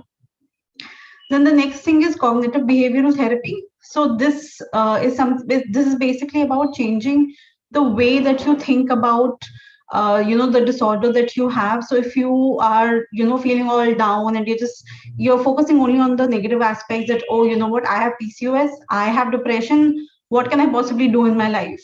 So you can't. So the counselors who are providing cognitive behavioral therapy, they tell you that you have to change your mindset about these things. You need to push yourself into new activities, into new hobbies, things that you actually enjoy, and keep doing all the things that you're supposed to be doing, but also look at other new things in your life. Then the other thing is interpersonal therapy, where a lot of group therapy is done, where women with PCOS and also having mental health issues or disorder, they come together and they talk about the thing. And so it's group therapy. You feel that, okay, I'm not the only one who's going through it.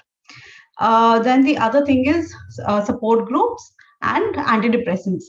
So antidepressants are a very standard treatment for depression, but since they can actually make you gain weight, so then not a great thing for people with PCOS. But yeah, these are some of the ways that we can actually treat. We can counsel people who have PCOS and also have any mental health disorders. I do have a LinkedIn profile, and I also have a blog coming up with the same topic that I have spoken about today. So please feel free to get in touch with me. Thank you so much for the opportunity, Dr. Sharma. God bless you, ma'am. God bless you. Thank you, sir. Megha Narula ji. Yes, sir. I mentioned Meghna somewhere, at the subconscious mind. My friend, filmmaker Subhash Ghai, his daughter is Meghna Ghai. Okay. So, over there, I was just trying to link up, and she's running at present the Whistling Woods in Mumbai. Oh, wonderful. And everything. So, वो मेरे दिमाग में कहीं से fit गया और मैंने मेरे को पढ़ा तो मुझे लगा कि ऐसा. So my apologies. No problem, sir. Thank you. Thank you, sir. Let me extend a very warm welcome to Yashika ji.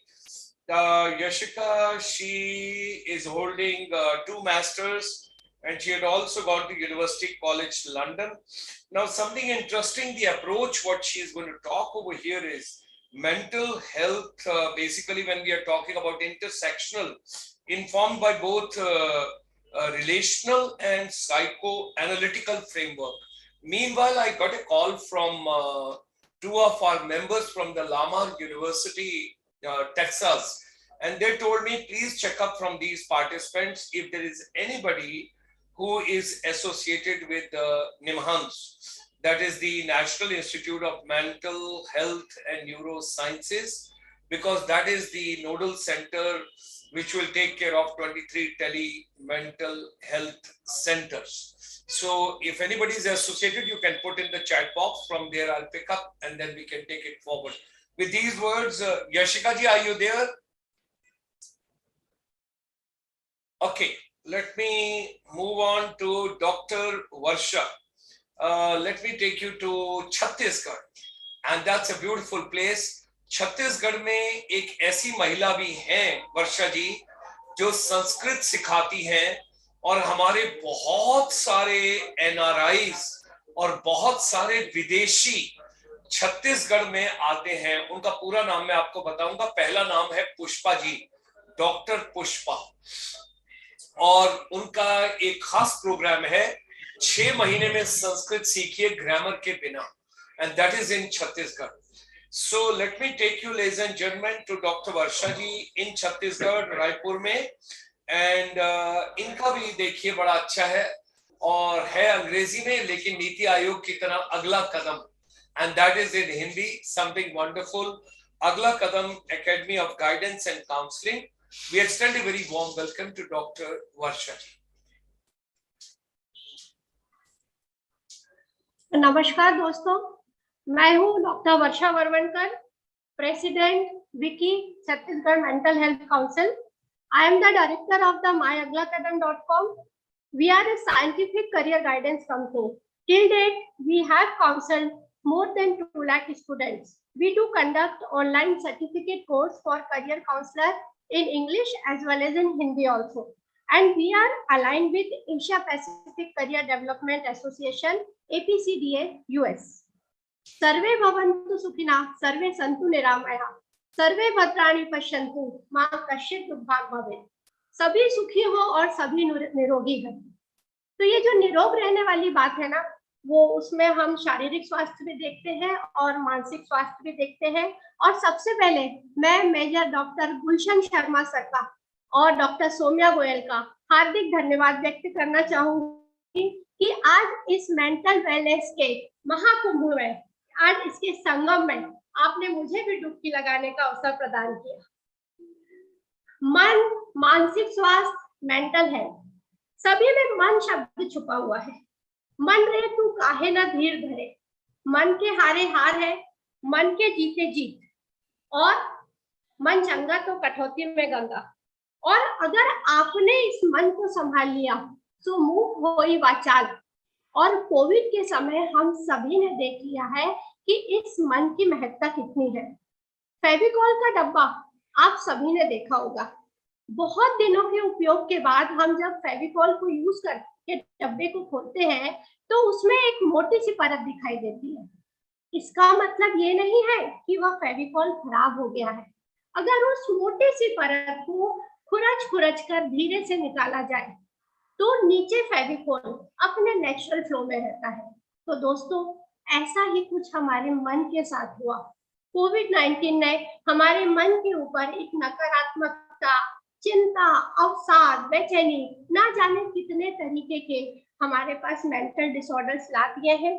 और यहाँ मुझे अवसर मिला है कि अपने फेलो काउंसलर्स को, टीचर्स को, एजुकेटर्स को और पेरेंट्स को बताने का कि अब आपका काम है कि बच्चों के मन में, स्टूडेंट्स के मन में ये जो नकारात्मकता की भावना आ गई है उसको खुरच कर निकालना है. यूनिसेफ की रिपोर्ट बताती है कि हर 5 में से 1 बच्चा मेंटली वेल नहीं है. तो हमको बच्चों के मन को संभालना होगा. और वो कैसे? Professionally, basically I am a civil engineer. After that I shifted to psychology. I did post-graduation and PhD. And engineers are well known for giving solutions. दोपहर से हम बहुत सारी अच्छी सारगर्भित बातें यहाँ पर कर रहे हैं. मैं कुछ अपना अनुभव शेयर करना चाहूंगी कि मेरे पास जो बच्चे आते हैं, जो पेरेंट्स आते हैं, I am a teachers trainer with Chhattisgarh Madhyamik Shiksha Mandal also, जो मैं अपने टीचर्स को क्या टिप्स देती हूँ. तो दोस्तों, सबसे पहले तो आपको अपनी केयर करना होगी, क्योंकि आपके पास एक बहुत बड़ा काम है कि आपको इस युवा पीढ़ी को मेंटली स्ट्रांग बनाना है. पेंडेमिक तो चला गया, लेकिन रिसर्च बताती है कि इसका मानसिक स्वास्थ्य का असर आज से 11 वर्ष बाद नजर आएगा. तो हमको मेंटली वेलबींग पे काम करना पड़ेगा. आपको फ्लाइट के ऑक्सीजन प्रिंसिपल के बारे में सभी कुछ जानते हैं. You have to take care of yourself. आपको अपना मास्क पहले लगाना होगा. Mental wellbeing, mindfulness, breathing exercise, sattvic food and prayers, ऐसे कई तरीकों से आपको अपनी केयर करना होगी, क्योंकि आप जब मेंटली स्ट्रांग होंगे तभी आप अपने बच्चों को मेंटली पॉजिटिव वाइब्रेशंस दे पाएंगे. दूसरा, अब आपको you have to change yourself. आपको अपना ट्रांसफॉर्मेशन करना होगा. Commander, coach, counsellor and consultant, 4 pillars है. कमांडर है, कोच है, काउंसलर है, कंसल्टेंट है. कोविड के पहले हम सब कमांडर हुआ करते थे. हम we were in instructional mode. Don't do this, do this, ऐसा करो, ऐसा मत करो. लेकिन कोविड के बाद जो बच्चे आपके पास वापस आए हैं, वो बच्चे वो नहीं है. मैंने लिखा है कि लगभग हर बच्चे ने कहीं ना कहीं अपने परिवार में, अपने समाज में, अपने सर्किल में देखा है कि उसके किसी दोस्त ने, उसके किसी करीबी ने अपने माता या पिता या किसी करीबी को खोया है, तो बच्चे का मन बहुत आहत है, he is in pain, तो आपको वहां पे प्यार से इमोशनल बैंडेज लगाना होगा और कमांडर की पोजीशन को भूलना होगा। Second, coach. अब आपको कमांडर से अपने बच्चे के लिए कोच बनना होगा। आपको अपने बच्चे के स्किल को आइडेंटिफाई करना होगा। 2 साल के बाद जो बच्चा आपके पास आया है, उसकी पर्सनालिटी बदल चुकी है, उसका इंटरेस्ट बदल चुका है, उसका एप्टीट्यूड बदल चुका है। कहते हैं ना कि 43 डेज बाद आदतें बदल जाती है, तो यहाँ 700 दिन बाद जो बच्चा ऑनलाइन से ऑफलाइन में आता है, वो टोटली बदल चुका है। तो उसको सिर्फ 2 चम्मच एक्स्ट्रा प्यार की आवश्यकता है। तो आपको कोच बनना पड़ेगा, उसकी स्किल्स को आइडेंटिफाई करना होगा। अगर उसका एकेडमिक ग्राफ नीचे गिर गया हो, वो 10 में था और अगर 3 में आ गया है, तो आपको उसकी लेवल पर आकर उससे बात करना होगी। उसके लिए आईईपी प्रोग्राम के अंतर्गत you have to plan for growth mindset और उनके लेवल पर आकर बात करें। दूसरा, you have to become a very good counsellor for your students. आप चाहे पेरेंट्स है, चाहे एजुकेटर हो, चाहे आप काउंसलर हो, आपको फिर से काउंसलर बनना होगा और काउंसलर की परिभाषा याद करनी होगी। काउंसलर का काम होता है एनर्जी को पॉजिटिव ढंग में चैनलाइज करना। आपको उनकी जो एनर्जीज है उनको नेविगेट करना होगा, उनको डिसीजन मेकिंग स्किल में आपको उनको स्ट्रॉन्ग बनाना होगा, आपको उनको असर्टिव बनाना होगा और उनको कुछ डिसीजन लेने दीजिए। हो सकता है वो डिसीजन कई बार गलत भी होंगे, तो उन सब के लिए you have to become consultant. Consultant क्या होता है? कहते हैं ना कि कंसल्टेंट आपके हाथ में पहनी हुई घड़ी में समय देखकर आपको समय बताता है। तो जो कंसल्टेंट का काम होता है वो बच्चे की स्ट्रेंथ को, पर्सनालिटी को, उनके एप्टीट्यूड को आइडेंटिफाई करके उनका ग्रोथ माइंडसेट बढ़ाए और उनको आगे बढ़ाए। और इन सब के लिए आपको क्या करना पड़ेगा? Connect and communicate without correction. हम क्या करते हैं? हम बच्चों को कम्युनिकेट करते हैं, पर कम्युनिकेट करने से पहले हम बच्चे को करेक्ट करना चाहते हैं। तो अभी समय बच्चों के साथ को करेक्ट करने का नहीं है। थोड़ा सा आपको पेशेंस रखना पड़ेगा, बच्चों के साथ प्यार से कम्युनिकेट करना पड़ेगा। जब आप कम्युनिकेट करेंगे उसके बाद आप कनेक्ट कर पाएंगे, तो धीरे धीरे आप बच्चों को करेक्ट भी कर पाएंगे। तो सबसे पहले अपने मेंटल हेल्थ का ध्यान रखिए और आप खुद खुश रहिए, क्योंकि आप जब खुद खुश रहेंगे तभी आप दूसरों को खुशी स्प्रेड कर पाएंगे। और पुनः धन्यवाद देती हूँ शर्मा सर को और डॉक्टर सौम्या गोयल मैडम को कि जिन्होंने मुझे इसका मौका दिया और इस तरह से हम सभी आपस में जुड़ते रहे, मुस्कुराते रहे और अपने मानसिक स्वास्थ्य को, मेंटल वेलबींग को उन्नत रखें। धन्यवाद। आपने कितनी अच्छी बातें कही, गॉड ब्लेस यू, बहुत अच्छी बातें। और जो बीच में कहीं आपने कहा ना, मन रे तू काहे ना धीर धरे, ओहो ओ निर्मोही, पता नहीं समथिंग समथिंग जिनका मोह करे, ऐसा कुछ करके बड़ा अच्छा मोहम्मद रफी जी का गाना है, बहुत प्यारा गाना है। तो god bless you ma'am, it was such a wonderful to listen to you. Let me extend a very warm welcome to doctor Simi Srivastava ji. ये भी रायपुर से आ रहे हैं और इनका भी बहुत बहुत स्वागत है। और मुझे तो पूरी रोड जर्नी याद आती है वहां से निकलने वाली, जब हम लोग वहां से निकलकर और आगे अमरकंटक जाके, अमरकंटक से सूपखार, सूपखार से चिल्पा, चिल्पा से मांडला और कान्हा नेशनल पार्क घुसा करते थे। That was the area. और बहुत पहले जो है, कोई almost 30 years back I'm talking about, we had gone. Wonderful. God bless you, ma'am. God bless you. Dr. Simi Shrivastava ji. Okay. Thank you. Thank you, sir. A very warm greetings to all. I'm Dr. Simi Shrivastava, a rehabilitation psychologist, a special educator. I'm working for parents and children with special needs since 1994 at an institute called Akanksha Alliance Institute of Learning and Empowerment, past 27 years. And I got the opportunity also to work as a member in Chhattisgarh State Commission for Child Protection and Rights.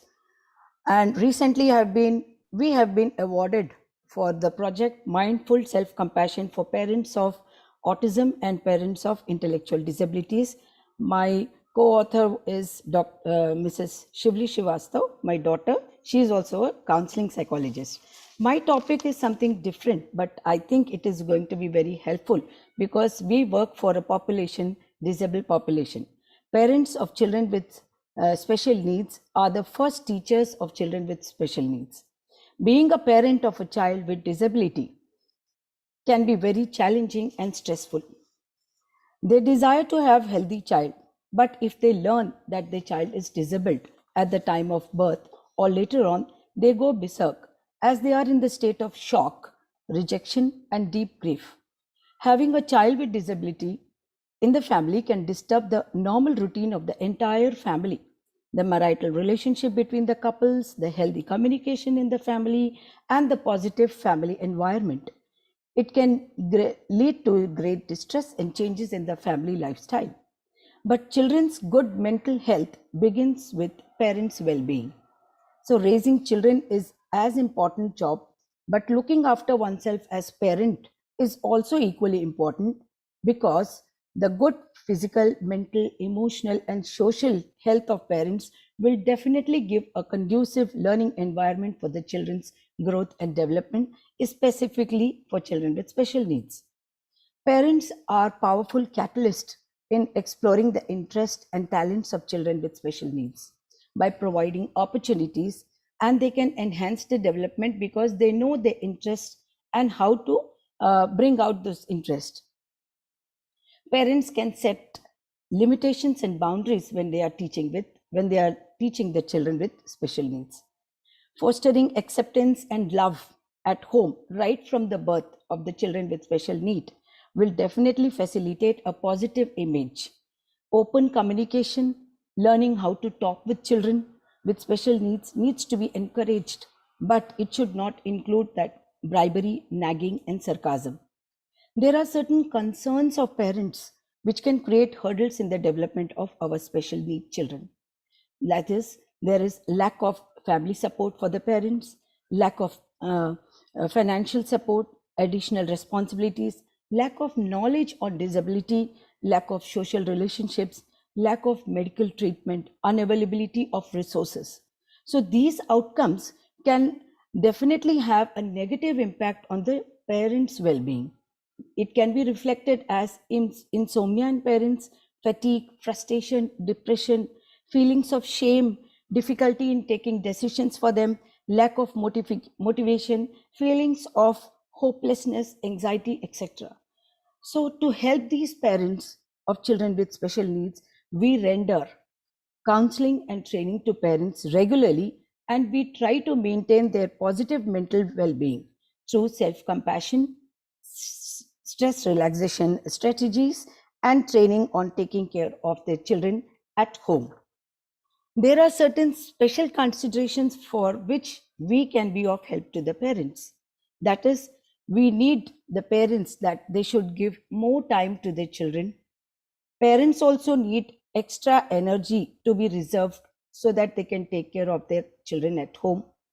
Parents need to be having a parent networking because they are more comfortable when they are in a network, and they can feel more confident when they are sharing their experiences with other parents of children with special needs. Definitely, parents also need short breaks. So it is the responsibility of the family members to share. If one parent, if father is taking care of the child, so mother can take some relaxation. And if mother is busy with the kitchen work, so grandparents can take up the duty of helping the child with special needs at home. So in that way, the parents of special needs will definitely need an emotional output so that they can feel relaxed after speaking out the negative emotions to some other parent, and also they can get their experiences at how to take care of children at home. Parents also require a positive physical, mental, emotional, social well-being, and hence we are definitely helping them through meditation, stress relaxation strategies. Definitely there is a lack of resources, wherein we are trying to promote the resources in Hindi also, so that good, effective, comprehensive information is being given to the parents so that they can read and they can also get equipped with the strategies how to take care of children at home. Parents usually they do doctor shopping and they get diverted without any proper guidance and support. Hence, good guidance is also a dire need, And that is a ray of hope to all the parents of children with special needs, as they tend to believe every possible suggestion, which might sometimes land up with nothing but only a waste of time. So we as counselors can help our parents by not showing them sahanubuti nahi, sahyog ki avashyakta hai. We have to be supportive and positive. We have to involve them in some activity for the children with special needs. We have to give that special moments by helping the siblings, and we have to listen to the parents' successful stories and their woes. We have to help and support the parents of children by doing babysitting also sometimes.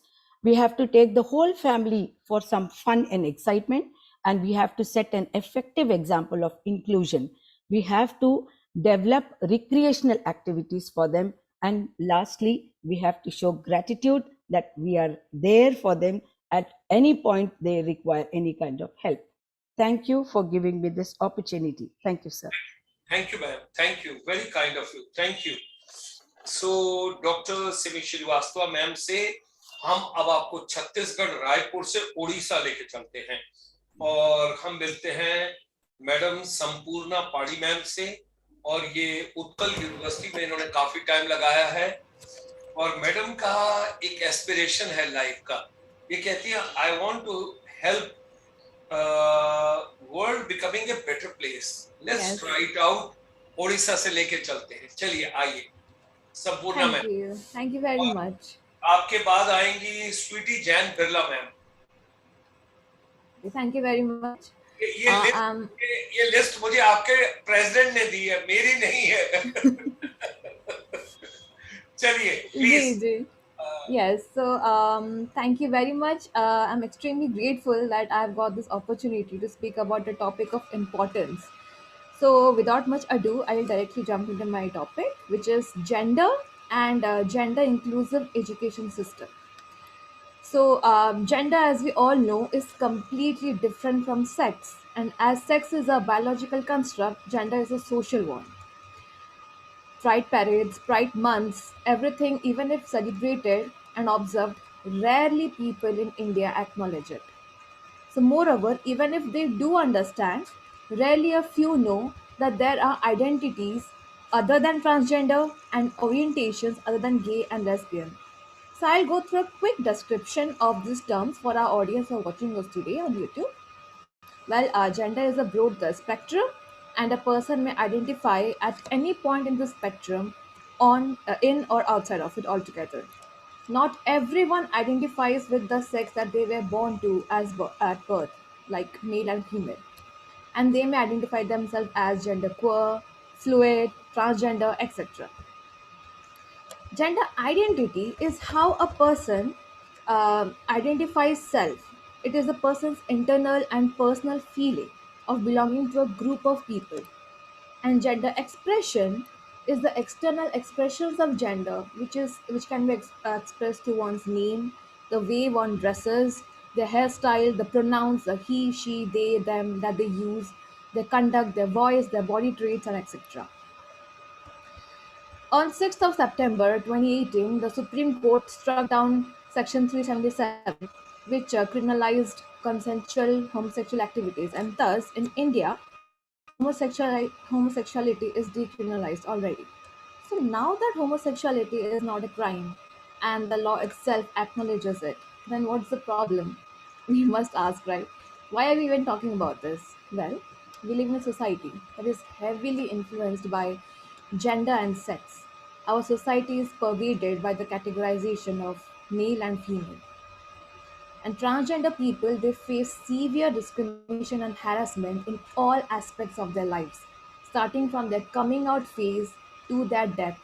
They are subjected to unfair treatments such as verbal abuse, violence, false arrests, denial of ancestral property, services, admission to education institutions, and marginalization in a variety of settings like family, education institutions, workplaces, healthcare settings, and public spaces. India still lacks anti-discriminatory laws, as a result of which many LGBTQIA+ youth are harassed, bullied, discriminated against, threatened to be killed by their own family members, and hence it makes them a very vulnerable community. Now, a major reason for this can be attributed to the lack of knowledge and awareness, and also the ignorance of people to accept the reality of this community. Some think it's a disease, and some think that it's a trend or something fancy that people have caught from the Western cultures. Even we, हम अपने normal conversations में भी हम बात किए होंगे लोगों से, and whenever the topic of homosexuality comes up, people will say that no, it's a disease, no, they're mental people, they're sick, who are homosexual, and there is nothing like gay and lesbian, they're only males and females. And unfortunately this thinking still thrives in today's society. Whereas the Indian Psychiatric Society has already stated that homosexuality is not a mental illness at all, and they're absolutely normal, people still tend to think like that.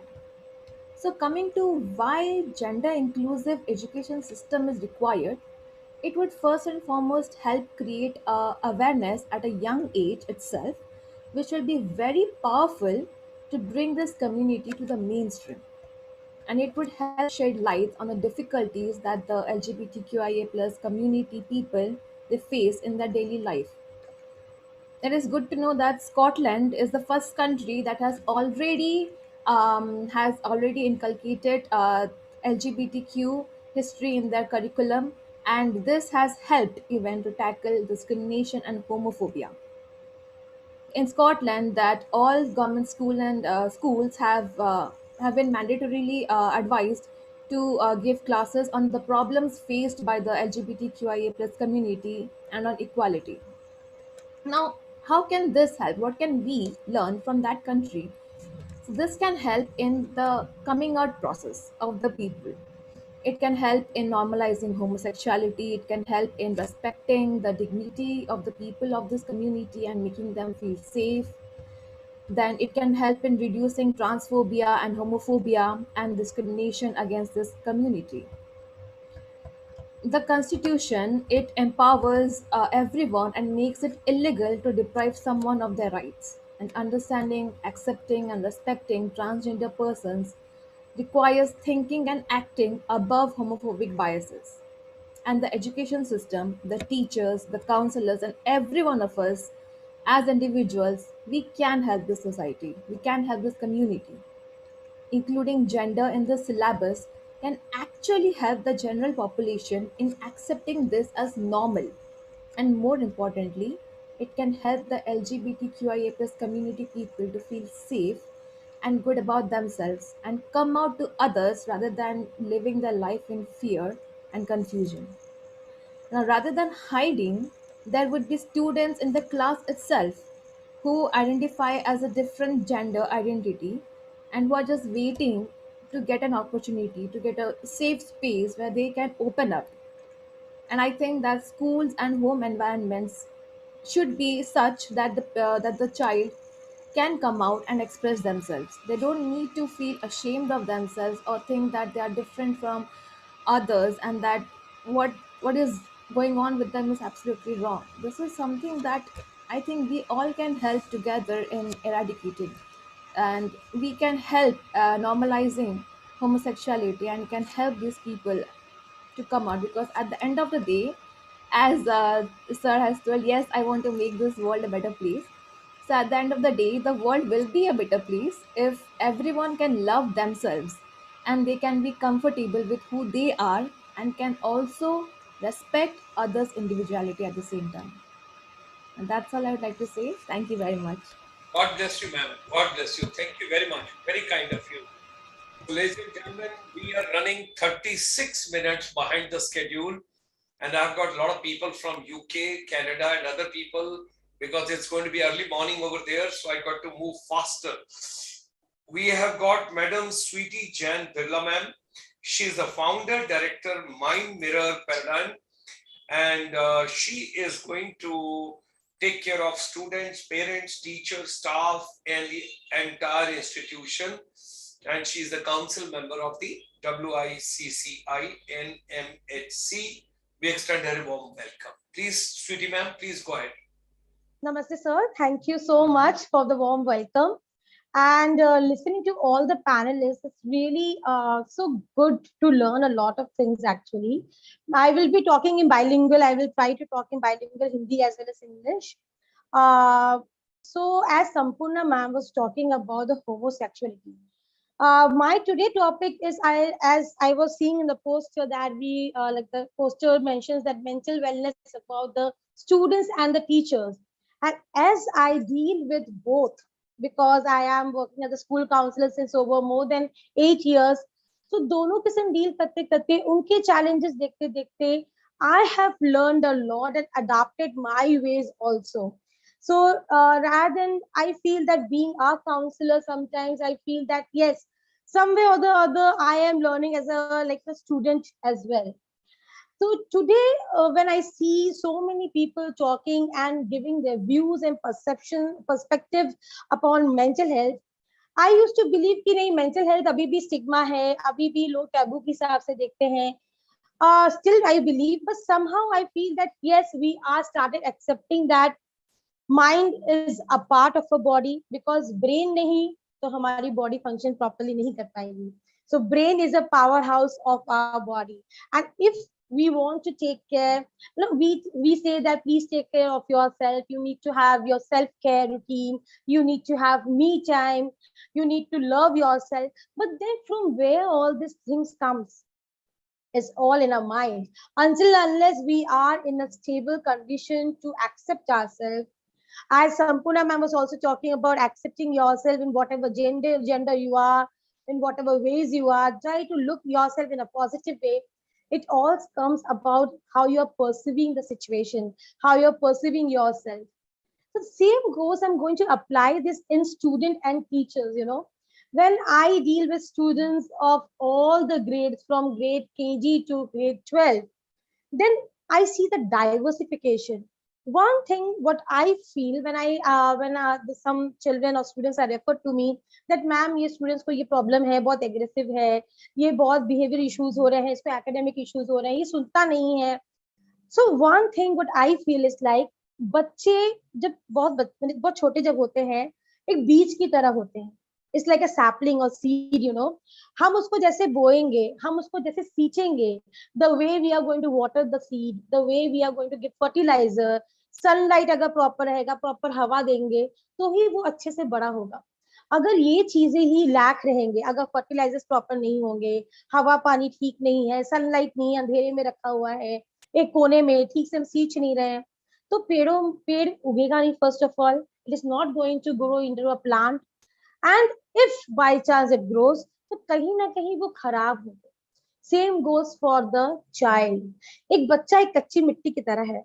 तो पहली बार जब हम counselling या mental wellness of a child बात करते हैं, हमें उसकी जड़ पे भी काम करना चाहिए. I personally feel that counselling a child is always necessary to counsel a parent as well, right?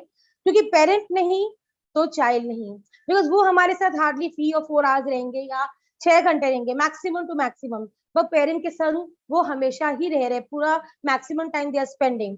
Eight the same time parents के संग क्या होता है, घर का एनवायरनमेंट कैसा है, घर में डोमेस्टिक वायलेंस या कुछ अब्यूज या झगड़े, बच्चों के सामने झगड़ा कर रहे हैं या नहीं, ये चीजें भी हमें पेरेंट्स की वर्कशॉप के थ्रू या फिर थ्रू अवेयरनेस प्रोग्राम ले सकते हैं. One more thing is life skill programme. I feel that ये along with the curriculum also हमें अपनाना चाहिए. स्कूल्स जो है, अगर वो आईसीएसई हो या सीबीएसई हो, कोई भी बोर्ड हो, प्लीज आई रियली रिक्वेस्ट कि if we can inculcate life skill programs in our academics as well, ताकि बच्चों को हम एक स्कोप दे सके, they can freely talk to us, express the emotions, they should learn कि मेरी needs क्या है, मेरी wants क्या है. लोग अगर fear of failure, मैं कैसे अपने failure को accept कर सकूं, हार को. One more thing sir, I really want, I'm sorry I'm taking so much time, one thing I want to add for the teachers, you know, हम जब टीचर्स को बोलते हैं, टीचर्स को हम बोलते हैं कि बहुत नोबल प्रोफेशन है, but somehow I feel in India it is a very least paid job. At the same time, it is so challenging. Every day is a new challenge. और at the same time, one more thing is, हमारे classroom में 40 से 30 बच्चे हैं. 30 बच्चे with 30 different minds, 30 different behavior. Is a teacher's challenge how to tackle and cater the needs of each child. It's very important. So what I feel, अगर हम teachers के लिए एक recreational sessions रख सकते हैं every once in 3 months, so that they, as हम life skill रख रहे हैं बच्चों के लिए, why not for the teachers? They also need to express without being judged. क्योंकि उनको डर लगता है कि अगर हमारा ऑर्गेनाइजेशन को हम बोलेंगे तो वो कैसे रिएक्ट करेंगे, हमारी सैलरी कट होगी या हमें कुछ बैकफायर होगा, जॉब इनसिक्योरिटीज भी बहुत रहती हैं ये. And secondly I feel 75% of the women population is like mainly working as a workforce in teaching, right? तो घर की जिम्मेदारी बैलेंस करना as well as professional जिम्मेदारी, that is also very big, becomes a big question. So why not we can help? So actually a topic बहुत vast है, I don't know whether I will be able to complete within this, but if we can work on this, that is the only thing I want to say. Thank you so much, sir. It's such a wonderful suggestion, ma'am. Thank you very much. Very kind of you. And you told life skills, and you told that why not to have a session for teacher once in 3 months. Yes. Point is well taken. I would certainly take it up with the Ministry of Education. That's remarkable. Thank you. Let's go to Dr. Vandana. अच्छा, Sweety ma'am, आप कौन सी city में हैं? आपके bio में नहीं लिखा. हाँ, मैं मुंबई से हूँ फिलहाल. आप मुंबई में हैं. और वंदना मैम, आपका भी नहीं लिखा हुआ कि आप कहाँ हैं. नमस्ते सर, मैं कोची और दिल्ली के बीच में जगल करती हूँ. कोची और दिल्ली के बीच में. कोची हो गया केरला वाला और दिल्ली हो गया दिल्ली वाला. ठीक है जी सर. आपका जो दिया हुआ है होम्योपैथिक का है. हाँ जी. होम्योपैथ तो बहुत सारे हम लोगों को मिले हैं, लेकिन इमोशनल इंटेलिजेंस जो है, इसके लिए कोई बायोकेमिक है या इसके लिए कोई जर्मन क्या बोलते हैं उसको, मैं क्या कहूँगा, ग्लोबल नहीं, वो ग्लोबुल्स तो दूसरे हो गए ना, लिक्विड वाले टिंचर्स लिक्विड मेडिसिन. मदर वो क्या जो होता है. हाँ, कुछ लोग, some people use, they have different sorts of tinctures like brahmi. मेरा बहुत ज्यादा इंटरेस्ट है. हमें होम्योपैथी के आयुर्वेदा में बहुत ज्यादा इंटरेस्ट है. आर्मी का है, आर्सेनिक लेना है या रस्टॉक्स लेना है, कोई भी दवाई समझ ना आए तो नक्स वॉमिका लेना है, और कई और चीजें हैं जिनको मैं तो I have read the entire tissue remedy, mother Medica, wonderful, एक सिद्धांत अलंकार, पता नहीं कुछ ऐसा नाम है उनका भी पूरा एक जो कंप्लीट. सो अब हमें ये बताइए, क्या होम्योपैथी में ऐसी कोई मेडिसिन है जिससे इमोशनल इंटेलिजेंस बढ़ाई जा सकती है? इमोशनल इंटेलिजेंस नहीं, आफ्टर इफेक्ट्स ऑफ जो इमोशनल ट्रॉमास होते हैं, that can be taken care very well. Depression हुआ या there are lots of anxiety. दवाई का नाम बता दें कि कोई प्रॉब्लम तो नहीं है? नहीं, यहाँ नहीं, मैं आपको प्राइवेट चैट में या आपसे कभी मिलने का मौका मिले तो जरूर सर. क्योंकि I am very keen about biochemics, I am very keen about potencies, और मैं मतलब जो मदर टिंचर्स का, इन सब चीजों का 100, 200, 1M, 10M के लिए एक बॉम्बे से रशीद वाड़िया जी, उनका मैं बहुत पहले पढ़ता रहा, तो मेरा बहुत कीन इंटरेस्ट है. अगर बच्चों की मदद के लिए, इमोशनल इंटेलिजेंस को ठीक करने के लिए कोई होम्योपैथिक में दवाई है तो आपका बहुत आभार होगा पूरे विश्व में. जरूर सर, जरूर sir.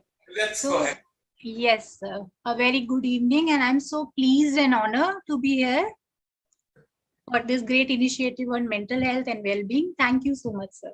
So the topic which I chose for today is a bit different, very interesting one, but it's an important one. Although I deal with emotional intelligence and homeopathy, but I'm also a psychotherapist and a trained Tai Chi Qigong leader instructor. So I have chosen is movement and mental health, exercise and its beneficial effect on your brain health. So especially during the pandemic, we all were restricted within our homes and closed spaces, hardly moved around, and this added more to the pandemic turmoil. Not only physical health, but also our mental health completely deterred. So this topic becomes more of relevance than ever now as we are going back to our normal lives post-pandemic. So it's the time to take the charge and adopt radical self-care to bring the holistic balance back.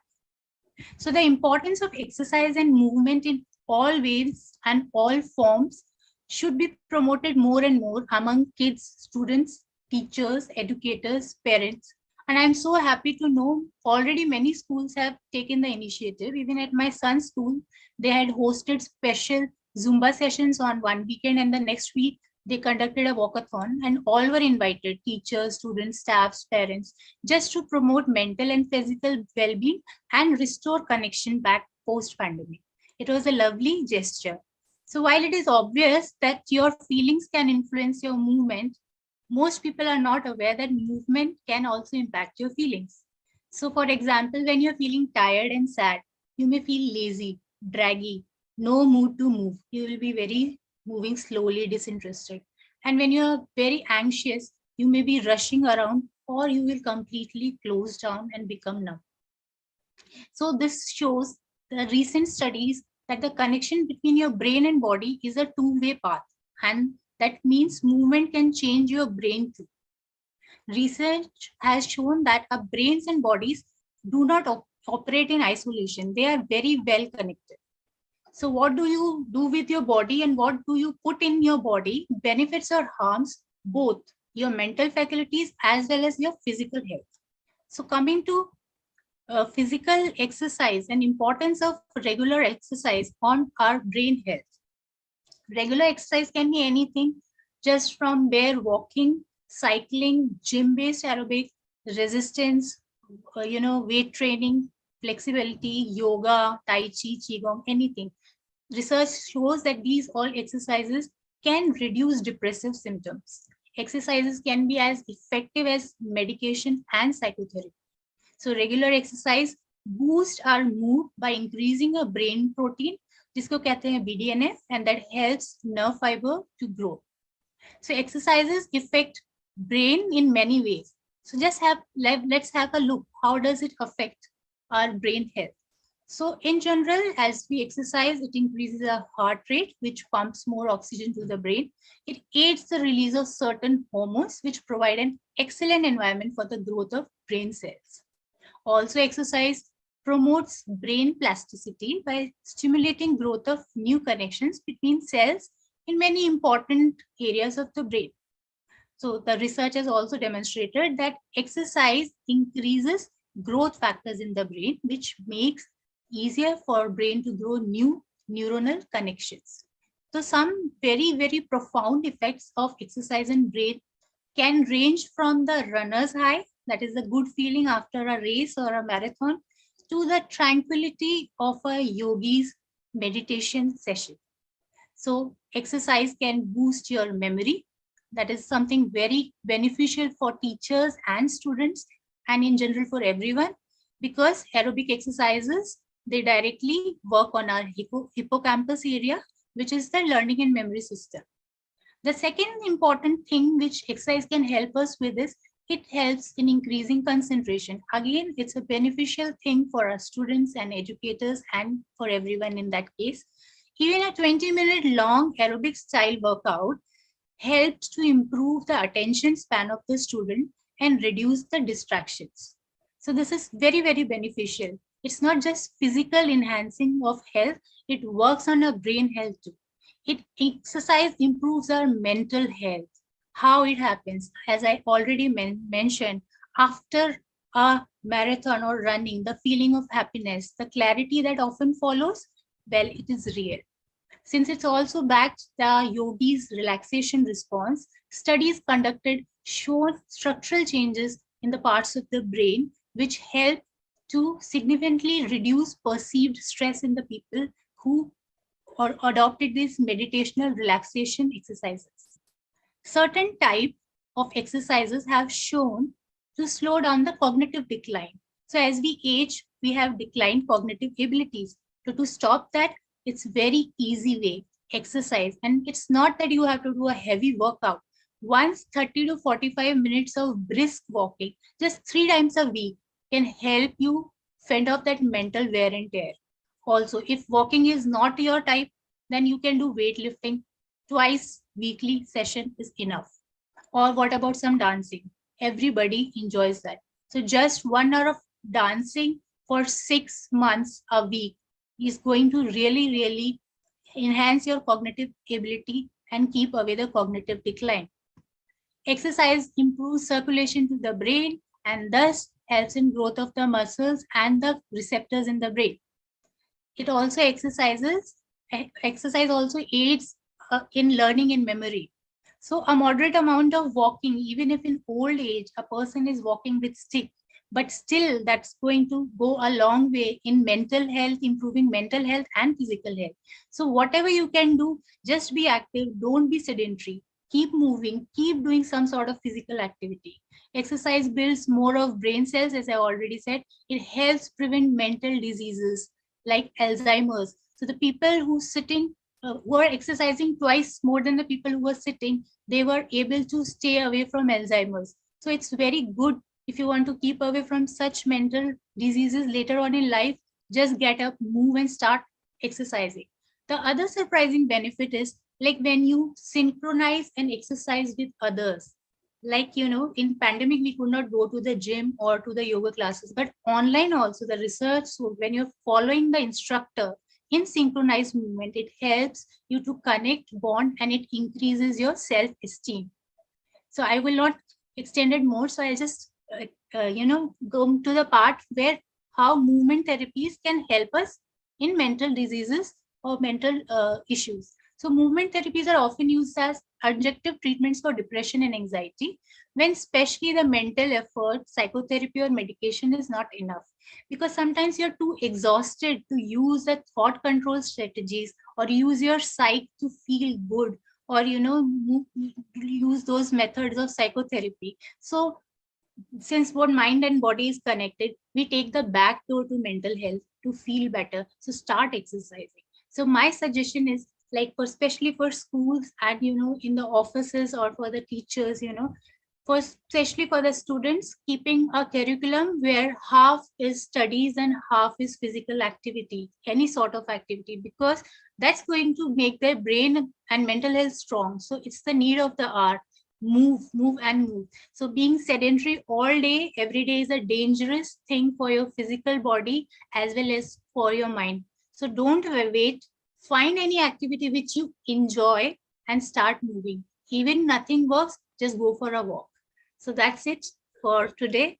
And sir, you look very fit, and I'm very sure you always keep your exercise on and never skip a day.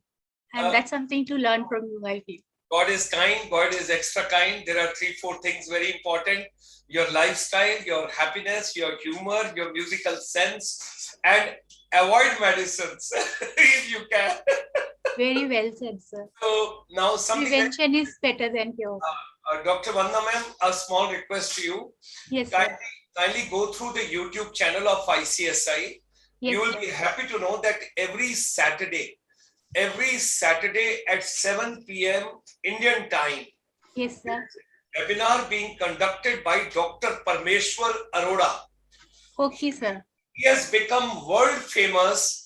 हमारे chamber के माध्यम से इस corona काल में जुड़ के he has got almost 2 lakh patients from the world over. Amazing, sir. What I want to share, and I have done 95 webinars with him. If you are God gifted by the gift of gap, you can do wonders on this planet. That is something very important which I would like to request all of you.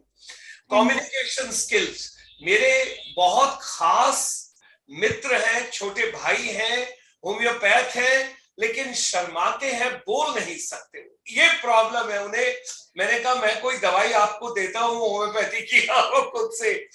Otherwise, I still recall during my children when they were growing up, my wife used to give Kali Foss to them for memory, and she used to give them Brita Carb for height and everything. So quite a bit of it, I am very fond of homeopathy. So जैसे doctor परमेश्वर अरोड़ा जी ने 95 webinars किए हैं, आप अपना एक दिन निश्चित कीजिए, आधा घंटा होम्योपैथी को मेंटल वेलनेस के साथ इंटरनेशनल चैनल पर लेकर आइए. Sure, sir, my pleasure. I'll be happy to do so. Hindi English दोनों मिक्स कीजिए. लोगों को चाहिए, वर्ल्ड ओवर फायदा होना चाहिए. There are a lot of people they are looking forward to. जैसे बड़े लोगों की जोड़ों में बहुत दर्द है, वो गुरुद्वारे जाते हैं, खड़े नहीं हो पाते, बैठ जाते हैं लेकिन खड़े नहीं हो पाते, ठंड होती है वहां. So there are a lot of things we will discuss. You see the webinars, you will come through. God bless you. Thank you very much. Thank you, sir. Thank you so much. We have got Madam, if I do not pronounce name properly, please apologize. You know, please, I will apologize. Is it Chayanika? Chayanika? Yes, Chenika Bhivaniwala. Chenika Bhivaniwala. She's the president of the WICCI West Bengal. So, Babu Moshoy, when you go to Kolkata, you have to see that way. So we extend you a very warm welcome. I'm interested to know from you, ma'am. I've read everything which has been sent to me. You have got some workshop which you conduct on Heal Your Life. Heal Your Life. We are interested to get the extract of that. And thereafter, Indrani Ganguly, ma'am, please be ready. Then thereafter, Dr. Nivedita Das, ma'am, be ready. And then Deepa Mahesh, ma'am, please be ready. We'll go ahead that way. Now, with these words, we go to Madam Bhivaniwala. Okay. Thank you so much, Dr. Gulshan Sharma जी. आपसे मिलके actually बहुत हार्दिक खुशी हुई है and मुझे लगता है कि ऐसा क्या है जो आपके अंदर नहीं है. आपके अंदर ह्यूमर है, आप रेजिलिएंट हो, आप इतना सोचते हो स्वास्थ्य के बारे में, मेंटल वेलबींग के बारे में. I am really very impressed with you and I have to talk to you separately. And because we are short on time, so I really want to start it out very fast. And my topic for today is mental health. Mental health nahi bolungi, mental well-being and nurturing resilience during a crisis. Resilience ऐसा शब्द है जो हम बहुत बार use कर चुके हैं आज. And मेरे हिसाब से it is a very overhyped topic and word which is used by media and also used in theory, but it is quite underutilized when it comes to practice and understanding. And yet it is so important because now these days, these are testing times, trying times, and we really need to nurture and build resilience amongst us. I would like to post a question to all of you. So do you remember the times when you have felt stressed, or you have made mistakes or even failed in your life? And I'm sure each one of us have experienced this at some point or the other in our life. All of us as individuals, we have donned multiple roles in life. All of us have been students, some of us have been teachers, some of us have been parents, or both. But I don't think there's a single individual who's not experienced being stressed or made mistake or felt challenged in life any point. So as students, what are the challenges that a student can have? There could be expectation of marks, but getting less marks, and that makes you stressed. There could be issue of bullying, or there could be a feeling of low confidence, or not getting the ability to learn when there are exams. So these kind of situations could be challenging for you as a student if you are a student watching this. And as a teacher, there could be endless paperwork, extended work hours, and there could be difficulty in disciplining unruly students, not able to understand them, not able to communicate with them, having problems with them when they underperform, and so many other problems as a teacher. As a parent, there could be problems when you are not able to communicate effectively with your child, or your child is aggressive, having mood disorders, or you're not able to inculcate healthy food habits, not able to put in fundamental moral values in your child. How stressful that can be. Also, as an individual, there are so many personal challenges that you undergo. There could be a death of a loved one, loss of something which is very dear to you, or there could be health-related issues, and there could be so many other problems. Life is full of challenges. And how does that make you feel? Do you feel angry? Do you feel lonely, sad, frustrated, or even suicidal at times? And when you do so, for how long do you stay in that state before you feel better or normal?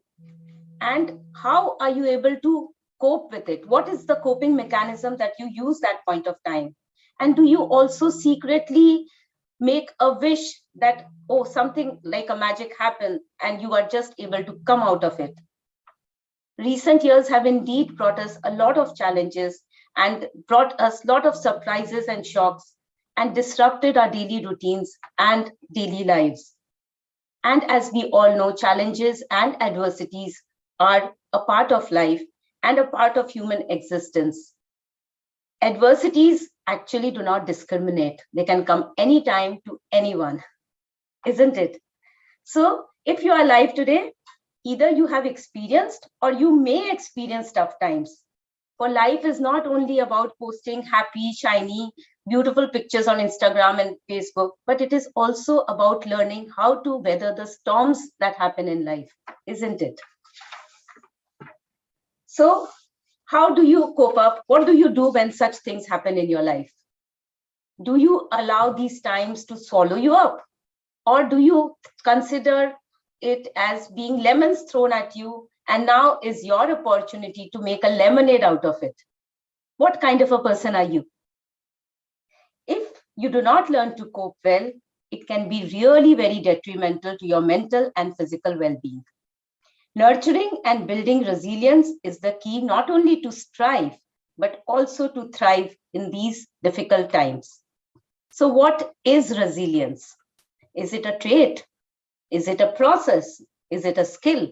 Or is it an outcome?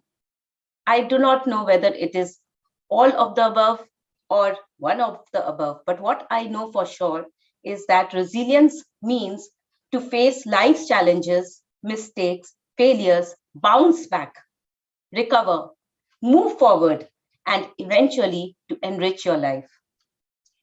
During a crisis, it can be really very stressful. And this stress can actually grab your attention, hijack your brain, and even consume you from time to time and trigger you, not allow you to do anything fruitful in your life. So then how do you become more resilient? Is it possible to suppress or avoid stress? As people say, don't think about stress, don't think about that. Is it really possible? So for a moment, if I ask you to close your eyes and think about anything but not a black elephant, what happens? You actually think about a black elephant. So it is not actually practical to eliminate stress in your life. The more you are asked to avoid it, the more it pops up on your face. So what do you do? And of course, none of us are born resilient, but resilience is a virtue which we can nurture and build in our lives. So a few go-to strategies that I have learned and that have worked for me are being proactive. Take responsibility for your life, not blame or criticize people or situation. Shit has happened. Accept the reality as it is. So now it is the time to take action and make plans. Think of what can be done in the moment to minimize the damage and fix the issue. Number 2, change your mindset about adversity. Instead of taking it as a problem, we can take it as a learning or an opportunity to grow in our life. It is your choice to emerge stronger or wallow in self-pity. Question yourself, will this action of mine help me or will it harm me? Make an intentional, ongoing, deliberate effort to tune into what is still good in your life and have the knowing that this too shall pass. Number 3, stay connected. Build healthy relationships with people you trust who can provide you a support system when you are in times of crisis. They can cheer you in your celebrations, and you can also have a shoulder to cry upon during your distressful times. Number 4, take loving care of yourself. Be gentle, kind, and compassionate to yourself. Instead of becoming overwhelmed with too many things, take one step at a time. Be mindful. Get enough sleep, eat healthy, hydrate well, and move your bodies in ways that make you happy, as mentioned by Vandana Yadav before me. Do whatever makes your body happy to move. Yoga, exercise, dance, anything. and take deep breaths from time to time when you know you cannot do anything. Just take deep breaths. Number 5, cultivate an attitude of gratitude. For gratitude allows you to stay in the present moment, and it puts your attention on things you can still be grateful for and not complain about things that you do not have. Make every day meaningful. Allow your attention to focus on the more meaningful pursuits of life that brings you joy or contentment. It can be very simple as meditation, photography, singing, dancing, engaging in community service, learning a new language or skill, anything that gives you joy. Seek out challenges in life on purpose. Put yourself out there repeatedly, even when you know that you are going to fail, for that is going to teach you not to be afraid of failures and also learn from your mistakes. Resilience, I believe, is knowing that you are the only one who has the power and the responsibility to pick yourself up. No one in this entire world can escape pain, fear, or suffering. Yet, from pain can come wisdom, from fear can come courage, from suffering can come strength, if we have the virtue of resilience. So mental well-being and resilience really go hand in hand. Nurturing resilience during a crisis is like saying yes to life itself. Thank you so much. Wonderful. Thank you very much, ma'am. Thanks a lot. All the people, those are enjoying and watching this particular program world over, if you enjoy music therapy, because madam did mention music in between, I have tried it out in last 72 years. If you love music, while cooking, play some instrumental. While eating, keep something on the corner and have it. Even if you don't sing gungunao, koi problem nahi hai, do the humming. That's why Bengalis are so talented. I have got so much of respect and regard for them. Everybody is so talented. Everybody is so talented over there because they love art, craft, music, everything of their life. It's wonderful to hear you. Ma'am, apna pehla naam phir dobara pronounce karo so that I pronounce it correctly. Kanika. Kanika. Yes. Kanika. And it's a privilege to meet you. I'm really so honored. Thank you so much. Thank you, ma'am. God bless you. And let's move on to Indrani Ganguly, ma'am. Indrani Ganguly, ma'am. Good evening, Dr. God bless, ma'am. Dr. Sharma. Very glad to be here with you. You are radiating so much of happiness, I would say. You know, that happiness has almost... Okay. Yes. I am from Bengal, Kolkata, and I'm honored to be working with Chainika because I'm the Vice President of ICSI Mental Health West Bengal chapter. Well, I am an educationist and I have been principal of school for long years. I am still associated with education. Currently, I am an effective communication trainer. Along with that, I am today trying to link a very important topic I felt because, you know, something which is very overt, we can avoid. Something which is covert, we need to search. So today my topic is toxic positivity. It sounds paradox, dichotomy, but yes, it's there. You know, something like overgeneralization of optimism, making, you know, a happiness mantra, brushing off concern. And it happens. It is a kind of suppression of real negative emotion through phrases like, when I tell you, you'll be surprised that we are using it all the time. Look at the bright side. You know, don't talk about these things. Look at the bright side of life. Get over it. It will pass. Move on, come on. Everything happens for a reason. Now, if you say these things to somebody who is really drowned at a particular time. And I chose this topic because during the pandemic, we all know the losses, what people have suffered, starting from loss of income to loss of real ones, loss of everything. You know, the total life has become topsy-turvy. So, do you think being a positive, apparently positive speaker is actually being positive? This is what we call toxic positivity. Now, what happens here is that it is something very shallow. It's very shallow when we say, move on in life. Oh, this has happened. Well, it could have been worse, you know, but you cannot take it out. You are suppressing.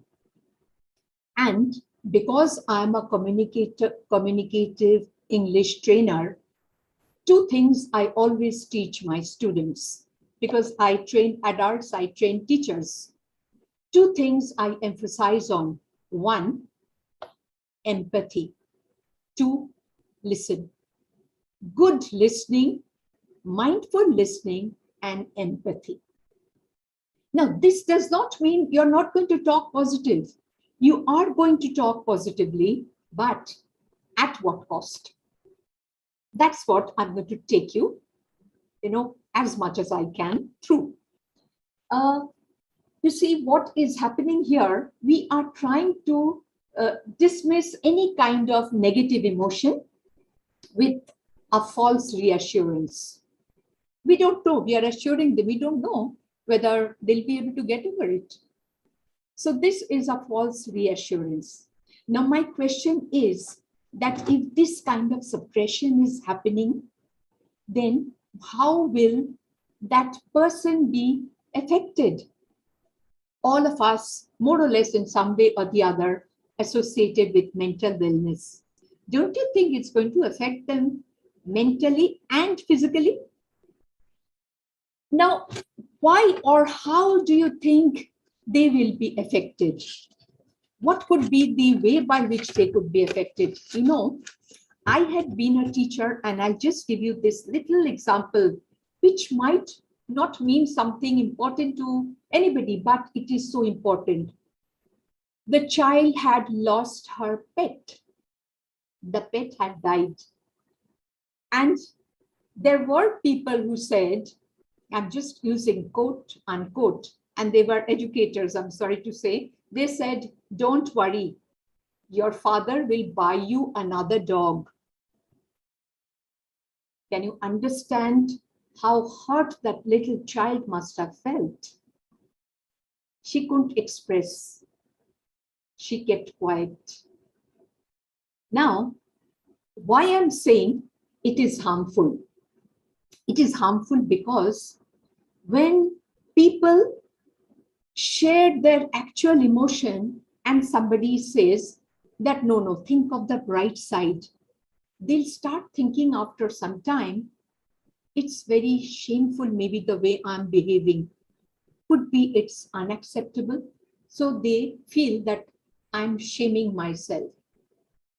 2, is it wrong to open up in front of others? That's why I'm being shut.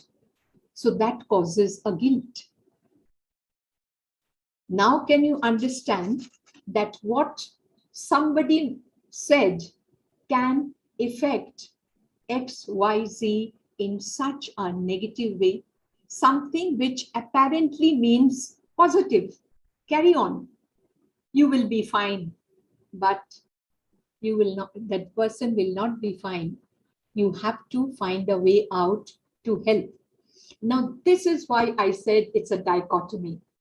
It is positive toxicity versus real positive handholding. So cynics would talk about, the way I'm discussing it openly with you, what is positive toxicity.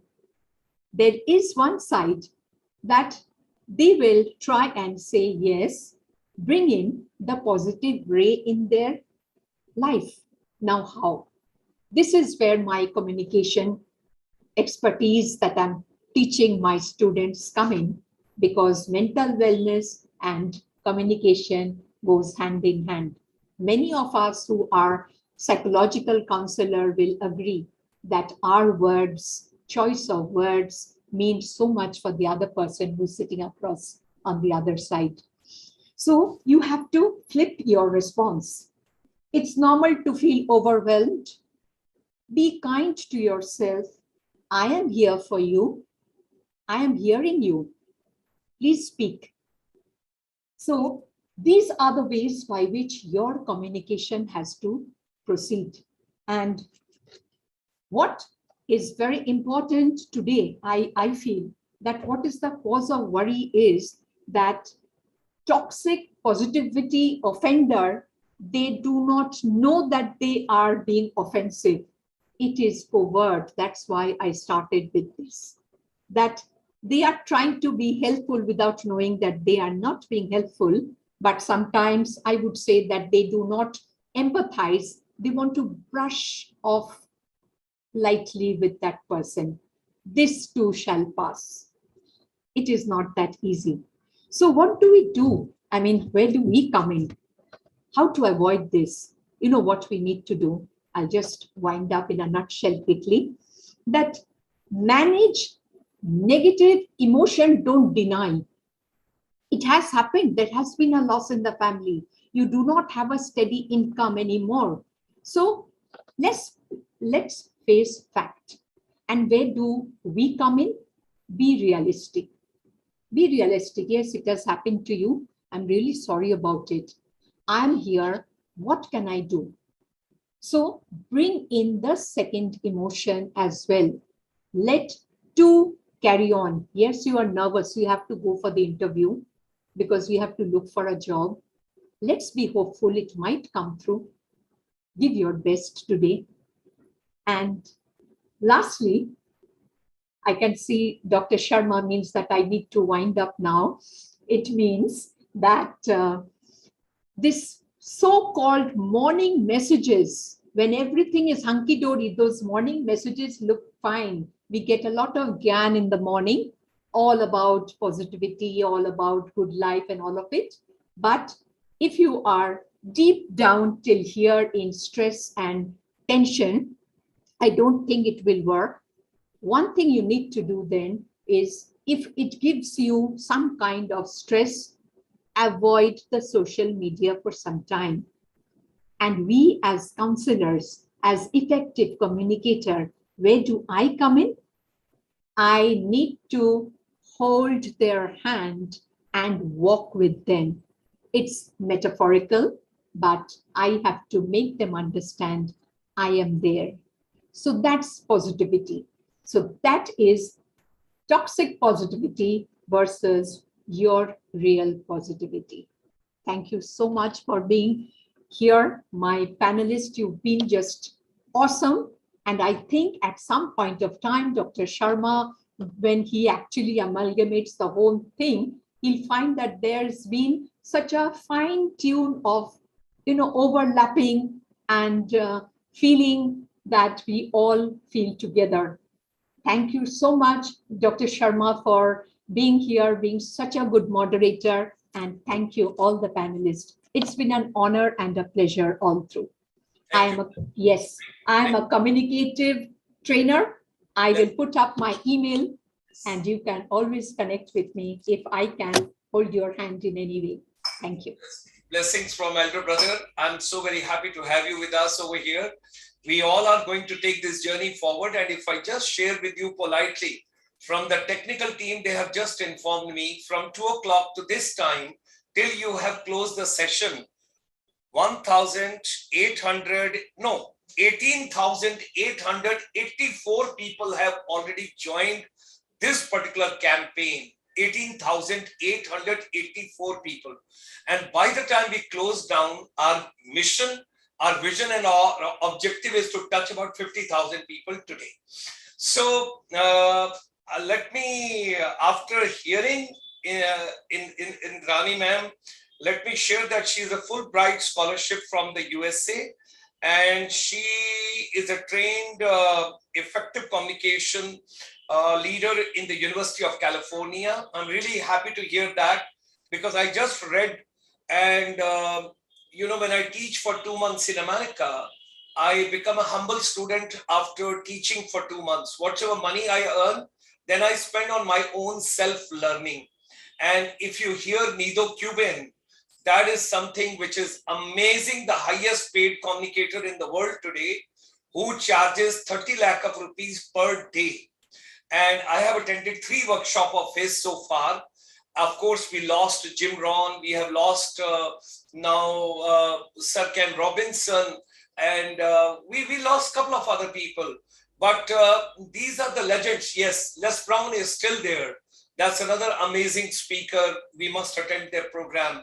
And Nido Cuban, one thing which is very interesting, Indrani ma'am, I shouldn't be encroaching on time, but I'm sharing, he says, communication in future is connecting, and connecting heart to heart, connecting soul to soul, connecting mind to mind, connecting spirit to spirit. It's not only conveying the words, how do you feel with those words is very important. So, as the elder brother of this family, I want you all should be enriched, and this campaign today, what we are starting, we all should get some kind of an assignment from the different verticals, from the different forums. We are going to work on to that particular strategy. We have already thought of, we'll make a small WhatsApp group of today's speakers. You will get intimation every day. You will come to know what government is doing, what state governments are doing, what central government is doing. And maybe some of the speakers will bring on the ICSI web portal as well, so that let world reach you. Let you get connected with the whole world, because the world is one family. If we want to live peacefully, we should learn an art of giving instead of taking. And I have come to that stage of my life. I have to give and give, nothing to take from anyone, because God has given so much. I get my army pension. I teach abroad. I get it over there. Chamber, I'm enjoying so much for last 28 years. I started as a director, and I reached up to Director General. What else is needed in life? Your happiness. Happiness is very important. That is something. So I'm a musical person. I enjoy every moment of life. Let me move on and take you to Odisha. I hope we are going to Odisha, or we are still in West Bengal. I don't know. Because Dr. Nivedita Das, ma'am, it has been given that she is deeply associated with the social activities in Odisha for the last 17 years or so. And the topic is so good, which has been given, reconfiguring the mind to deal with the mental health issues and enhance well-being. So I hope we are moving from Kolkata to Odisha, but if we are still in Kolkata, I'm happy. Let it be wherever it is. We extend a warm welcome to Nivedita Das ma'am, and I would request Deepa Mahesh ma'am to be ready next. Dr. Nivedita Das ma'am. Thank you, Dr. Sharma. Calcutta is closer to Odisha, so we can go to Odisha quickly. Good evening, everyone. It's really a humbling experience to be a part of this gathering, actually, where everybody is concerned about the future generation's happiness and well-being. So I was sneaking in and sneaking out when I thought about addressing a mixed audience who have been aware about the importance of mental health among students and teachers, especially post-pandemic. I started asking myself, will I bore them with my academic information, because I'm into teaching also. I'm into teaching and research at the university. So there was always a chance of the teacher in me to jump to the front and take control while speaking. Then I decided let the practitioner and the qualitative researcher aspect of me instead dominate today, so that I can think of less boring topics to speak about as a storyteller. Because we learn from stories. Even kids, we have observed that they learn from stories. Even all the stories that we used to hear when we were kids, it used to come with a moral lesson. So my topic today is reconfiguring the mind to deal with mental health issues and enhance well-being. So that sounds too difficult, but focusing on our thoughts would be our major discussion. So we'll reframe our thoughts. We'll see how. We'll have a live demo also. There is not enough time, but I'll try to make good use of the time. So we are actually a product of our thoughts and habits. And the thoughts and habits provide us some comfort while dealing with different situations. As Madam was saying, there is too much toxic positivity, which we should be avoiding while practicing as psychologists. So I understand positivity has to be also understood when we mention negativity. Excuse me for talking about negative experiences. Again, I'll be mentioning negative experiences and situations, which will help us to understand positive thoughts and habits also. So, but trust me, at the end of the talk, we'll learn some techniques, at least one technique we'll learn, which will let us know how to enhance our well-being even in a negative situation. So when we talk about negative feelings, for example, like say, for example, anxiety. Anxiety is caused by worrying too much or thinking too much. And it's normally by thinking and worrying about negative situations only. And we think about negative situations, so what will happen. We think about the future outcomes, which is again negative. We think about negative experiences, which has already happened. So our thoughts normally lead to emotions. Then positive thoughts, we have already observed in our life situations, that positive thoughts lead to positive emotions and negative thoughts lead to negative emotions. And one of our speakers also mentioned like how difficult it is when we try not to think of something. That same thing will pop up again and again. So how to escape that cycle? We had wonderful speakers today. So somebody mentioned about the power of brain and the plasticity of brain. We should always be aware about our brain's capacity, because that is what we always can depend on when we are facing negativity in our life. So just to form new habits, we reframe our thought patterns. That is the key actually. So thought patterns that we form will decide our habits. So creating new habits can be a challenge again. We all have seen how difficult it is to start a physical exercise routine or to start a healthy diet plan. So coming to the thoughts, because these are two related topics, thoughts and habits, that is how we'll restructure our thoughts so that we can enhance our well-being. So it is very important to focus on the thoughts. So we have heard that you are what you eat when it concerns your body type. So the same rule would apply also to your thoughts. The thoughts you feed your mind will determine who you are. So how to reframe the negative thoughts then, if thoughts are so important? Remember, I told you, like when we started, I was thinking of not boring you with too much information, but having an experiential session, a small session maybe. So we'll have a live demo, okay? So before we proceed, I'll ask you a simple question. If I tell you, how is the desk of the mother of the chair? What will be your answer? There's no time, so I don't know if you can write in the chat box. But I repeat my question, how is the desk the mother of the chair? Someone will think that since desk is bigger inside, so it should be the mother. And since desk is used to put our books, so it should be the mother. There will be many answers that will come to your mind. When I asked you the question, even if you didn't type in the chat box, you must have thought about the answers at least. Immediately when you are asked a question, the answer pops in your mind. But logically speaking, desk is not the mother of the chair. How can desk be the mother of chair? Come on. Okay. So, but we observed how good our mind is in creating stories. We continuously create stories to feel comfortable. Our mind is an automatic story creator. It tries to make it, we try to make the guess. It tries its best guesses to fit into the rational ways so that it can create our reality. Sometimes we have to question the stories. Since our mind is so powerful in creating such stories, we have to be watchful what kind of stories it is creating. So sometimes we have to question the stories that we have about ourselves also.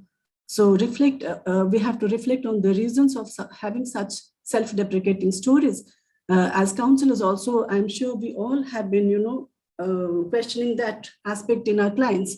So when they think I'm unlucky or bad things are always happening to me only, I'm ugly, I'm lazy, and I'm not so bright, nobody loves me. So instead, what we try to find words to replace such feelings which are not too negative. So the roadblocks are actually the way we interpret our stories and the way we see ourselves. So thus, when we are saying that the way we look at ourselves is very important, consistently thinking about something negative will always give rise to negative feelings. So how to feel love and compassion for ourselves is the key. That is the whole game changer. We can choose to feel in a certain way by choosing to reframe our thoughts and change our stories. For example, one small example, then you try to relate it to your life experiences and you can justify the situation and reframe your thoughts related to that situation also. For example, I'll give a small example. If we are not happy with our neighborhood because they are noisy or they play always loud music, so instead of getting irritated and thinking of them as uncivilized or very irresponsible, insensitive people, we can think of them, the more negatively we think about them, the more irritated we'll be and the more anxious we'll be when there is loud music playing in the background in the neighborhood. So we can think of them as, we can replace that thought, and when we start thinking of them as emotionally expressive people, they are sociable maybe, they are people who love to celebrate life by singing or dancing or going around talking to people. So they're just different from us, nothing wrong with them. So that will change the whole perspective and that will reduce the irritation also that we are experiencing because of their loud music or because of their being, very expressive. So when we are choosing our stories, the only things we have to be mindful about is to fill ourselves with love and compassion. That love and compassion we have to feel for ourselves and for others also. Then our lives will be filled with beautiful feelings and the stories that we'll be creating about the moments will be also memories we'll cherish for all our lives. And there will be no trace of unhappiness or all this anxiety feeling or guilt feeling that will not be there. It will not find its place in our lives. So while creating stories, we can check for cognitive distortions, then the psychological terms you can check for, like while using the therapy or you are using it on yourself. So we can create stories based on positive values, focusing on our power to create and to act also. So we can choose our response to situations and choosing our feelings, because situations are not in our control, but how we feel can be in our control. We can choose not to react also. Instead, we can, analyze it and focus on a different perspective and try to understand the other person also. So we can choose to nourish our mind by being consciously aware of what kind of stories we are creating for ourselves. By having an insight into the self-narratives, we can change our relationship with our thoughts and narratives that we create for our own life situations. We just have to practice this consciously. We have to practice it consciously till it becomes a habit again, because these are thoughts which are going to create habits. So now that we know how challenging it is to form new habits, we have to be conscious about our thoughts also. This is how we can reframe our thoughts and increase our happiness and well-being. There's not enough time, so I tried to squeeze my talk, and it all sounds easy that I spoke today, but it needs sincere practice. Thank you very much for the organizers and the audience also for being patient with me. Thank you. Thank you very much, ma'am. Very kind of you. There's a lot to pick up, And I'm so grateful to you, this trio, which is from West Bengal all the way to Odisha. And now I think let's take a flight to go to Karnataka. We have to go to Karnataka because that's another beautiful place. I have got a very fond memory 50 years back. So we go to Madam Deepa Mahesh, ma'am. She's the president of the ICSI Karnataka Mental Health Council. And she's the life and the leadership coach. And she's the president of the ICSI Karnataka Mental Health Council. From 2 o'clock onward, we are moving ahead. And after Deepa ma'am, after she would have done, then we will go to Isha Ajmera, then Madam Sangeeta Sarkar, then Rashmi Balakrishnan, then Sahiti Gavarik Gavarikar. The rest I will tell you later because there are 27 speakers still. And we have got lots of people joining us from abroad. Let me freshen up once again, everybody. The total focus today is on mental wellness. Although we are using a term called mental health, but our chamber feels more comfortable to call it mental wellness. And when we talk it mental wellness, we say by any means, by any therapy, if you are happy inside, if your inner engineering is beautiful, then the outside engineering is going to be beautiful. And all of us, we got to be extremely, extremely happy before we make children happy, teachers happy, principal happy, headmaster happy, and the world happy. First, we got to be happy. That is something very, very important. इसीलिए जब aircraft में announce होता है तो पहले अपना oxygen पहनिए, फिर किसी और का मदद कीजिए. So with these words, I take you to Karnataka, to a beautiful place. I think Madam must be in Bangalore. So we extend her a very warm welcome, and let's travel to Bangalore and let's meet Deepa Mahesh. Thank you very much, Mr. Sharma. So, you know, in 2019, I realized I was not happy. So I live, I smile, I show off, but something is missing inside me. And in search of that missing piece, I realized the importance of holistic well-being and the various levels of the well-being. So today, I would be focusing on the need and the ways of bringing in holistic well-being in humanity at large, with focus on students and teachers. So one fine day came when the world changed for teachers, students, parents, for everyone actually. Those who went to school had to be confined behind the 15-inch screen, and likewise was the case for teachers. At home, I mean, I can speak for myself definitely, like for other parents, it was difficult to know how to balance our children. I mean, managing our own work changes, managing housework, emotions went flying around, and everybody initially reacted to this change scenario from a helpless state of mind. Honestly, I felt clueless how to manage this whole situation. And I realized that our personal space was being compromised somewhere. And personal space was actually not the physical space, that also, but it was the mental space, because we weren't prepared for something like this. And then slowly, it became a new normal. All of us coped, children, teachers, parents, everyone. And then wave 2 came, wave 3 came, and everything became acceptable. But you know, what I see is that a lot of damage was done in this process. And I see this level of damage at various levels. So at the first level, it was at the level of the body. What happened in the body? Movement that brings life to children, to adults, was restricted, as many of the co-panelists spoke about. We were sitting in one place, we were not allowed to, children are not allowed to play, and somehow they were forced to play video games or watch TV for extended hours, which affected their body. And one more thing that affected was the senses. There was complete overstimulation, and that increased the numbing of senses. I remember I would call my son Aditya, and I think after the 4th call or something, he would respond. Because he wasn't, I was not shouting as much as a video game would do. You know, he wasn't really paying attention. Those senses had numbed. This was at the level of the body. Damage at the level of breathing. You know, when I look at breathing as a metaphor, children and adults were breathing in so much more, and they were breathing out or releasing their emotions in very unhealthy ways.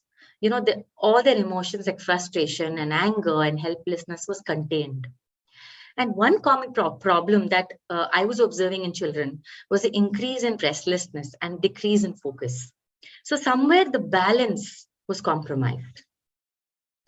Now, if you go to the level of emotions, one of the emotions that was predominant was the increase in frustration and anger. Definitely, you know, when there's anger and we really look at it in the emotional iceberg, their needs were not being met. Of course, our needs were not met. So either they were exploding outside, which is through yelling, through shouting, through throwing tantrums, or they were imploding, which is keeping it inside by either withdrawing, sometimes being inside the room for a long period of time, being silent, or mindlessly playing video games. Even the parents had very little control because they didn't have answers to what else to do. What else would the children do? Now, if you look at the damage at the level of thinking, we looked at the body, at the breath, at the level of emotions, now at the level of the thinking. Now, learning through online medium was very difficult. I found that the children found it very difficult to cope. Did learning really occur? Maybe. But when I ask my children, they don't seem to care. The sanctity that used to be there, go to get ready in the morning, wake up, do all of it and go to children, that sanctity somewhere was lost. And the eagerness to learn seemed to be missing. Of course, not having the uniform, all of that played a role. I don't say it's their fault. I'm sure they will adapt, and they are adapting to the offline mode, but it has left a dent in the whole learning process and the level of thinking. And finally, I think this is a very big damage. Damage at the level of the spirit. Now, the spirit is what makes us feel joyous. And I sense and I feel and I see that the joy seemed to be missing. Because connection came through relationships, through friends, through colleagues, all of that went missing. It was also seen that I was seeing that everyone was lost. There was a kind of lost feeling. Now, all these 5 levels have caused an erosion in the mental well-being because mind, body, and spirit are so closely connected. So, because we have very short time, I thought let's focus on how can we restore well-being at all these levels. So I would share a few practices, and if you can join me in it, it would be wonderful. So that there's a feeling that you engaged in something. Now for the body, what are the few steps that can be taken at the body level? Many of us, I heard all of you shared. So because now things are getting back to normal, we can restart activities that engage our body, like walking. Skipping is a great exercise. So get back to skipping. I have started skipping 50 a day. Very difficult to catch my breath, but it just lets our adrenaline rush and sudden energy that comes in. Running, cycling, playing. And I feel it's so important for children to engage in unorganized sport. They don't need planning all the time, especially for children. So they need to release their unwanted material, which is there through the body. Their senses again needs to be attuned. And one of the beautiful ways to attune their senses is by watching the sky, the leaves, basically anything which is nature-based, anything which is natural. Now, if you see nature, it is not stimulating because it's not, you have to engage in it. So it needs a lot of focus. So when I tell my children, they resist because they say it's very boring. But it really brings a very healing effect in restoring the well-being at the body level. One more practice, and this, if you look at your palms, our palms have a lot of energy going in. So if you could just take your palms and place it on the top of your head, just for 2 minutes. You can close your eyes and keep it open. You don't need to watch me. Just place it. And then on your forehead, eyes, 5-6 seconds. Cheeks,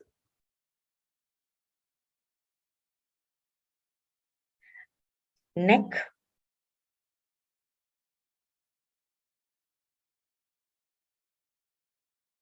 and let go.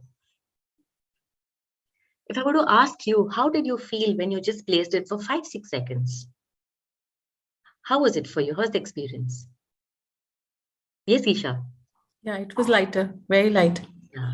At least for those 5 seconds. Yeah. So this part of our body is magical. We have this self-healing power. And if we just take it to our body, it just relaxes our body and restores well-being in like 5 seconds.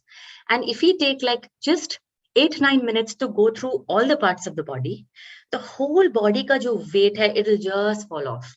And aise lagega ki 10 kilo ghat gaye. So this is really magical to experience. And what I generally do it is when my younger son, he allows me to do it. So when he goes to sleep, I do it for different parts of his body. So, he's able to restfully go to sleep because there is so much stimulation. And, without blaming the child, if we as parents can do it, they can really get a restful sleep and the body restlessness reduces. So these are some things quickly to restore the well-being at the level of the body. Now, let's come to at the level of the breath, breathing. So when I say breathing is a metaphor of what we take in and what we release. But breathing, non-metaphorically, just the actual breathing also is very important. So how do we regulate our breath? Few minutes of deep breathing is absolutely necessary. Now, I run these well-being sessions in different corporates and for different groups. And oftentimes what we realize is the way we breathe itself, we are not conscious of. So just take your one palm to your belly and the other on your chest.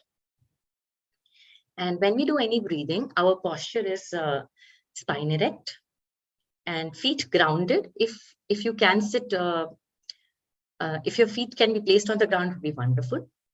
If not, also it's fine. And when we breathe in, our belly goes out, and breathe out, belly tucks in. Breathe in, belly goes out, breathe out, belly tucks in. On your own, if you can do 3 times more.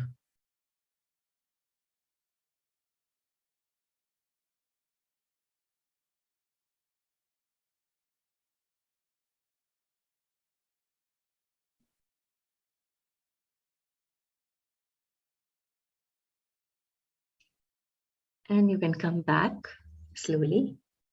So when you do the belly breathing, it allows you to take deeper breath because the breath is going deep down. It slows down your breathing pattern. It allows you to relax into your body. So breath and body are very closely connected. There's one more breathing technique, which is called the ha breathing. So we breathe in, breathe in, breathe in. So use all your forces to release it. So the incoming breath energizes, yes, and the outgoing breath releases. So this is like you do it for 3 minutes, three times, and that's enough to. It's like a quick energizer, and can be done by everyone. You don't need to breathe out your lungs fully. You can just do it at your own, the way you want to. But it's very easy, and you can also do it if, let's say, you're sitting with your family to watch something. Just do it 3 times together. It's a fun activity. So it can be a family activity, and at the same time, I know teenagers can resist it. My son resists, but well, I persist. That's the only way to ensure that well-being is ingrained somewhere into their minds. At the level of emotions and thoughts, now there are many techniques, but one of the things that I think has helped me and has helped many people is having constant conversations with our children. See, due to the emotion in media and games, kids have withdrawn from reality, and that's a fact. And they have withdrawn from their own reality as well.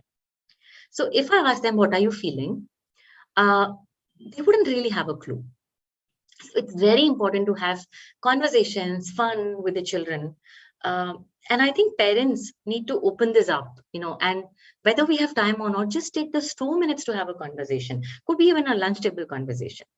Because in those conversations, I have seen that emotions get revealed. Their doubts get clarified. And even their hurt can get released. So through conversations, also perspectives can be exchanged.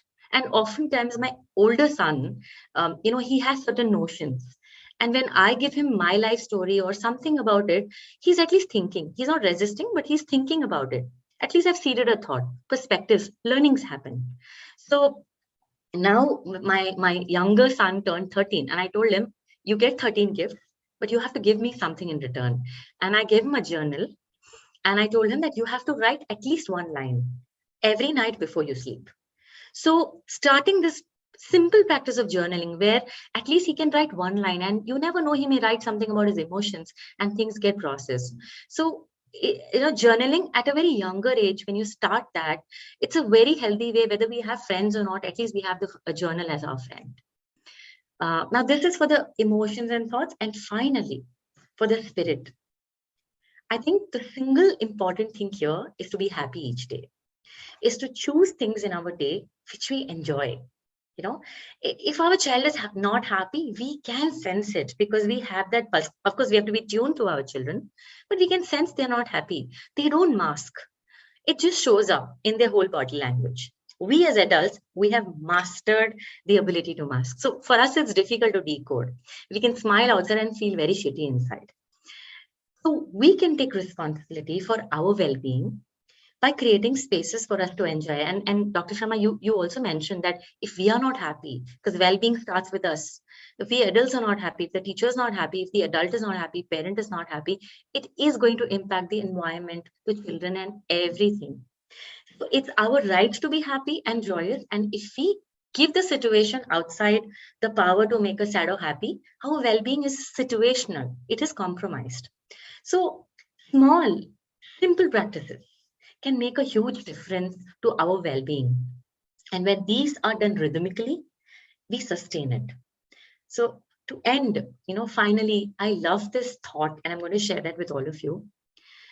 When we say well-being, it is not the absence of illness, but it is a conscious pursuit to bringing our body, our breath, our emotions, our thinking, and our spirit in balance. Thank you. Amazing. Thank you very much. Thanks a lot, ma'am. It was very practical. And the best part is, if I tell in a very lighter way as an elder brother, I enjoyed it a lot because I needed this relaxation. Yeah, you've been doing it since 2 o'clock, my God. Sitting over here from 2 o'clock, you gave me so much of relaxation. I felt like closing my eyes for a longer duration. So and between now and 9 o'clock, जब आपको tiredness लगे, just the where is the energy? Just काम को ले लेना वहाँ पे and you're rejuvenated. God bless you, man. God bless you, man. Thank you. It was lovely to have you with us. So, ladies and gentlemen, from Deepa Mahesh, ma'am, from Karnataka, from Bangalore, from the president, let's move to the vice president. This is also Karnataka. Okay, here also is Karnataka. Great, great. And that's why that breathing, what is that called? Shankar Mahadevan. His breathless song, that tuck, tuck, tuck, tuck, tuck, tuck, tuck, tuck, without taking any break in between. Nobody can make out. So let's travel to Isha Ajmera, ma'am. Thank you. Thank you. Thank you, first of all, Dr. Sharma, for creating this platform for us. Thank you so much. And of course, thank you to Dr. Samya and to Deepa to give that visibility to us so that we could just come and share our heart with you and whatever we can offer and hopefully give value to the listeners. Yeah. Okay. So the way I look at mental wellness is exactly the same way I look at physical health. I will draw connotation today between how we look at physical health and how we look at the mental well-being. So physical health is something that we can see and we can diagnose, and there's so much that is happening around this space that we can really connect. I have a high blood pressure. Yeah, I have this issue, I have this pain, but there are no parameters on which we judge mental well-being. It is our observations. It is deeper study that some people would have done, but it is not available to the people in general. And here today we are talking about children, we are talking about teacher community, who is definitely a lot impacted by COVID, as others also are. But children definitely need a lot of our time and attention, because this is the next generation. This is the people who will say that we lived COVID. Yeah, we lived that era of COVID. So as beautiful as that. So like my physical body needs rest, right? We do not realize how much that rest my mental body needs, my mental well-being needs. Yeah, we keep running. There's so many people, in fact now teachers who used to work for 5 hours, 6 hours a day at work, and there was so much out of the classroom, 2 giggles with the other teacher. Out of the classroom, children were interacting so beautifully. So what impact that had on the mental well-being of the children is definitely something that they have missed all through, especially in these COVID times. So like if we don't sleep, we know there is an impact on my body. If we don't walk, we know what is happening, right? And if we sit for long, we know we develop some stiffness. But what are we doing with the mental health is something that we are not really aware about. A lot of people, I mean, I'm sure the eminent people standing here are definitely aware, but we are talking about public at large. Are we really aware? Are we able to give that kind of time and attention? Like we say, 8 hours of sleep is mandatory. This thing is mandatory. What is mandatory for the mental health? Yeah. So this is something that intrigues me and tells me that, we need to talk more about it and educate more children, teachers, and the community at large as much as we can, so that these people are actually developing the inertia to talk about mental well-being. Yeah. So yeah, I'll go, this is quite a superficial and a bird eye view kind of a discussion. But when we go a little deeper, the way I like to call it out is, I call it a AAA formula, right? Unless we are attentive about our mental well-being, like we can't work on it, right? Next, there I say we have to build awareness around it and acceptance around it. When these 3 A's move, only then there is some action which is in favor of a mental well-being space. Yeah. Are we able to bring that attention to the mental health is the question. Of course, physical health is visible, right? Yeah. I have a headache today, right? It's so visible. It's so on the surface and so talked about. So I want to bring the attention of all of us to how we look at, how we bring our awareness to the mental well-being. This looks very theoretical. We'll go a little more deeper when we talk around this. Practically, as all of us, we've studied and we've learned a lot about mental well-being. What I can bring together, what I hear and I'd like to share with all of you is all the activities that we do, like we do meditation, we could be doing some breathing exercises, we could be doing some physical work, which gets us to, like we could be doing yoga, which gets us to be able to bring our awareness together, which means building up our, raising our awareness, increasing our mental well-being. What are we doing by doing all this? So my study says that we are building up our 5 senses. We are building up our physical 5 senses, our eyes, our nose, our skin, our tongue, and our ears. As simple as that, if we are able to, like we meditate, we close our eyes and there are so many formulas, there are so many musics that we can hear. But if we can close our eyes and just bring our awareness to the fact that I'm not seeing anything or I'm seeing something, awareness totally to that element that we're trying to do. Can we sit down and for 5 seconds think, what am I smelling right now? Total awareness to that smell. Total awareness to the taste. What is my tongue tasting right now? I had my tea about half an hour back. I still have that taste. If I can spend 2 to 3 seconds on the awareness of what my tongue has, right? If I sit here and I want to bring the awareness to my ears, what is in my background? I can hear a child crying 6 floors down right now. I do not pay that attention. So if I play on these 5 senses and I'm just bringing my awareness down to my either of the 5 senses, what I am trying to do is come to ground zero with my thoughts. Coming to this ground zero at an emotional, at a thought level is meditative for me, right? So this is the mantra from which I operate for myself.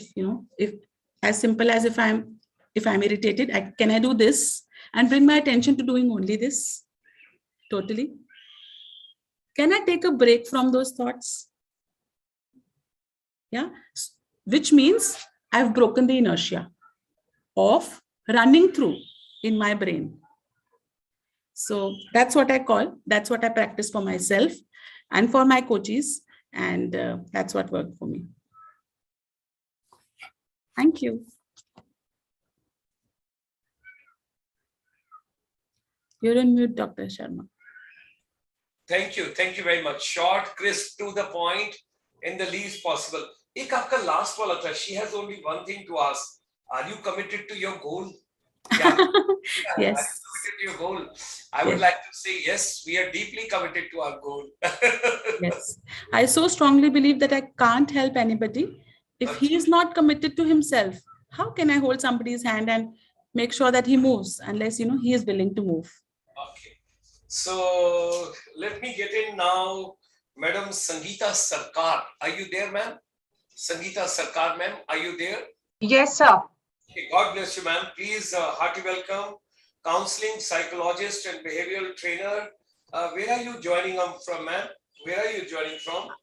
So basically, I'm from West Bengal, a Bengali again, and I am now based at Chhattisgarh. Chhattisgarh. Okay.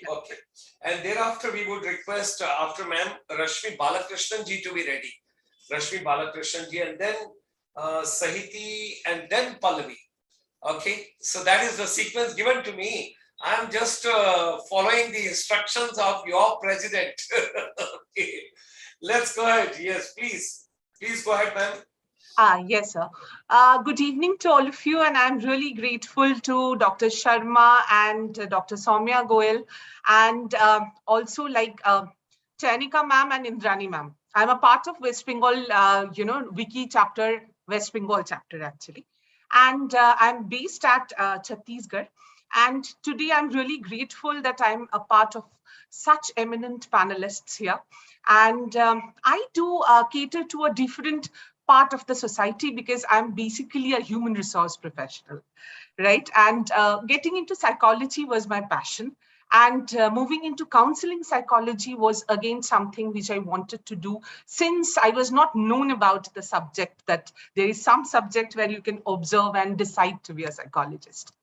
So in this case today, my topic which I have chosen is something which I have been listening to all of you since 2 p.m. I was in office, but I could manage to put my ears to all of what you spoke. So I want to talk about self-love and its connection to mental wellness. It's really very well to treat the word as mental wellness instead of mental health, I do feel.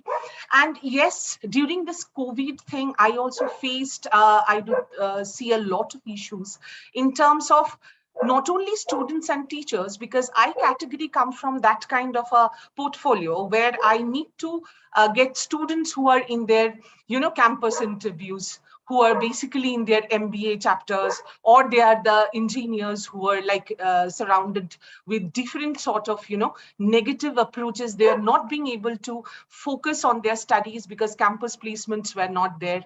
Corporates thought of trashing out or, worked on costs, and they stopped doing campus hirings. And 2020 and 2019 end and 2020 till the mid of 2021, things were really very weird for all the students as they were quite very much afraid and threatened about their, practices in terms of their career ahead.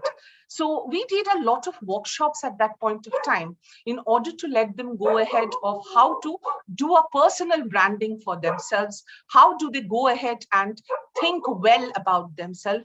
How do they do a lot of practices which taught them loving self?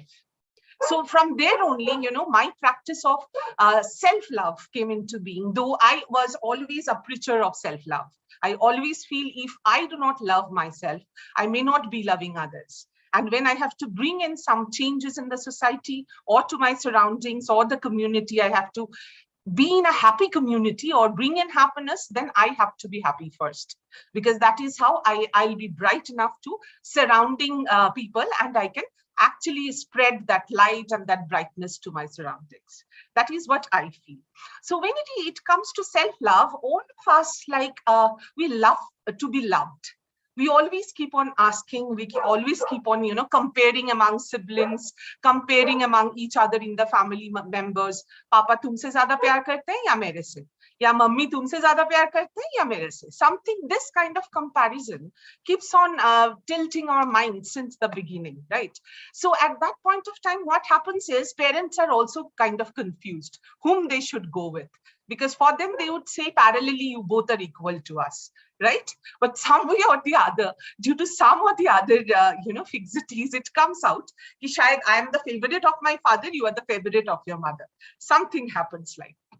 So when this kind of situations come in, self-love is also very important, because all of us, while doing a lot of good things, doing a lot of comparisons, we somehow forget how to be with me first. So this is something which I want to talk about, that when we want to be with ourselves, we specifically actually nurture the kind of likings and dislikings which we have, what we are compassionate about, what we want in life, and that gives us a very proper goal ahead to reach. That is what I feel. Because if I am not loving myself, then preferably I cannot spread that love to others, or I'll not be able to carry forward that positive energy to others. I cannot spread that positive energy, because I myself would stay negative, or maybe very, very, I should say criticizing myself. This is going to be a lot of problem, because during this pandemic, what we did, few of us, like we lost our jobs, few of us with our kind of industry practices, we tried to be in the job, but then again, there was a salary crash. People stopped getting full salary. They stopped living their lives. We were afraid of moving outside. So we were isolated for many reasons. Mentally isolated, physically isolated, and we created a mental illness around. So in that case, what was more important for me was to give myself a positive push, so that I do not get myself into a negative aura. So at that point of time, there are a few practices which I want to share in this platform, which really helped me in order to go ahead with a self-love and put myself into a mental wellness chapter. So in that case, I do feel once every day morning, I used to think, what are the things which are really very, like I do love to do. Either it's cooking, scratching a scrapbook, writing a blog, or maybe talking to people. I cannot meet them, I can talk to them. We used to, kind of celebrate virtual birthdays, as because we cannot meet each other, right? And we used to move around within the room and create singing videos. We played Antakshari, whatever. We played with each other virtually. We prepared a WhatsApp group and we started, kind of helping each other with what all we liked. This is first one step which I did. Next, I followed what I wanted to follow. Like, is it learning? I am always quite open to learn different subjects or different topics. I always get this, inner push to learn a lot. So I pushed that hobby of mine. I tried to push my environment, the people working with me, to look ahead and understand what is it that you love to do. Give some time to yourself and do that what you love to do. Because that doesn't only make myself positive, but also the people who started following me up. So in that case, with the students also with whom I helped to coach and counsel, I told them to go ahead and do something. Maybe campus interview is possible. Campus interview was also important, but the situation was not under our control. In that case, what were the good things which you can do to yourself? Can you upgrade yourself with some lessons, or maybe some subjects, or maybe with some, studies? You can teach your classmates or maybe your juniors, or you can do some drawings, paintings, or digitally you can make yourself your digital presence, your social media presence, work on blogging, we prepared quite few, webinars on this, and where few HRs actually went ahead, and they are also psychologists, and they actually addressed the students in order to put their passion and self-love into being. We did an exercise with them, a virtual exercise itself, told them to come up with their sessions. They presented what they loved, and that is how they kind of incorporated their self-love within us. So this is something we practiced practically, though not in physical, but in virtual I tried to. But yes, obviously, when it comes to self-love, it is something where we want to go ahead with our passion, with our love for yourself, myself. And I would like to suggest everybody here in the platform, if you want to discover your self-love, first you need to scratch down whatever you love. And then actually you need to erase, or you need to, delete the specific statements without which you can live, or you can respire, you can breathe. If you can do that, then preferably the left out statements in that list are your self-love. You can actually do and present yourself with that kind of a basket of things which you love, and at least spend at least 1 hour a day, which is very essential, whatever you love, to practice, and you find yourself that you are loved by everybody and you are loved by self. Thank you, sir. Thank you very much, ma'am. Thanks a lot. Very kind of you. Very powerful self-love. Do we have Rashmi Balakrishnan, ma'am? Rashmi Balakrishnan, ma'am? Okay. Yes, please. Namaskaram. Please come, ma'am. Please go ahead. Please go ahead. She is chair of the Creative Movement Therapy Association of India, South Zone, and a council member of the Karnataka Mental Health Council, WICCI. Hearty welcome, ma'am. Pleasure to have you with us. Please. Yeah, thank you. I'm really grateful to be here, and thank you to everybody for making this happen. And there's a lot of gratitude coming from me to all of you right now. And I just feel like starting with something that Mr. Sharma spoke about a while ago. You spoke about connection and community, how the future of communication is connection and community. And I feel like taking it from there. And what came to me, this was not something that I planned to talk about, but it's present, so I'm taking it. And is that an African proverb that says that it takes a village to raise a child. Yeah? And that's something I really and truly believe in.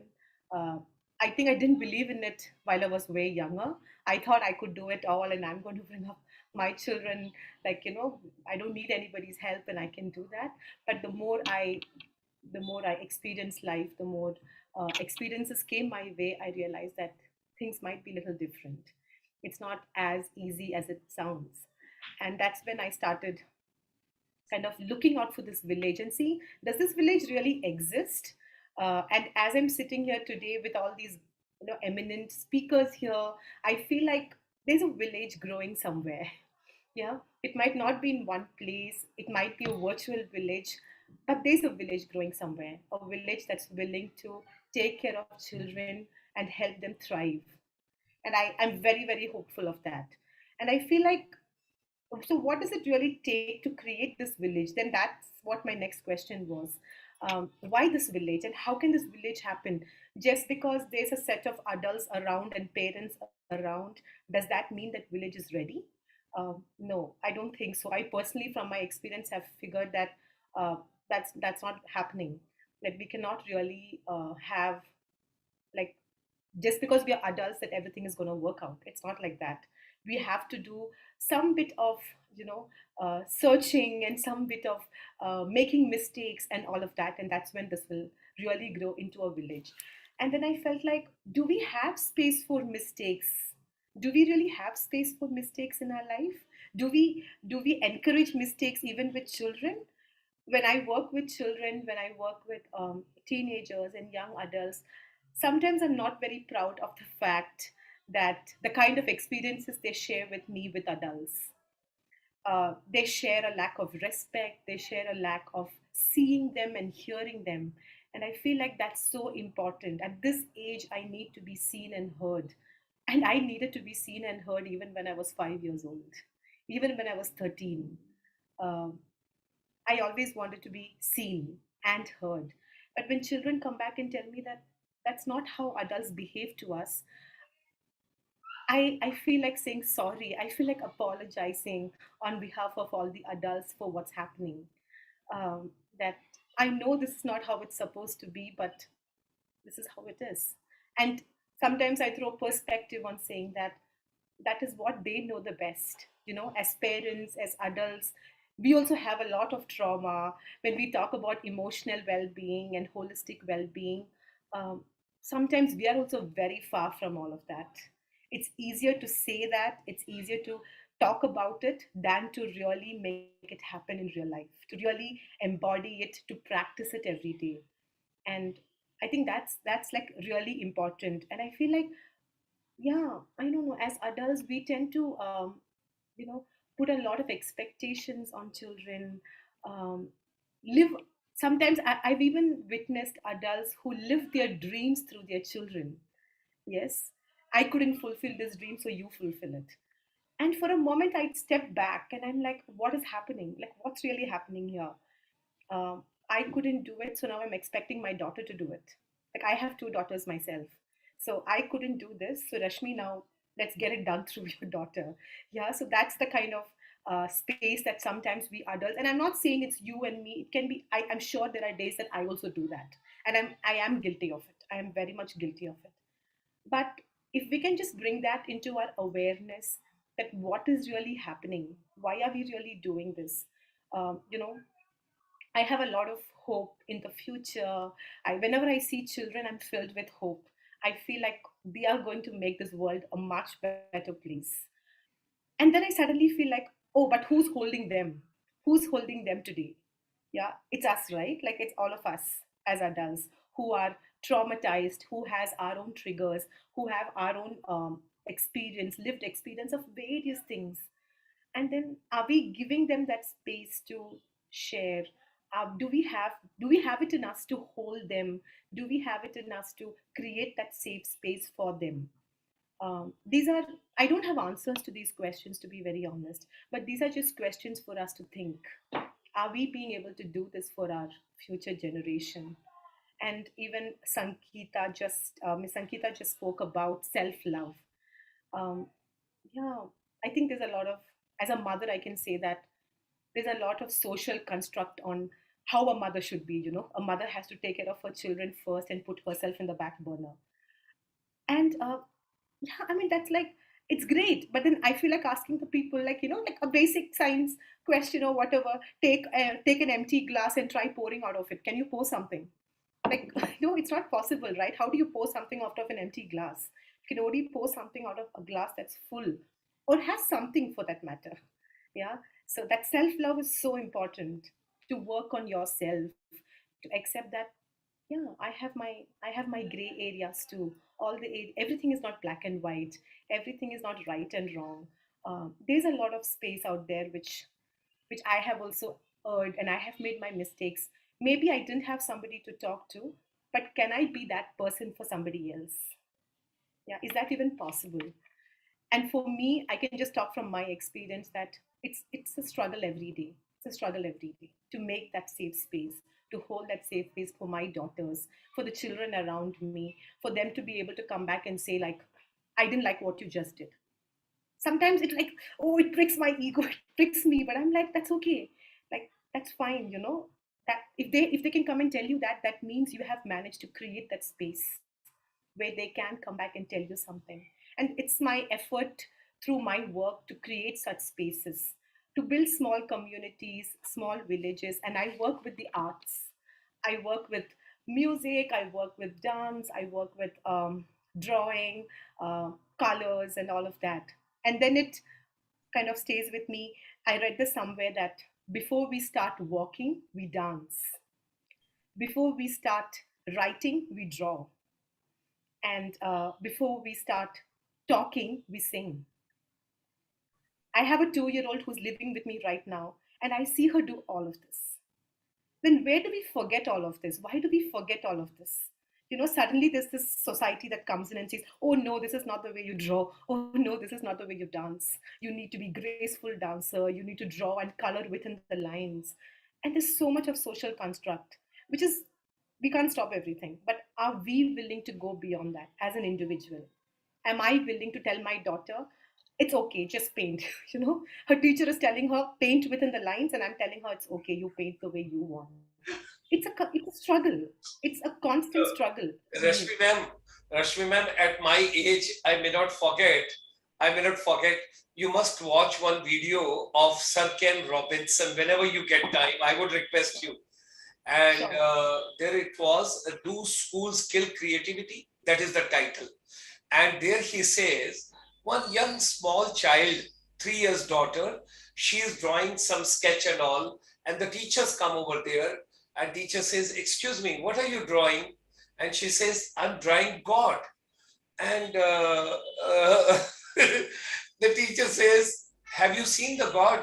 She says, wait, I'll show you. I'm remembering Sir Ken Robinson. We lost him during this pandemic. There are more than 4,000 videos available. If anybody wants to be a good educator, if you want to become a good motivator, if you want to write education policy, if you want to bring a change in education, we must go through the videos of Sir Ken Robinson. Please go ahead, ma'am. Sorry. No, that's okay. No problem. I just recollected. Sure, thank you. And while I'm talking about arts and all of this, I also want to touch upon silence. I want to say I want to really allow ourselves to sit in silence when we're talking with children. When children are quiet and everybody's like, oh, why is she quiet? Why is she quiet? Why isn't she talking?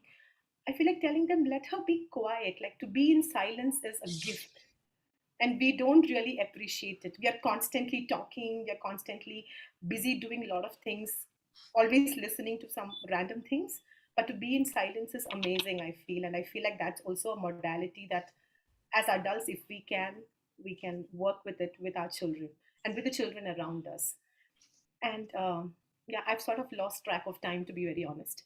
So before I move on, I'd like to read something that I read today morning. And it's a poem by a new age poet called Uli Kaya. And it goes, I do not need oceans of people by my side. Even too much beauty can overwhelm me. But let me ask, if I may, for just a few small white flowers on my way, those free, imperfect, scattered souls, those mighty and steadfast champions of light, ever growing and flowing and blowing and glowing beside me. And I just want to say that let us all try and be that wild flower for children, who they just see, oh, she's so wild, and I can go to her and I can talk to him or her. If we can be that wildflower for them, we can slowly build this community, this village, holding safe spaces for children. Yes, thank you. God bless you. God bless you, ma'am. Why don't you work on something storytelling? Sure. Because I just wish to share with you the present Secretary, Government of India, Anita Karwal. She is very keen. And the new NCRT director who has come, he's also taking care of National Council for Teacher Education, because I'm associated in so many verticals. That's why I'm just sharing with you. You know what is my vision today? You all are my family. It's a global family. And I want each one of you should get some slice of the cake today when you have given your valuable time for this program. And when we all have got together, let's make one WhatsApp group where we all should converse with each other. Every day I can give you one new video, which I can vouch you would have not seen, because I reach global family before you, because we are dealing only with the NRIs. When people are getting up somewhere world over, what gets released in the Silicon Valley 1 hour before, it comes on my mobile phone. So that is the kind of the power of digital today. And information utilization timely with the global family is very important. God bless you, ma'am. Thank you very much. It was wonderful to have you with us. Let me just move on. Sahiti, ma'am, are you there? Yeah, I'm here, sir. Yeah, God bless you, ma'am. Please go ahead. And she's joining us, Sahiti, ma'am. She is a counseling psychologist. Where are you joining us from? Karnataka. Yeah.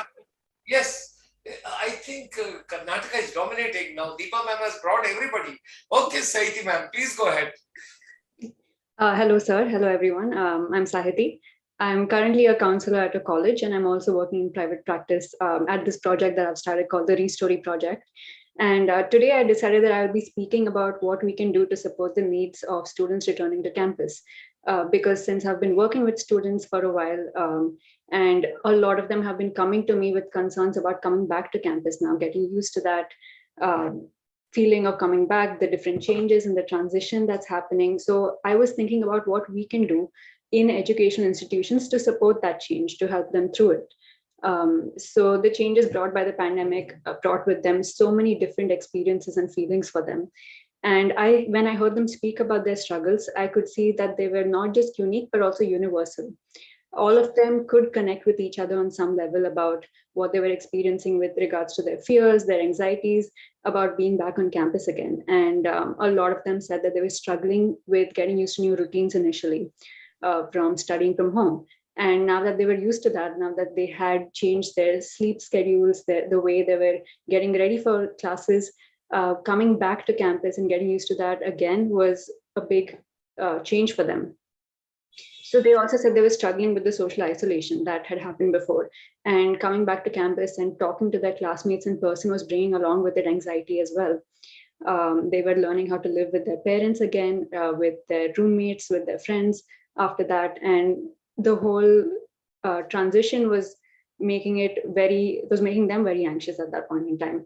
And they were also, along with this, they were also struggling with grief, not just of losing family members, but of routines, of milestone experiences that they would have had on campus. They also had exacerbated mental health issues during the pandemic, and such as anxiety, depression, and they had a very real fear of COVID, and they were finding it hard to step back out onto the campus again because they were afraid of getting infected. So that made it difficult for them to reach out in person to their classmates, to their professors, and any staff on campus. In the pandemic also, some of them might have undergone traumatic experiences. And when we speak about trauma, we don't often talk about the impact that it's having on us as a collective as well. Right? The pandemic is a collective trauma. When we've all gone together through this experience, a lot of people might dismiss it. A lot of people might not look at the physical and mental impacts of this experience. And with students especially, it is showing up in different physical and mental ways. It is affecting their sleep, it is affecting their appetite, it is affecting the way they are interacting with people around them. So they haven't even been given the space to reflect on this trauma, to process it, to find safe spaces where they can talk about the difficult experiences that they had in the pandemic. So I was thinking about how we could make this transition easier for them, how we could create these spaces for them. Not just that, I think what they might be experiencing right now is pandemic fatigue, which was this term that's been coined very recently. And it's these feelings of exhaustion, hopelessness, depression from constantly worrying about the restrictions of the pandemic. And I think that's something that everybody's experiencing right now, and letting them know that we feel the same way is a great way of reaching out to them and letting them know that they're not alone in this. So when schools and colleges closed, they did not only have an impact on their academic life, but also on their social life. It's such an important place for them to build these skills, to have these interactions with their classmates. And the fact that such a huge part of this was missing once schools closed made it really difficult for them to open up, to make new friends again, which is really important in their overall development. Not just that, there was also a learning gap, which is most evident in schools because not all students have access to online resources. Practical classes couldn't be held online, and the general lack of attention that they could pay to classes, because their motivation was declining after being in online classes day after day. Many of them complained to me, I cannot attend another online class. Just the idea of switching on my camera gives me so much anxiety. I can't continue with this. So just this exhaustion that's come in for them is something that we have to talk about and tackle. So another thing that I noticed was that social events, which were really important, like games and inter-school tournaments, inter-college competitions, these could not be all moved online perfectly. And this also has caused so many issues for them. And not just that, those who can access these online events, they weren't everyone. There would be people who would be left out because of their issues with the internet, with connectivity. And some of them find it difficult to recognize nonverbal cues, which is really important in an online setting. So formation of groups and friend groups and making new friends is something that was also really affected during this time. Because of all of this, there has been a marked increase in mental health concerns, which also increases the need for mental health professionals. And this need is largely going unmet. And there is a lot of reasons for this. One is that there's a lack of trained professionals. The other is a lack of access to these professionals, especially in education institutions. When they hire counselors generally on campuses, there's still this feeling of just hiring one counselor to satisfy the requirements of educational boards. It is not taken very seriously that you need to have counselors on campus to meet the needs of all the students. So they'll hire one campus counselor for a lot of students at once, overwhelming the counselor and making it very difficult for students to reach out for the campus counselor. Not just that, there is a huge stigma still to approach a counselor in the college itself, and there's this fear that the counselor will talk to their parents, talk to the faculty about things that they would rather not discuss right away, and there's no sensitivity about talking about their issues. Like Ms. Rashmi mentioned, there's a lot of condescension also that adults often respond to students talking about their issues with.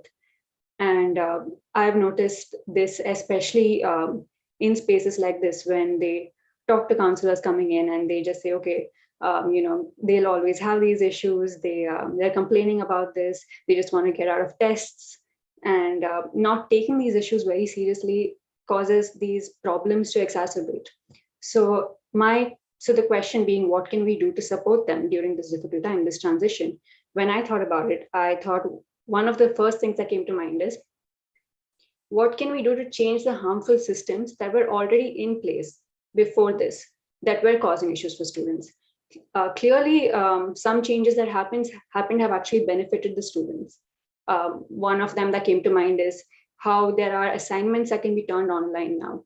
And this is actually pretty useful for a lot of students who have to spend money on printing out, binding their projects, and physically going out is a problem of accessibility for a lot of students. So I think that's one change that is coming to mind for me, and I'm sure so many can come to mind for so many educators. And they can keep these changes post the pandemic when students come back to campus also. So the way that education institutions have rapidly changed shows that we can adapt, we can change, and we don't have to keep existing structures that are affecting students negatively in place. And just hiring more counselors isn't the only change that we have to make. We need to work together to create this safe environment that they feel supported in, that they feel like they can open up in. We need to listen to their concerns. We need to ask them about the different needs that they might have, because each student will have different needs. Approaching them all in one way is going to make some students feel left out. We need to try to make concessions for students who need it. We need to watch for signs of mental distress and then encourage them to approach professionals when we see that distress. And we need to educate ourselves on psychological first aid. And that is something that all teachers, all staff can do in these institutions. We can also try to provide educational resources to parents. Parents are also very clueless about how to approach their children sometimes, not just with emotional issues, but also with regards to their education. They're not quite sure how to help in, how to support their online learning. So I think providing them these resources is a great way of supporting their children in their learning.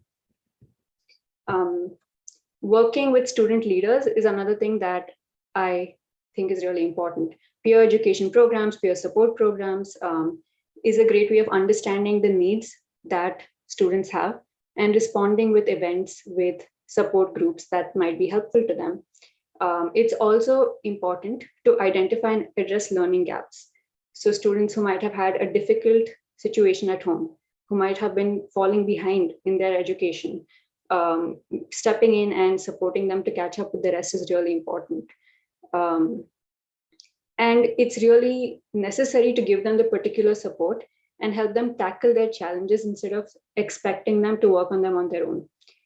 By talking about resilience, not every student will have the resilience, the tools to build the resilience. And we cannot assume that. We need to give them the support where necessary. And instead of saying that you have to work on yourself, that these are the resources, take them. There are also going to be challenges in their environment that we need to tackle. Finally, we can also provide support to and check in on teachers who might be experiencing their own difficulties, such as the changing modes of teaching, tackling other new challenges, and other new challenges that might be causing them difficulties in reaching out to students. Another thing that also comes to mind is working with them with policies and programs that encourage social connection. It is, as we've seen, social connection has been very important in creating those social skills, in supporting the academic pursuits of these students. So are there such existing policies and programs in schools?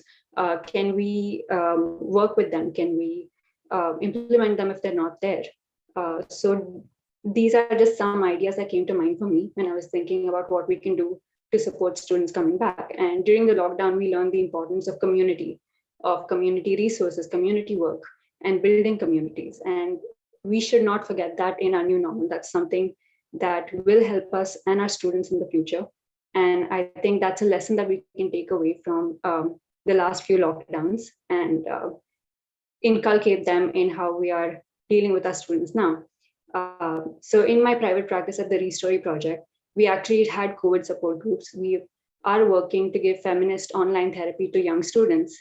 And I will be leaving a link to that and our website in the chat box. You can check it out if you'd like. And thank you so much for your time today. Thank you, Sahiti ma'am. I don't want to interrupt anybody in between. Take your own time, people, because I'm in a minority. I've got all the ladies around, so I have to be very careful. I cannot tell anything to anyone. We got to be short, crisp. I'm running 1 hour late in the entire thing. But in between, I have to add some spices also. Otherwise, we will find it is one-way traffic which is going on. That is also a trouble. First of all, we all should realize anything and everything is possible on this planet if we decide it is to be done.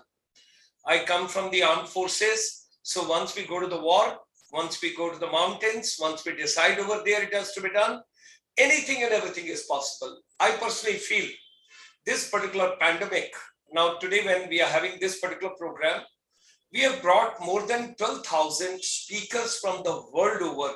It wouldn't have been possible had this pandemic not been there. Number two, we have made a global family of almost, how many people should I, it is almost 12 million people, 12 to 13 million people. They have just joined only because of this pandemic. And number three, your education would have never got a priority had this pandemic not been there. Besides doctors, nurses, paramedical people, people have started realizing there is somebody known as with the spelling of TEACHER, HEADMASTER, PRINCIPAL, principal, headmaster, teacher. Nobody would have thought about it. This all has come because education has become transparent. And the last thing, in a very polite way, there were many people, those were working very hard, but they were not getting an opportunity to showcase. And there were many people, those were becoming lethargic, but they were enjoying because of the psychophancy. Now the education has become accountable. It has become transparent. Grandma is also sitting next to the desktop. And when the class is going on with the grandchild, she's attending the class. And after the class, she gives a call to the teacher on mobile. Shanti ma'am, you covered this subject just now. I wanted to know what was the last line. So it wouldn't have been possible. The day we all would realize that nobody should have a challenge. The only thing is it requires a political will. It requires bureaucratic will. it requires technocrat will, and it requires social will. You used the term social. So social entrepreneurship is also very, very important. And, I mean, anything is possible. Anything is possible. The thing is, you got to be convinced yourself first that I can bring this change, you can bring this change. Hindi थोड़ा बैंगलोर में बोलने के लिए मेरे लिए मुश्किल है, लेकिन फिर भी कोशिश करता हूं. मैं अकेला ही चला था जानबे मंजिल, मैं अकेला ही चला था जानबे मंजिल, लोग आते गए और कारवां बनता गया. People joined you and the campaign started. When we were starting, the first day people were telling madness. Why are you wasting your time to get these teachers, educators, principals, strategists, policymakers from the world? This is the only chamber which has not taken a break even for a single day from 25th of March. Again, 25th March is coming. We don't want to remember 2020. 25th March 2020 we started. So anyway, I'm lagging behind by 1 hour, so let me go quickly. But in between, I have to give this particular positivity so that we all understand commitment is commitment. And once we all would decide, and I can tell you, all the speakers, those have come today, all of you, if you get together, you can bring a change in India. I can tell you, you can bring a change in India. What to talk about? Anything is possible. The only thing is, sometimes we are self-centered. We think my idea, कौन सा idea चोरी हो गया? अब तो कुछ भी चोरी नहीं है. Digital ने सब कुछ transparent कर दिया. Let me come to the next digital. I've gone from the one lady, and she was there. That is Sahiti. Let me come to Pallavi. Now, when I read Pallavi, Accenture is also there, Amazon is also there, Flipkart is also there, Byju's is also there. Oh my God, she's bringing everything over there. So she is known for her creative approach as she integrates body-based therapies like DMT, working with regulating the nervous system. Okay, let's bring all the technical platforms together. Wherever you are, madam, let's work it out. Pallavi ma'am, please go ahead. Yes, I'm right here. Thank you so much. Please go ahead. Thank you so much, Dr. Sharma. I must say that your energy is contagious. I can feel it till here. I'm sitting in Mumbai, India, and I can still feel it right here. So, and it's lovely. It's amazing to have everybody pouring in their thoughts and what they feel about the field of education for the students, for the teachers, and for the parents. And I'm going to talk about a specific group of students, Indian students who are living abroad. In this last whole 2 years, and of course, even before that, a lot of things have come across in my observation, in my experience while working with Indians who are living abroad. I especially deal with the students who are going through masters or even PhD programs, or Indians who have settled there after, doing their education. And they have been facing issues like, outside, it's a very isolated country. And the culture of the India is very inclusive. Everyone is always together. The way we have grown up is very different from the culture that they have there. So a lot of these students face a lot of loneliness. They feel homesick. They do have adjustment issues after they go from the place that they have grown up to, and then they are living in a space where they are creating their identity all by themselves. Definitely, there are other students, there are some of their other relatives, and they do play a role in their life. But a lot of these unknown places, it brings them lack of safety. A lot of health anxiety has come up in last 2 years. The situation in US, UK, and especially also in India, it was really very disturbing. None of them could go out. It ended up making them, feel even more isolated. Here, at least for our Indians, we had families who we were staying with. But Indian students who were already staying abroad, who couldn't come back, for them it was even further isolating.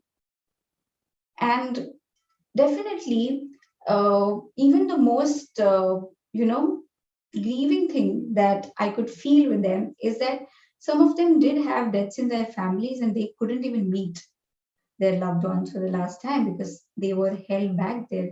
So, can we imagine the depth of the feeling that Indians who are living abroad are feeling right now?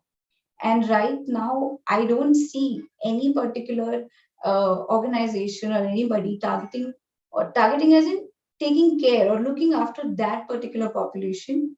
So we at Moving Minds, we are trying to, look after Indians and especially students who are living abroad by themselves and trying to build all over again, start from the scratch, going through so many things.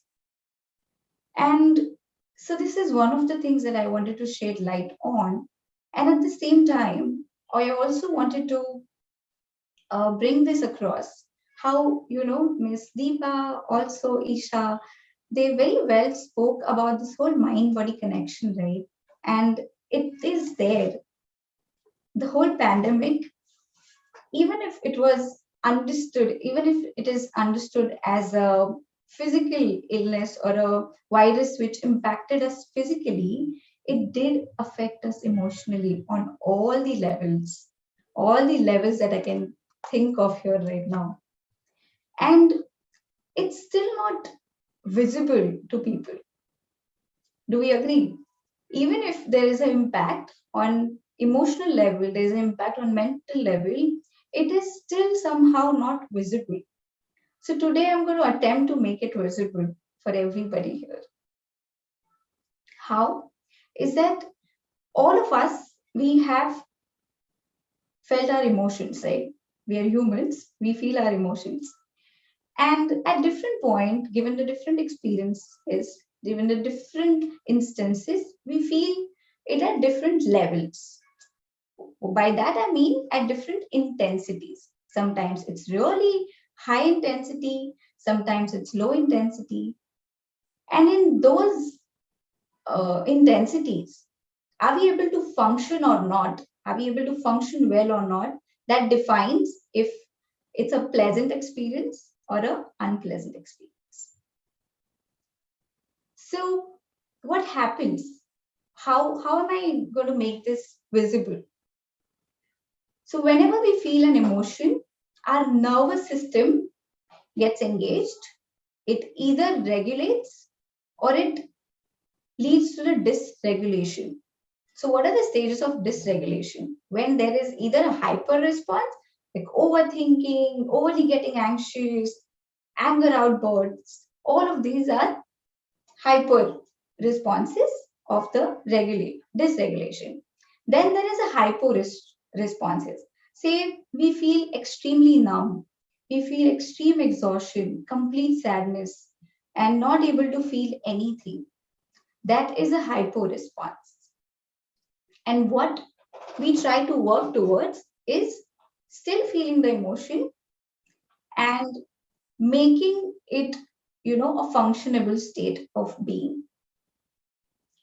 How are we going to understand this? We only know about physical illnesses, right? We only know about the physical symptoms. So I'm going to introduce few physical symptoms that you can use to help identify the emotional impact of it. Okay? So simply, when we feel a lot of chest pain or a heaviness in our chest, that is our body communicating the hurt and the grief that it has gone through. When we feel discomfort or pain in your shoulder or in the neck, it's a lot of burden and the pressure that an individual is going through. Then we are going to try and see it in the stomach. What happens in the stomach? There's this whole whirlpool that goes on when we feel fear. So stomach communicates that, you're either feeling fearful or in your strength, it also represents the power that we hold. Yeah. Then there is back, which represents the kind of support that we receive. Then there is jaw. That's where we hold a lot of restriction, any sort of an anger, if there is any. And headaches, right? All of us, we have experienced headaches.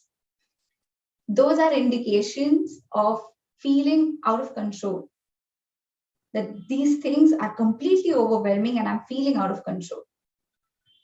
So here I'm just trying to draw a line where we are able to connect the physical experiences that are visible to the emotional impact of it, to understand the emotions better. All these emotions are felt by everybody, but the population that I would like to talk about is the Indian students who are living abroad. We cater to them on a high level, and I think it's very important, even if in abroad there is more openness to seek mental health help, they still go through a lot of different challenges of their own. First of all, it is very difficult for them to seek sessions if you do not have insurance in case. So a lot of times not having insurance stops them, or certain institutions not covering particular sessions under the insurance that they have. That's one reason that they seek online support from Moving Minds. So far, that's what has come up from my experience. Another thing is that even if a lot of my clients, they've come from 2 to 3 different mental health professionals, they've tried it there abroad, but they couldn't feel the cultural connect that an Indian psychologist can feel with them. An Indian psychologist knows the kind of upbringing that they've had, the kind of culture that they've grown up with. And that's what helps them feel more closer to us.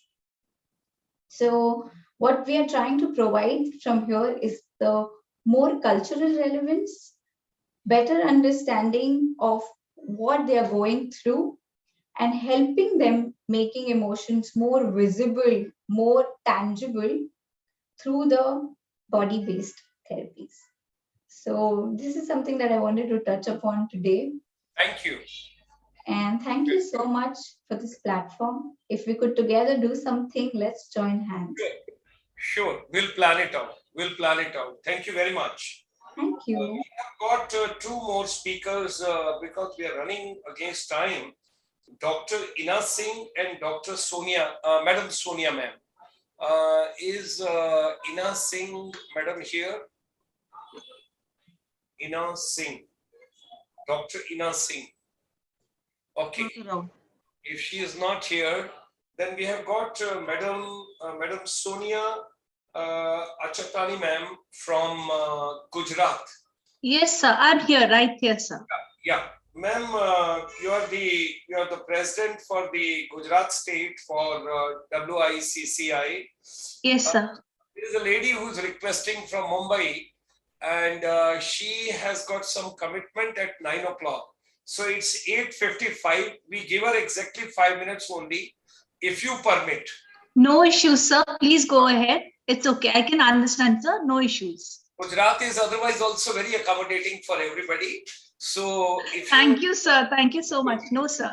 We are all a family, sir. We need to understand and respect each other's commitments. God bless. So, ma'am, your time starts now. Dr. Raina Khatri Tandon, ma'am, will finish at 9. Please go ahead. Thank you so much. Thank you, Sonia. That was really sweet. We are already It's known okay, as good Raina. friends. Please go ahead. It's Thank okay. you so much for that. Respected dignitaries and Dr. Gulshan Kumar, DJ ICSI, thank you very much to also Chitra Kapoor, ma'am. Vakratunda Mahakaya, Surya Koti Samaprabha, Nirvegut Gurudeva, Devasur, Sarva Karyeshu Sarvada.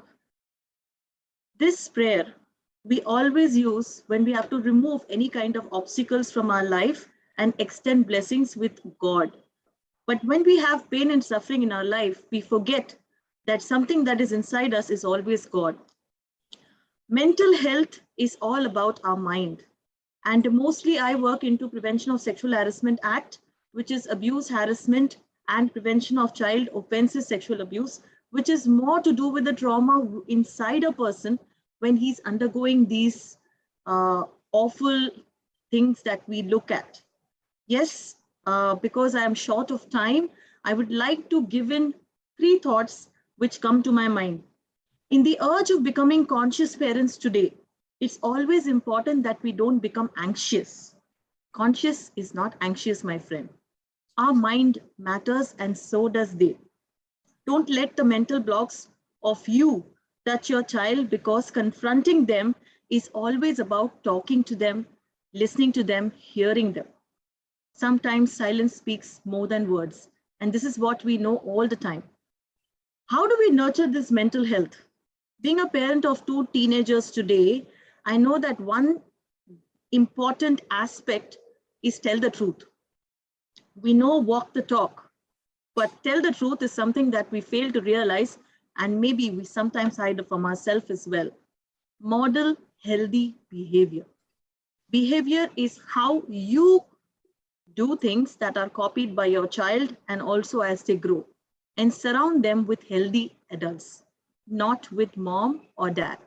Be patient, share your feelings, because use always open-ended questions to believe they know more than you. After 6 years, they are quite equivalent to an adult. So with that, I also leave you with a second thought. If you have a dream, don't just sit there, make it happen. If you have a stone, turn it around to make it a reality. And that is what makes your child a very, very strong competitor for tomorrow. Mental health matters, friends. But more than that, it's the mind within you and me. We are no different to our children, and our children are just the similar image of what you are. Thank you so much for listening to me. Thank you, Sonia, for such a sweet acceptance, which was given by Dr. Gulshan. I'm happy that he didn't know that we are already acquainted. So thank you for that. Thank you so much, Gulshan sir. If it was someone else also, Raina, I would have done this. You are a gem of a person, darling. Thank you so much. Thank you so much. Thank you. Thank you very much, Dr. Raina Khatri Tandon, ma'am. It was a pleasure to have you with us, short, crisp, and to the point. And look forward to having you next time on some other occasion. And absolutely, sir. I'm around. Please let me know whenever possible. I'll be surely available. Thank you. Thank you. Thank you very much. Thank you, everybody. Let's move on to Sonia Achatani, ma'am. She is the founder of the Dream Achievers Master Trainer, and she is joining us from Gujarat. She is the state president for the WICCI Education Policy Council, and she's a career counselor. So let's get some counseling from her.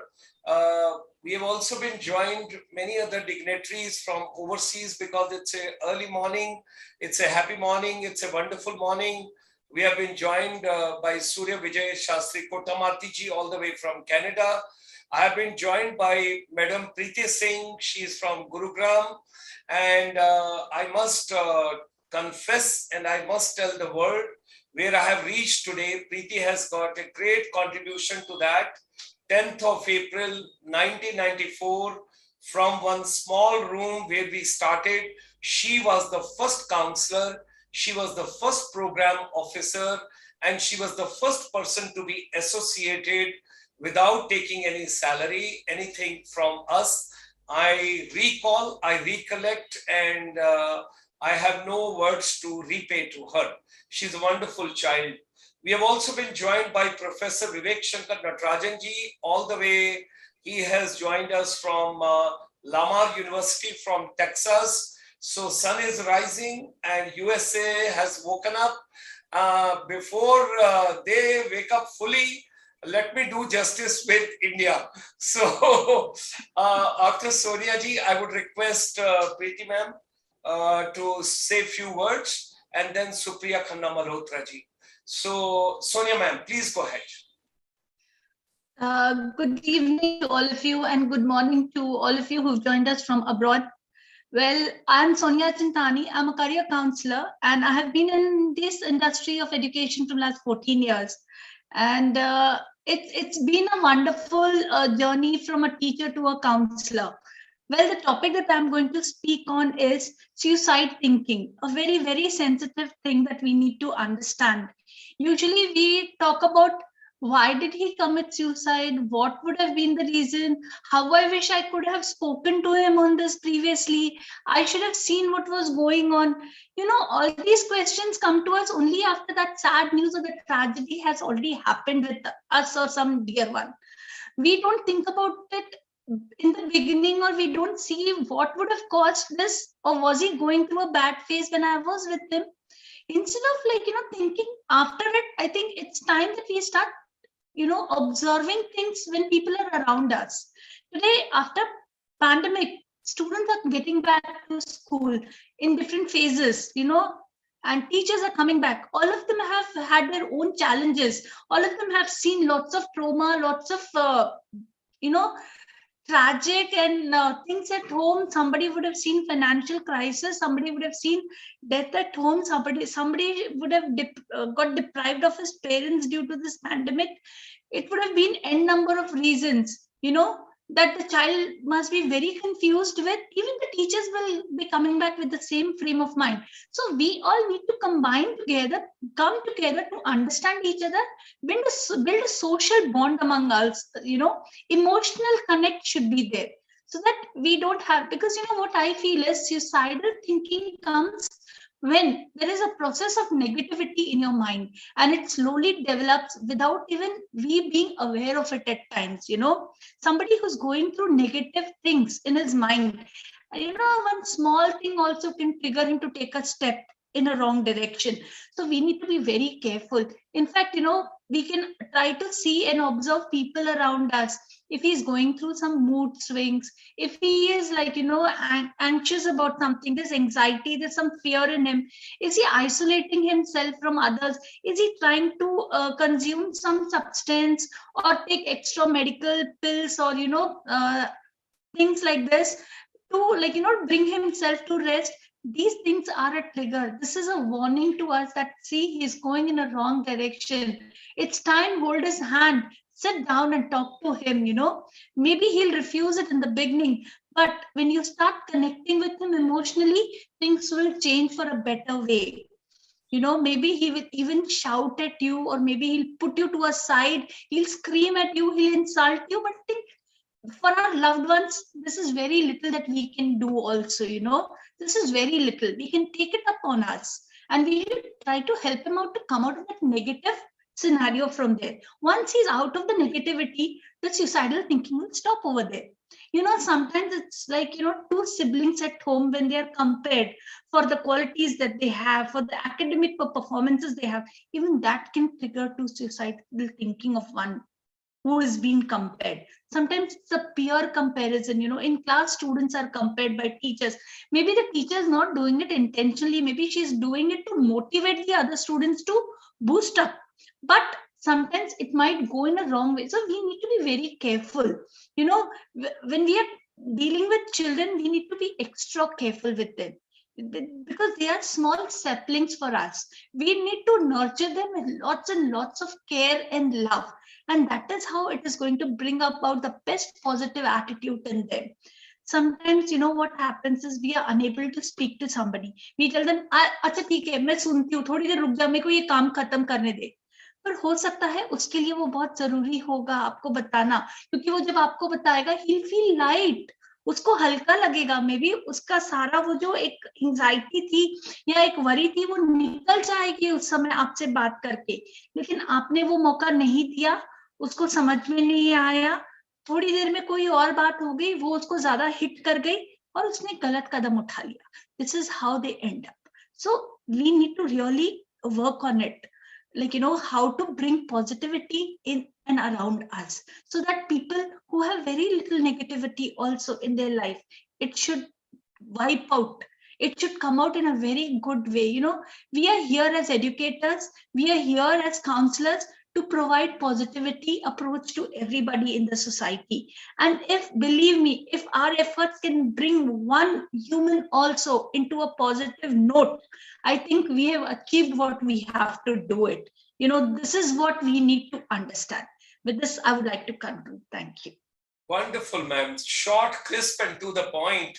Wonderful, wonderful. See, the time management is so important. Timely giving advice to somebody.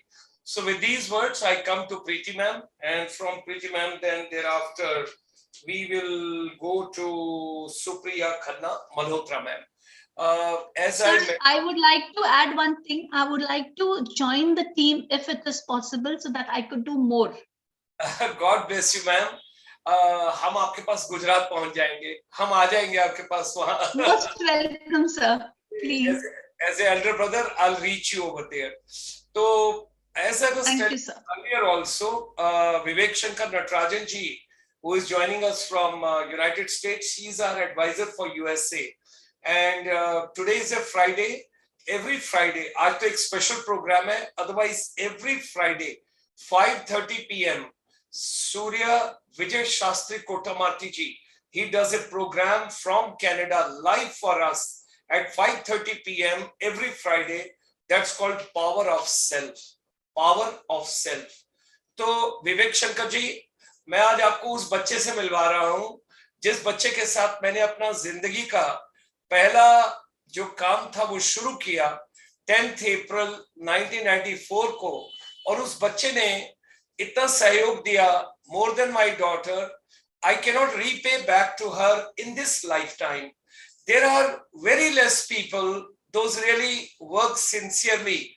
लोग बहुत मिलते हैं, लेकिन sincerity बहुत जरूरत होती है. अगर अच्छे लोग मिल जाएं, तो आप अपने प्रयास में आगे बढ़ सकते हैं. इन्हीं शब्दों के साथ, I would request Preeti ma'am to say a few words, and we should focus in all our talks on special children also, because they also need a lot of support. With these words, I request Preeti ma'am to say a few words. A big thank you, sir. You have always given me such a warm welcome, which makes me feel that, okay, I'm back home. So I have never been away from you. You have always been a guide to me. I would say that you were the one who taught me what is, how to move forward in life, and you have taught me such valuable thing that Preeti, जब तक तुम अपनी चादर को आगे बढ़ाओगी नहीं, तुम आगे बढ़ोगी नहीं. So, and you are the one who gave me that confidence at a very early age that I can build something on my own, and I can take that responsibility of taking my decisions, and that I would owe everything to my good mental health, to my good mental space, where you gave me that freedom, that take your own move, take your own decisions in life.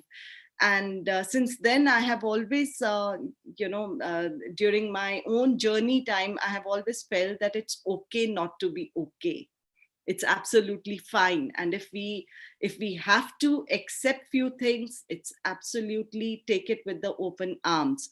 And to take it forward, life is not a roller coaster, happy go life for everybody. We all have our roller coaster rides, and so to say, I have had a little more turbulence in my life, but absolutely sailed beautifully, and I'm still sailing beautifully. Which has, there were times when my mental health has really shaken me so many. With so many tough decisions that I had to make. Never mind on that bit, but so what I would say, apart from being a diversity and inclusion trainer, I would like to introduce myself other than two people over here, so Priya and Dr. Sharma. My introduction is also that I'm a 23-year experienced mother of a special young adult. So my two takes and the presence over here is coming from a space of being a special mother. So I am a proud special mother, and because of that, I had so many kind of varied experiences. So like what we are talking over here, that we are talking about the teachers who are coming in from the outer side to teach our children. However, every parent, every mother is a teacher. The first step to a teaching comes from home. And I would say that we all are teachers when it comes to coming from a home space. But a very life-changing things happen in the family when some incident takes place, some kind of a disability comes in, and the disability cannot hit everybody. We can't say it is since birth, this can happen and hit anybody during any course of time. According to WHO, this is a very simple statement that they say mental health is a state of well-being. Right, it is a state of well-being for us to realize that what are our capabilities and how can we cope up and how can we move in this community. But for people with disability, can we term it in such a simple way? I doubt. We can't. It is a very, very broader concept, and it affects not only the people with disability, but the caregivers. It's a huge, huge mental stress that they are living in with. So I would say it is a byproduct of the living, be it any form of disability, when it comes to disability, there is only limitations that we see. There are limitations by walking, cognitive limitations. We are affected, the speech, the seeing, anything that comes is the limitation. And we can't just say that PWDs is a particular population. We can't say till the time we are welcoming them with our open arms and we tell them that, come, we are going to accept you.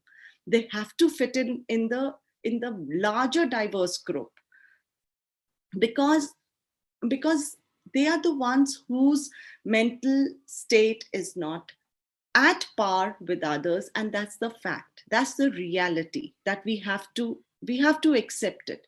And as a society, it is our responsibility that we give them that acceptance.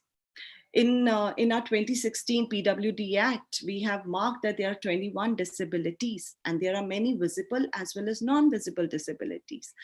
I would not say that mental health entirely comes under disability, but unfortunately, if you read the PWD Act of 2016, you'll find that mental health, which comes as a subtopic, comes as depression, is marked as one of the disabilities. And in this way, I would say that we all have to be in a very inclusive situation, because at some point we are disturbed. Our behavior, our health services, we all have got some kind of mental disorder, barring any chronic disease that comes in our way.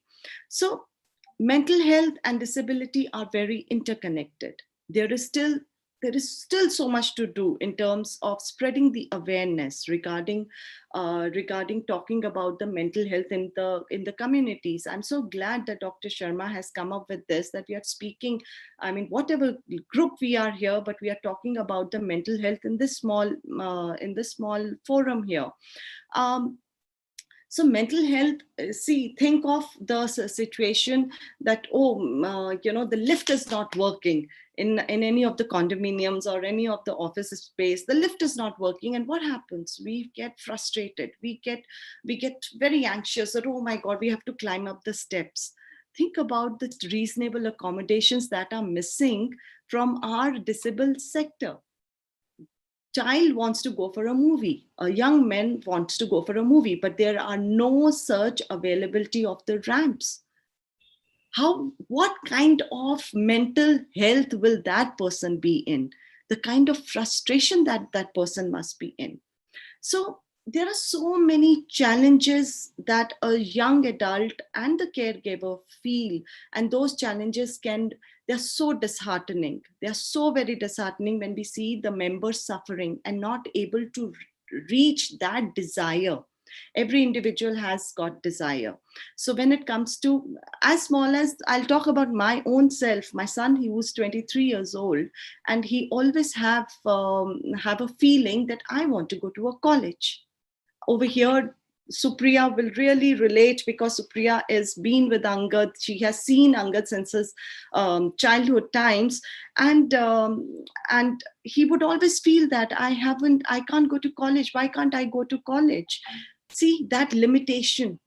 And he wants to learn about the coding, but that's the limitation where he cannot go to college. No acceptance is there. So think about the frustration that comes and sits in that very child. It is very disheartening for the caregivers when they are seeing all of this and things are not going the way they are supposed to go, and they are not accepted. Acceptance in the society is a very big question. And when it comes to, we are talking about this part of our modern world, but what about people who are in the urban sector, rural sector for that matter? उनके ऊपर तो और ज़्यादा जोर पड़ता है when people don't get the acceptance. They tend to shy away from the reality. They don't want to talk about it. They will put that person with disability in the chains, in the lock and key. They don't want to expose them because they don't have that kind of confidence and that kind of education.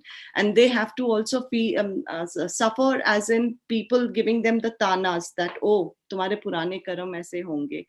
So I have known so many people who are still stuck up in their own cocoons and not willing to come out. And that all is happening because people are not accepting. The inclusion is missing in our society. So mental health, I have diverted a little bit of our conversation going from mental health to the acceptance part, but because jahan acceptance hoga, wahan pe mental health best rahega.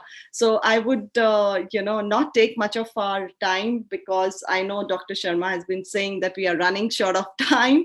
So I had been very short and quick towards it. So I will like to spread one sentence again. It's okay not to be okay. Thank you so much, sir, for giving me this opportunity once again. Always feel like home, and my association continues. So Preet, one of these days we should do a program exclusively on this topic, on this subject. And I would like to get the ministries concerned together on this program. The entire program should be dedicated to that. And secondly, this birth, it was beyond me. I could not do anything. Next birth, I will not allow you to go anywhere. You will come as my daughter. because it's a privilege. It's a proud, I have spent time with you when I didn't have any facility. And one fine day I decided I'm going to leave Ministry of Tourism also.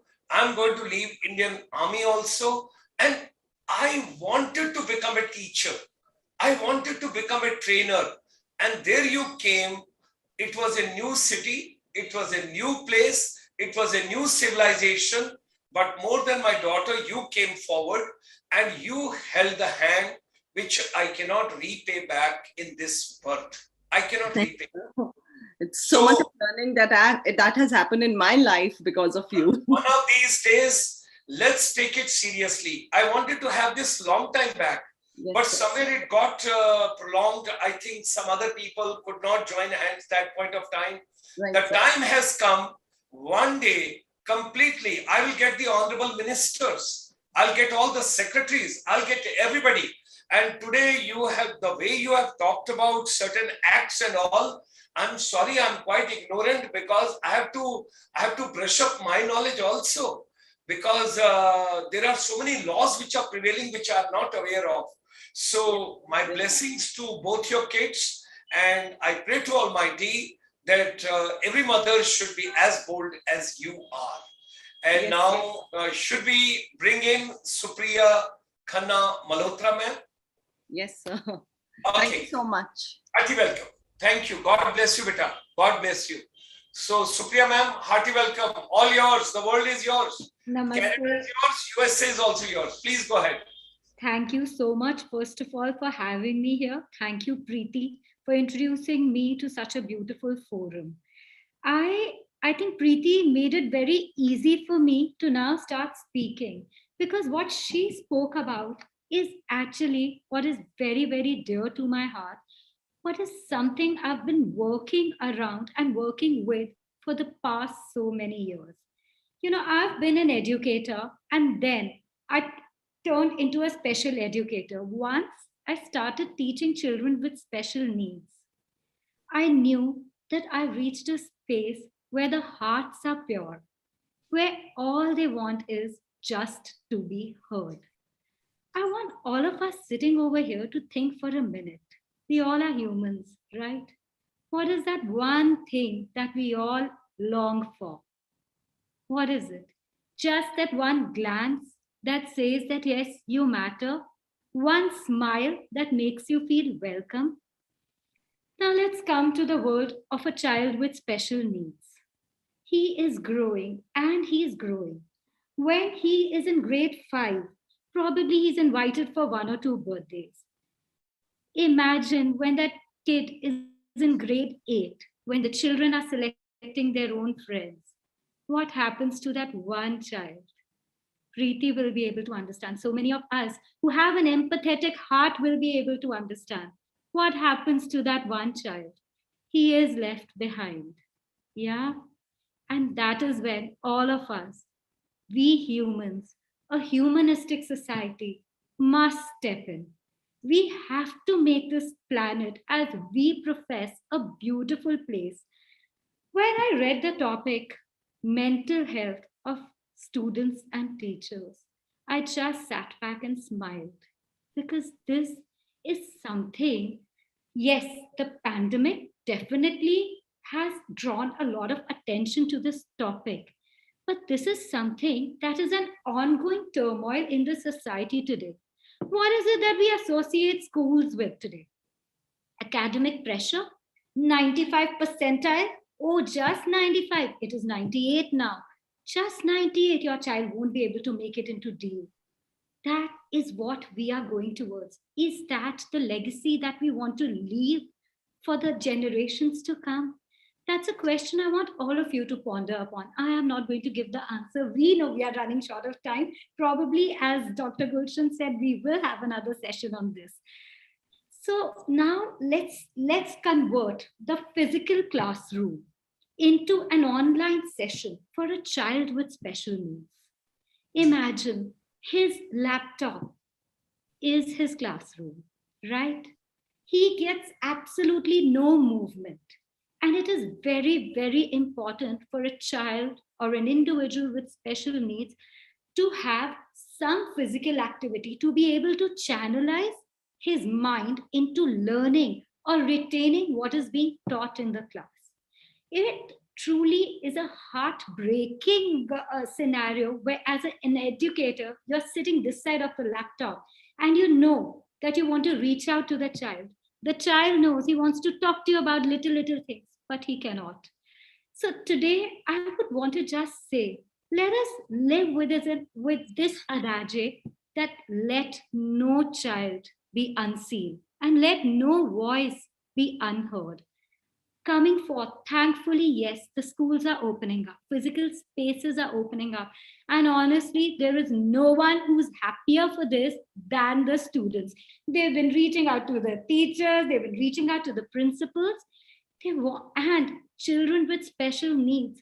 Let me tell you, they have been the ones who've been the most vigilant. The mask actually doesn't go off.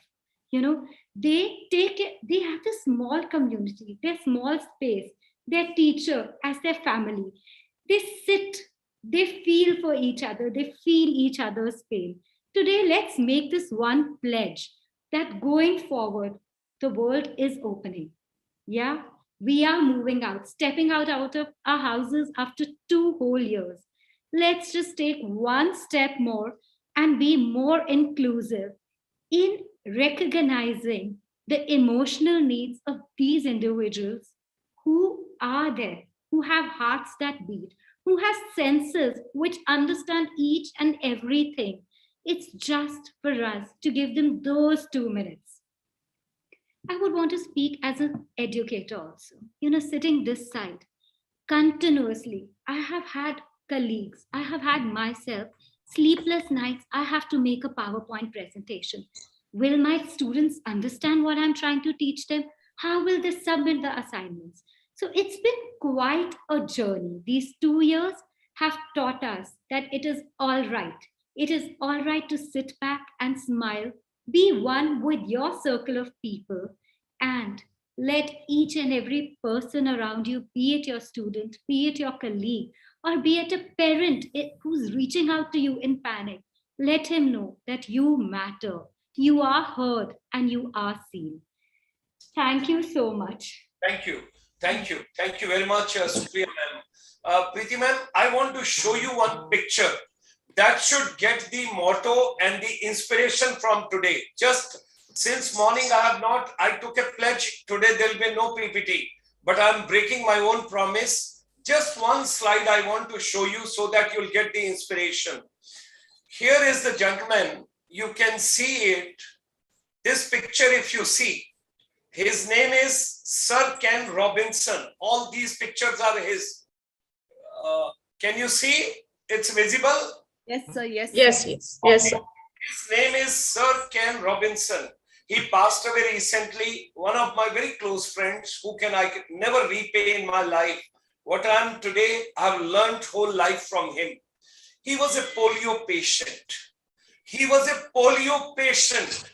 He is the award winner, 6-time TEDx speaker.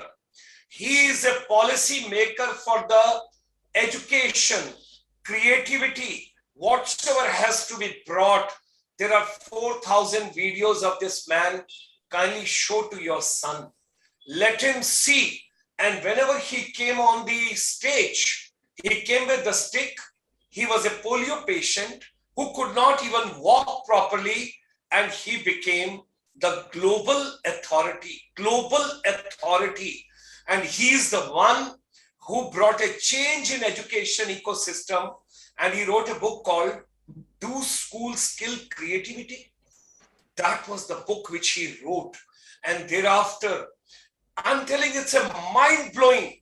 There are 4,000 videos of Sir Ken Robinson. Even Dr. Sugata Mitra from India, who got the award, Hole in the Wall, was awarded on YouTube Best TEDx Speaker by Sir Ken Robinson. These are the inspirations. These are the people. Anything on this planet is possible when we are focused, when we are determined. Sir Ken Robinson. Anybody who is disillusioned in life, anybody who is demotivated in life, anybody who is getting distracted in life, see Sir Ken Robinson. And he is a man who brought a change. I have listened to more than I do not know. I can't even count how many people I have listened in my life on education. He is my mentor. This soul which has gone, he is a person who brought a change in education revolution. So thereby, these are the inspirations we have to bring. And that girl, you remember, who went on to the Mount Everest with one leg from Uttarakhand? There are so many other people. There are so many other exemplary. And you have done such a good karma in this life. And you've got many other to support, like Supriya, we are going to do. And this is my commitment to you in public. Let's do one program which should be mind-blowing. And we will take the commitment from the Honorable Minister, Honorable Secretary, and everybody. Let that be dedicated on that only. Prema Murlidhara has joined me now from Dubai. She came in the afternoon at 2 o'clock also. This, my little sister, whenever I request her, she's omnipresent. She always comes over there. And she says, I'm there to support you, Dr. Sharma. I got to look forward to another lady to whom I contacted the other day in Guwahati, if she is there. Dr. Shambhavi Samir Alve. Are you there? Dr. Shambhavi Samir Alve. She is the Vice President of WICCI, National Mental Health Council. No problems. Might be she might have come. We are running late. Dhruti ma'am, are you there? Dhruti. Okay. Prema ma'am, let's hear a few words from your side. My daughter is here. Her name is for public Preeti Singh. Otherwise, she is Sukhpreet. She is Sukhpreet Garcha. Good evening. She's my daughter right over here. You can meet her. And of course, we have Gurpreet Stable ma'am. She is joining us from Canada. Our Professor Vivek Shankar Natarajan is joining us from Texas. We have got Dr. Ajayita Chanana. There is a great inspiration. She's also, Dr. Saab, are you there? Dr. Ajayita Chanana, are you there, ma'am? Yes, sir. Good evening. No, good evening. तो ठीक है ma'am, सामने आइए, स्वरूप दिखाइए दुर्गा माँ का, दिखाइए ना, रूप दिखाइए, स्वरूप दिखाइए. Yes, ladies and gentlemen, here is an inspiration. If you believe in yoga, if you believe in meditation, if you believe and if you want to see a lady who has not taken the dinner for last 25 years, that is Dr. Ajayita Chanana. Can you see? And she has got a grown-up daughter who is going to college. She has got a grown-up son who is going another university. And she has got grown-up brother who is Dr. Gulshan Sharma. She has got so many grown-ups. And she is exemplary. She's an Ayurvedist. I'm proud to be associated with such people. And then Surya Vijay Kottamarthi ji. Canada. Where is Gurpreet Sibal ma'am? Canada. जी मैं यहीं पर हूँ. I am here, Dr. Gulshan Sharma. साक्षात आइए. Oh, साक्षात आइए. ठीक है.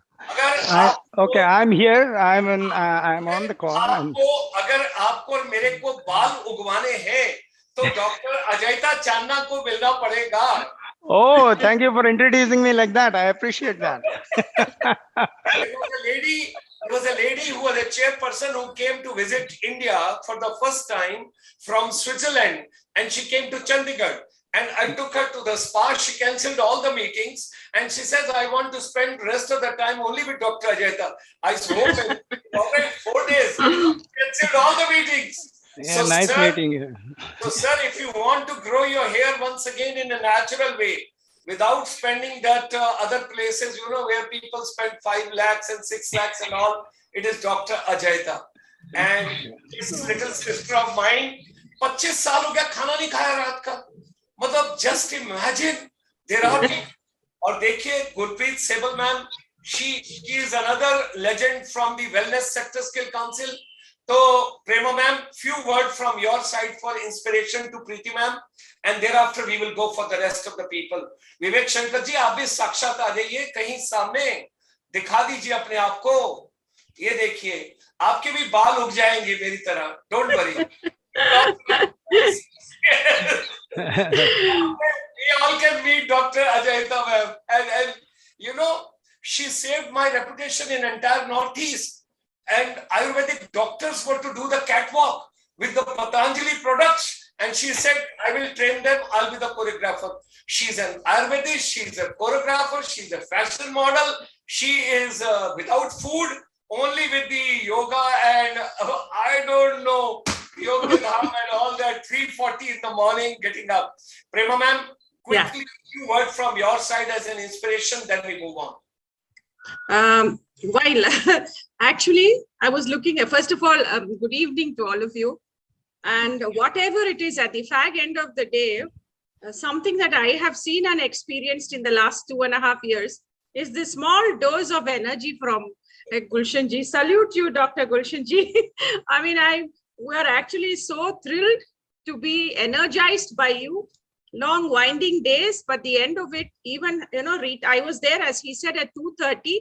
The same energy that I saw at that time is what he is carrying on.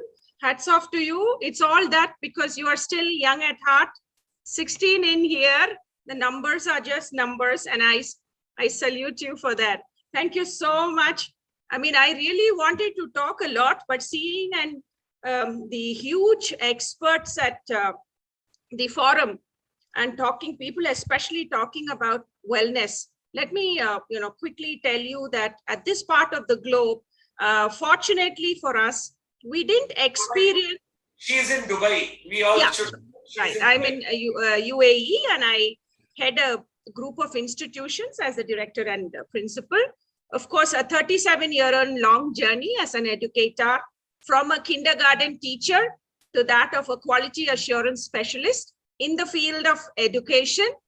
So if anybody thought that, as a teacher, you start and you will rot inside the four walls of a classroom, I am here to prove it wrong, because I think I've got almost all the coveted positions, both in the country, in India, and outside. I am a certified quality assurance specialist, the QCI, Quality Council of India. I am a school assessor. And of course, the latest learning that has happened during the COVID times, I'm a lead auditor of ISO 21001. And yesterday I completed my most important dream of taking a certification from Harvard. And I'm now a certified school management leadership certification from Harvard. And I believe that till we go to our grave, we should learn. With one foot in the grave, the other on a banana peel. I have 2 grandchildren, and I still think I can fall in love. So that is where that is how I think we try, and we're talking about a very apt topic, which is mental wellness. Now, what is mental wellness? All that we have been talking.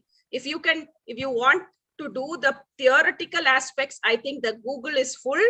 We have enough number of experiences. But in the last 2 years, because we, in this part of the globe, although COVID hit all of us, I think we were lucky to have the doors open. We never closed our schools. We had small section of students always coming in. So it gave us ample time to realize certain very key components. One is that whether we talk of any type of mental wellness in terms of emotional, social, whatever it is, whether it is students, teachers, parents, any of the fraternity, any of the members in that fraternity, one thing is very sure: if your heart is young, you can withstand. And thankfully, I think all my family members, I'm telling outside my husband and myself, including my son and family, my mom, and the entire globe, when they were suffering, thankfully, with God's blessing, till today, we haven't had this COVID bout.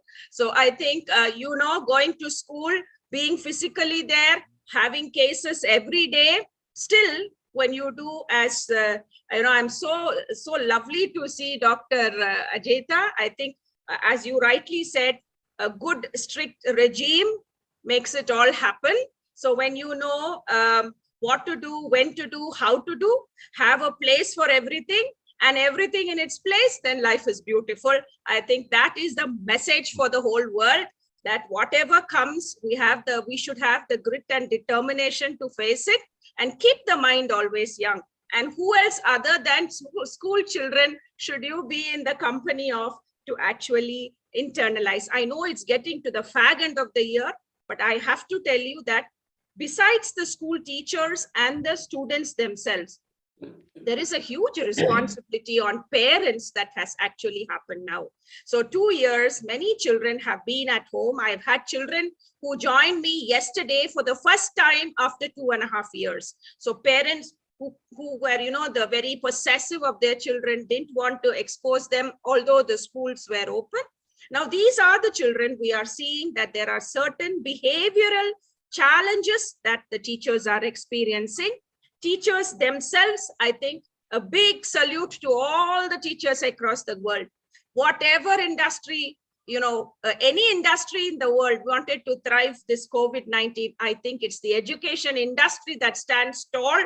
And so are my colleagues right across the globe who have burnt that midnight oil, who have become tech savvy overnight, and who prove to the world that qualification is just on paper, but when we set our mind, we will achieve it. Now that is the strength and mental, the well-being of teachers that has happened. Yes, they have been affected, and that is because they did not have any intervention inside a classroom. When now, through the virtual screen, Parents were sitting and watching them perform. So what happened was there was this anxiety. Am I doing well? Am I, a qualified teacher? Am I consciously working for the money that I'm getting? That is the stress they had. It was not that they couldn't manage the technology vision. And to be, I should tell you proudly that I had already introduced virtual learning in 2018. Because in this 37 years, I realized that unless technology is integrated into learning, student cannot face the future. When we talk of future-ready students, it is a technology-enabled classroom. This blended learning that we are talking of is the norm for the rest of our life. Are we going to go back to COVID times? I mean, back before COVID times and saying that theater classrooms or bench and table and chair, chalk and talk method, or a few slides are good? We are wrong. Children now need what is called meaningful learning spaces if they have to be mentally, physically, and spiritually strong and alive. I do not want to take any more time. If you give me a whole day, I can talk a lot about it. I can strategize. I mean, I have enough and more in my kitty. Anybody who wants to know how we braved the challenges, I'm more than happy to share all the documents that we made, all the strategies that we have implemented and successfully seen that our children no longer have any stress, anxiety. Of course, the board exam students are only in a bit of a stress because of the change in education pattern and the demands are more. And one thing that went wrong in the last 2 years as an educator, I could only tell you, is that assessment protocols. So an exam taking now became something where we have to do a lot of journey on their ethics. So, opening a screen, multiple screens and answering and all of those. So those are the angles that we should work, because when we promote research, I think the child's mind is getting open. And when the child is getting open to the international arena in terms of, yes, I can look into a site, but I should not copy and paste. I can take something from it and write, it's fine, but I should. So these are things that I think we have to largely, I think UAE, a big salute to the ruler of the country. We have had no closed doors. We have not had any period where schooling stopped. Yes, in between a few weeks, but I think we all braved it. And that is because of all the educators in the different sections of the fraternity who did all of us proud. And thank you so much. I'm really thrilled to see all of you. And with Gulshan ji, I can also talk endlessly throughout the night. All I need is to see him like this, and then my words will just flow. Thank you so much. Let's continue to be there for each other always, and wish that all of us come out of all of these, what do we say, vague situations that we have already braved very well. All we need to do is to polish, hone, and tell the world we're ready for another game. That's how I think we have to go. Thank you so much, Gulshan ji, for giving me an opportunity. And thank you, dear panelists and all distinguished members who are here. And of course, to all the Facebook lovers and all the entire ICSI family. I think they've been commendably doing a wonderful job. I have mentioned about ICSI in as many platforms as I went, because it's not a joke. I mean, and seeing this 72-year-old brother of mine, his energy levels. God bless you, Gulshan ji. That's all I can say. Thank you so much. Thank you for joining from Dubai. Now, actually, to keep a good health, you have to sleep timely. So Dr. Ajayata ma'am goes to sleep at 10 o'clock. So I've got 15 minutes and I have to accommodate 5 people. So 3 minutes each. And Dr. Ajayata ma'am, before you, if you allow me, just one speaker. There is a lady, I know Professor Vivek Shankar ji, give me 3 minutes, give me 6 minutes. Let me accommodate, let me have Anupma Bhatia from Amity Business School. I still recall. Amity Humanity Foundation, I would like to correct you here. Is it a part of Amity? Dr. Goyal, yes, we are part of Amity Group. Dr. Chauhan? Yes, please. We are a very integral part of Amity Group. I come from Amity Humanity Foundation. So hearty welcome to you, ma'am. Please go ahead. Let's take about 3 minutes each, all of us, please. Yes, Prema ma'am actually covered it all. I was listening to her very carefully, and conscientiously. She spoke very well. And as an educator, she gave a very amazing synopsis of the role of teachers during pandemic. So of course, the post-pandemic, one thing that is very clear to all of us, the planet regenerates quickly without human interference. I think it's very important for all of us to understand now that the life has become fragile and we need to handle with care. And now is the time that we need to have an expansive outlook towards life and not to see with a keyhole. And of course, very important to make our children aware that we all are interconnected, rich or poor, across continents, across age groups, and that nature-human interconnectedness has multiple benefits. ये बच्चों को बताना बहुत ज़रूरी है. It's just not about education anymore. So our fundamental essence and affinity is with earth and soil. Otherwise, we cannot exist. So I always see, all these things with a very holistic point of view. And since I'm a person who's very deeply connected to universe, my education also goes on this kind of a platform. So due to pandemic, there has been a lot of mental unrest, like we all have seen stress, anxiety, anger, depression. I see in children also, since again, we've started with our hybrid education. Lack of focus I have seen in many children. They are low in confidence still, self-esteem. So there has been a complete shift in the pattern of thinking also. And of course, there has to be a complete shift in the pattern of living. As far as adults are also concerned, there has to be a redirection and rechannelizing the way we think and the way we will live. So today in my class, one of the classes I went and I told the children, so always remember 3 R's. So that is your, which is the need of the hour: reset, restart, and refocus. So that is something, these kind of things children enjoy to understand. So of course, teachers have a very increased and different kind of a role to play now. They have to be role model in their mannerism, conduct, behavior. And first, it's very important that teachers themselves need to be calm and pleasant, I think, protecting their own physical and mental health. And learning comes much later after, in-depth conversation with the students, because their mental health, children have gone through a lot. I have seen in many families because of losing their parents, both the parents and their livelihood, friends. So I think teaching is something we've just kept it behind. So, but of course, since we are academicians and work has to go on, I think subject teachers can collaborate few general topics with their previous knowledge and then proceed ahead. So I think first week when the children start coming, as I was doing today in my school, that first week should be only interaction and verbal learning.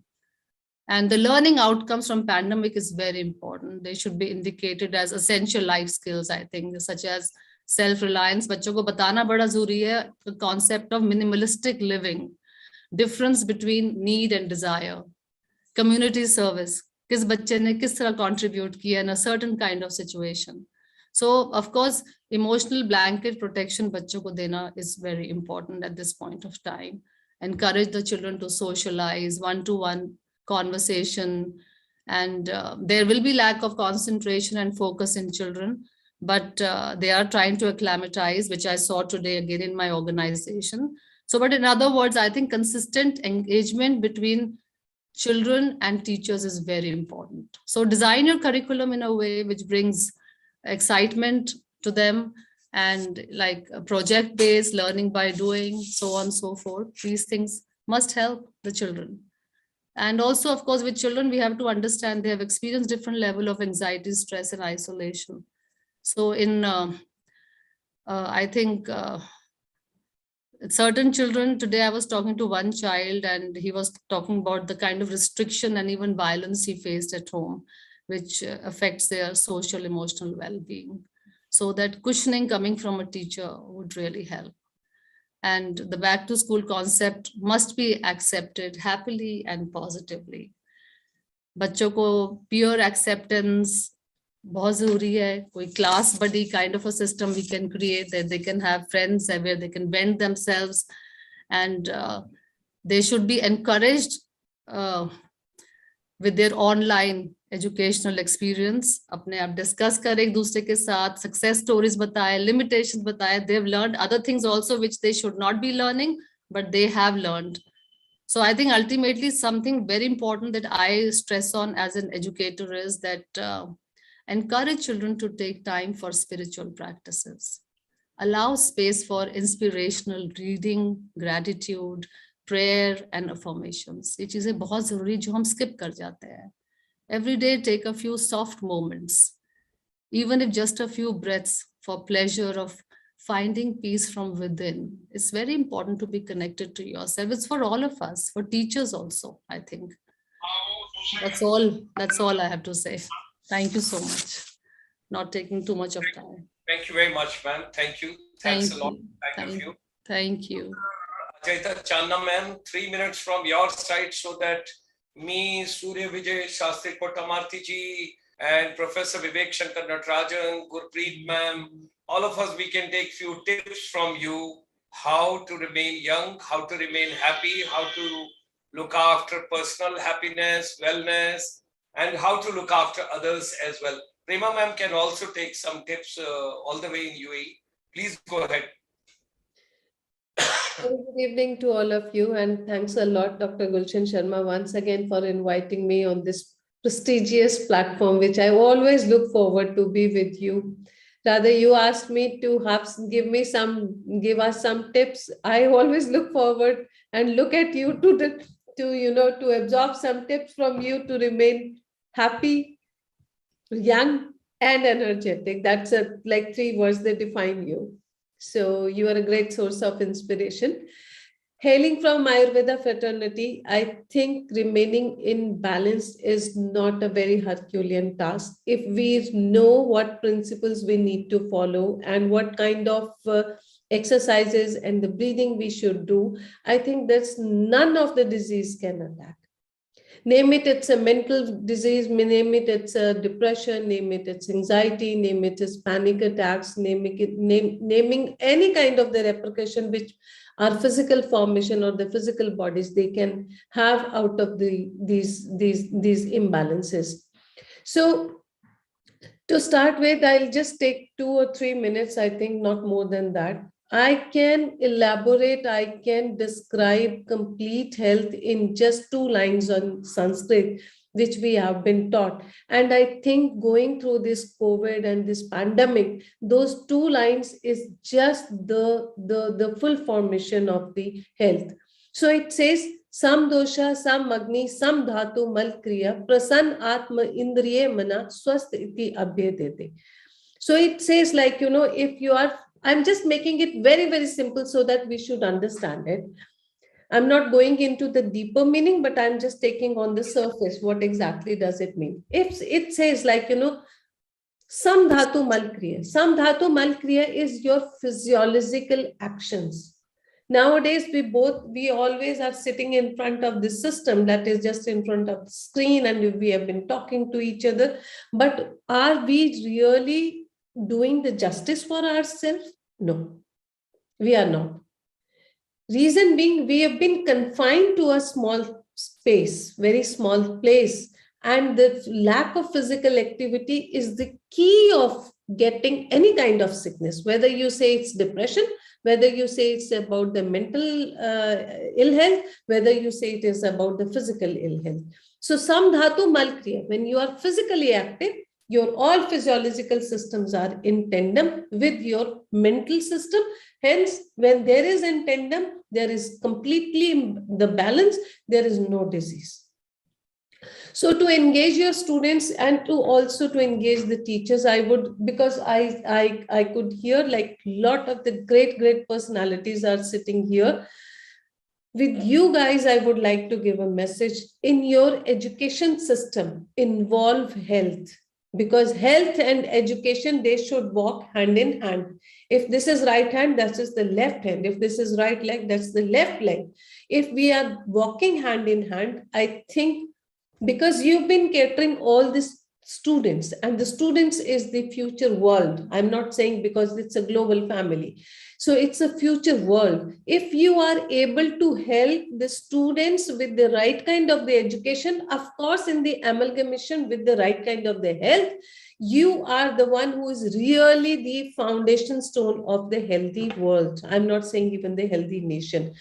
So I would request you to hold the seminars where you are taking the health of your teachers as well as your students, small kind of the workshops. That we can have the yoga workshop, we can have the mental health workshop where like, you know, the balancing of the mental status is given. And this is a live workshops we can do. We can do the live workshops, like, you know, we can do the coherent breathing. These are all kind of the systems. If you really opt in your system, education system, I think there should not even a remnant of the depression or the mental health. With this all, I conclude. And to remain young and hearty, Ayurveda is the main branch.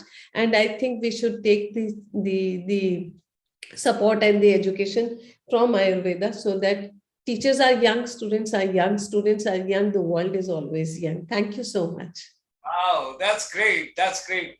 We have to eat less. We have to learn from you. And 25 years no dinner. And it's remarkable. Remarkable. It is something. You are so focused, and that is the way it is. And we have also been joined, of course, we have got a distinguished guest from Canada. We have got Gurpreet Sehgal ma'am. She's from the Wellness Sector Skill Council, based out of Toronto. We have got Surya Vijay Shastri Kotamarti ji. He is the chartered accountant based out of Toronto. And of course, Prema ma'am, you have already met. We have got Vivek Shankar Natarajan ji, who is our advisor in United States. And we have also been joined by Dr. Nataraj Reji. He is the president of the ISTD, that is Indian Society for Training and Development. And we extend him a very warm welcome. It's a pleasure. With these words, Gurpreet ma'am, क्या आपको मैं request कर सकता हूँ आप साक्षात आ जाएं Canada से?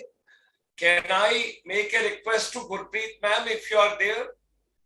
Gurpreet ma'am, are you there? Yes, Gurpreet ma'am. Yes. Good morning. How are you, Dr. Gulshan? Good morning and very hearty Sat Sri Akal, Namaste to everybody. And it's been such a wonderful day, off and on, through work, through shoots with NSDC. I have been just glued to this. My Bluetooth has been running with me upstairs, downstairs, everywhere. I have enjoyed every speaker. I want to first start with, I know that time is short, so while I was working through the day, I was penning my thoughts, and I thought, instead of taking extra time, I will just put them down so that I can do it right away. So firstly, I have to tell you, I love your spirit. It is just unbelievable. You are an amazing example of humor, workaholic, icebreaker, seva bhav, singer, everything rolled into one. And it's only you who could do this, this star performance of so many hours and so many wonderful speakers. I have enjoyed listening to all those I have listened. I have one request before I continue, that you must do another platform where we can talk closely about the mental aspect. Of course, every aspect is important, but those who have children or family members suffering, we are in need of a lot of information and support from society, from government, from everybody.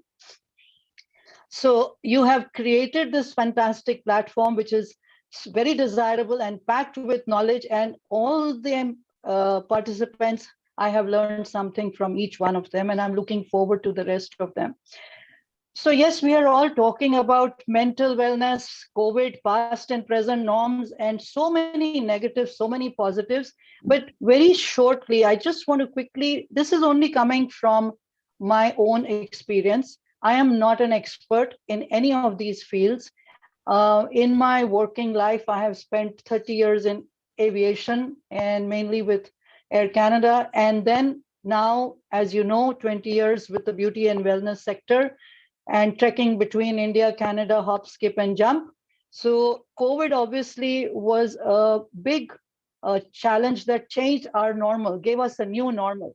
And to recap the scenario, I'm going to talk specifically about the experience I had with my granddaughters who were home partially. One phase I was stuck in North America, one phase I was stuck in India. So I got to witness both aspects. The girls were just totally, to date, I think their normal has not come back to normal. And the teachers, the students, everybody has had challenges. Not to say that these are not good things that they have learned. Yes, there are, but the price we are paying for this learning, the children have been glued to their gizmos, and their break time is also TV, another device, and they're losing sleep. They have become sleep deprived. My younger one is even, giving signs of depression, anxiety, insecurity. And these are big concerns for young parents, and as a grandmother, I can look at her and see that, this is probably something that we have to deal with. We cannot keep on saying COVID this or that. These are things we must deal with. And all these welcome suggestions about Ayurveda, about different things, we must look at all that. Teachers have taken their toll as well, because being at home, doing the housework, no maids, no help. I'm talking specifically of India, and they've had a very tough time. And obviously, it was heart-wrenching when Dr. Supriya was talking about the teacher wanting to reach out to that child. These children are special children, and you do want to have that one-on-one. And children are now having a very hard time going back to the normal school, because they have to go through de-addiction of devices, de-Google your phones, like everything has been technology, and no real life, no reality, no socializing, no friends, no traveling in buses and chit-chatting, no seeing the streets and the world, other people. So it's been like a house arrest, if I can say so. And there are many programs and facilities, and having my own daughter in as a special needs child who went from being a 95%er to getting the trigger and being diagnosed with the chemical imbalance. I have lived with that for 20 years, and I've learned a lot, treating her in Canada, treating her in India. I feel that a lot of things that we could change collectively, bring to the attention of the authorities. The government can't do everything, but we have people, we can get help. There are philanthropists, there are CSR activities, there is so much happening. And recently, I have been invited to Sonalika in Hoshiarpur, and I'm amazed to see how much they are doing in the mental wellness. I think more industries can come forward with CSR, to not just for employment, but even in the healthcare sector, to give respite, like Preeti was saying and Supriya was saying. There are these caregivers. We are missing out on this whole society. These caregivers are also in their golden years. They are worried about what's going to happen to their child after them. Are there any facilities out there? Where can you send this child? Can I put some money, invest somewhere where they will take care of this child after the parents are gone? These are very big questions. And I hope nobody ever has to go through a mental illness in their family. But unfortunately, when I was reading the stats, and I read what our president had said in 2017, Mr. Ramnath Kovind asserted that India was facing a possible mental health epidemic. And this was in 2017. And we are, if anything, the numbers are much more now. The numbers have risen so much. We all collectively need to be cognitive of these special children, whether they are in school, whether they are in universities, whether they need to build disability ramps. I feel that a mental child is not disabled, but maybe the disability is compounded somewhere, where they might not need a ramp, but they'll never be able to go to the cinema alone. Perhaps we have to look at some measures where the caregivers can also get counseling, can also get relief. So my most important point that is a heart to heart is that in our schools, and we have talked about this many times, Dr. Gulshan, I wish they would introduce, at least today, that they can introduce the first 5 or 10 minutes. You know, I being from a convent school, our day always started with the Lord's Prayer. We didn't have a choice. We had to go to assembly. We had to say the prayer. So why not start the day with 5 minutes of yoga and 5 minutes of meditation, maybe just deep breathing, maybe just one sun salutation and deep breathing. You know, these may sound very minuscule, but they have a big impact, not later, but now. Our children and grandchildren need this now. This will inculcate the deep peace for the years to come. You know, the best education we can impart at every level of schooling is this practice. I feel that spirituality, gratitude, seva, it raises our frequency. And when your frequency is raised to the source, then what do you need? You can overcome anything. It's just that his canopy, when you're under his canopy, whether you believe in God or religion or not, it's immaterial. We still need the spirituality that will save our world. Our children need these warrior tactics, these warrior gears to fight. And then you said yourself, खुशी की खुराक खुशी चाहिए. आपको हंसना भी है, हंसाना भी है, और वो खुशी तो सबसे जरूरी है. You know, people ask me, even today they asked me, how do you do this at this age? You're running upstairs, you're going here, you're going there. सुबह उठो, अपनी चैंटिंग करो, मेडिटेशन करो, थोड़ा ग्रैटिट्यूड करो. ये सीक्रेट तो मेरे में कुछ नहीं है. I have my super power is only the meditation.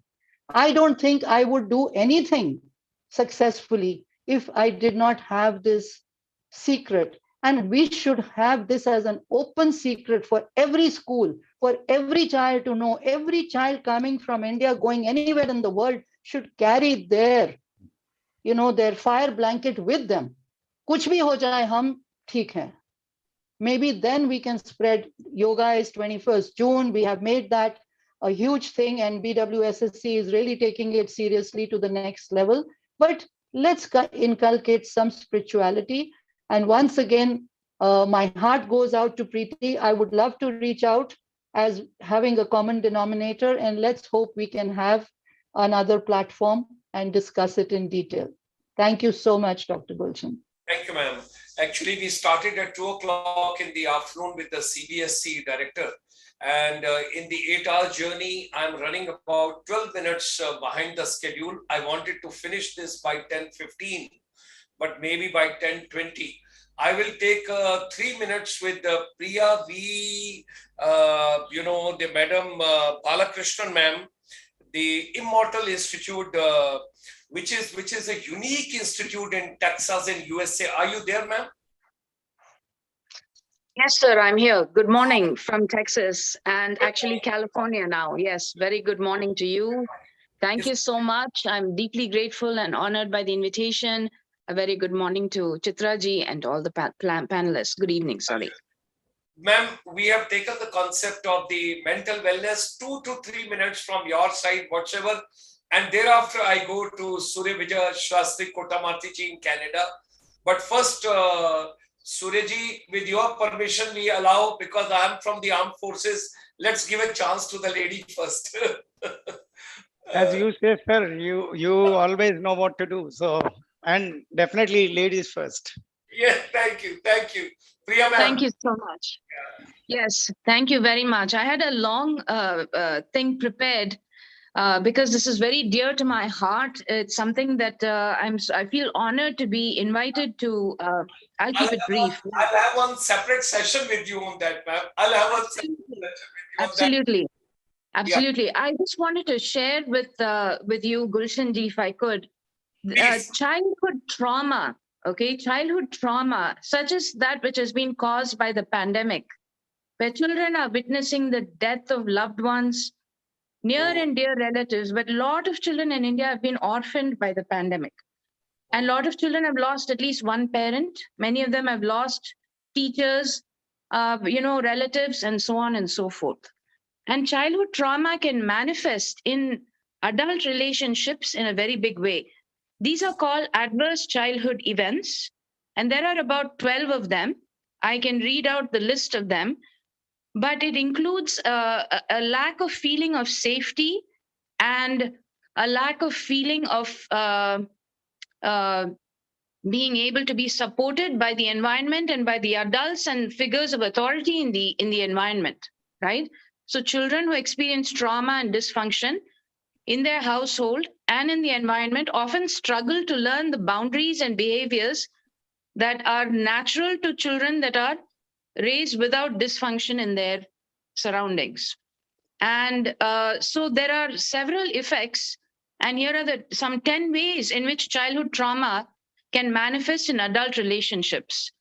So this is important. I just want to list them and I'll be done with that. So fears of abandonment.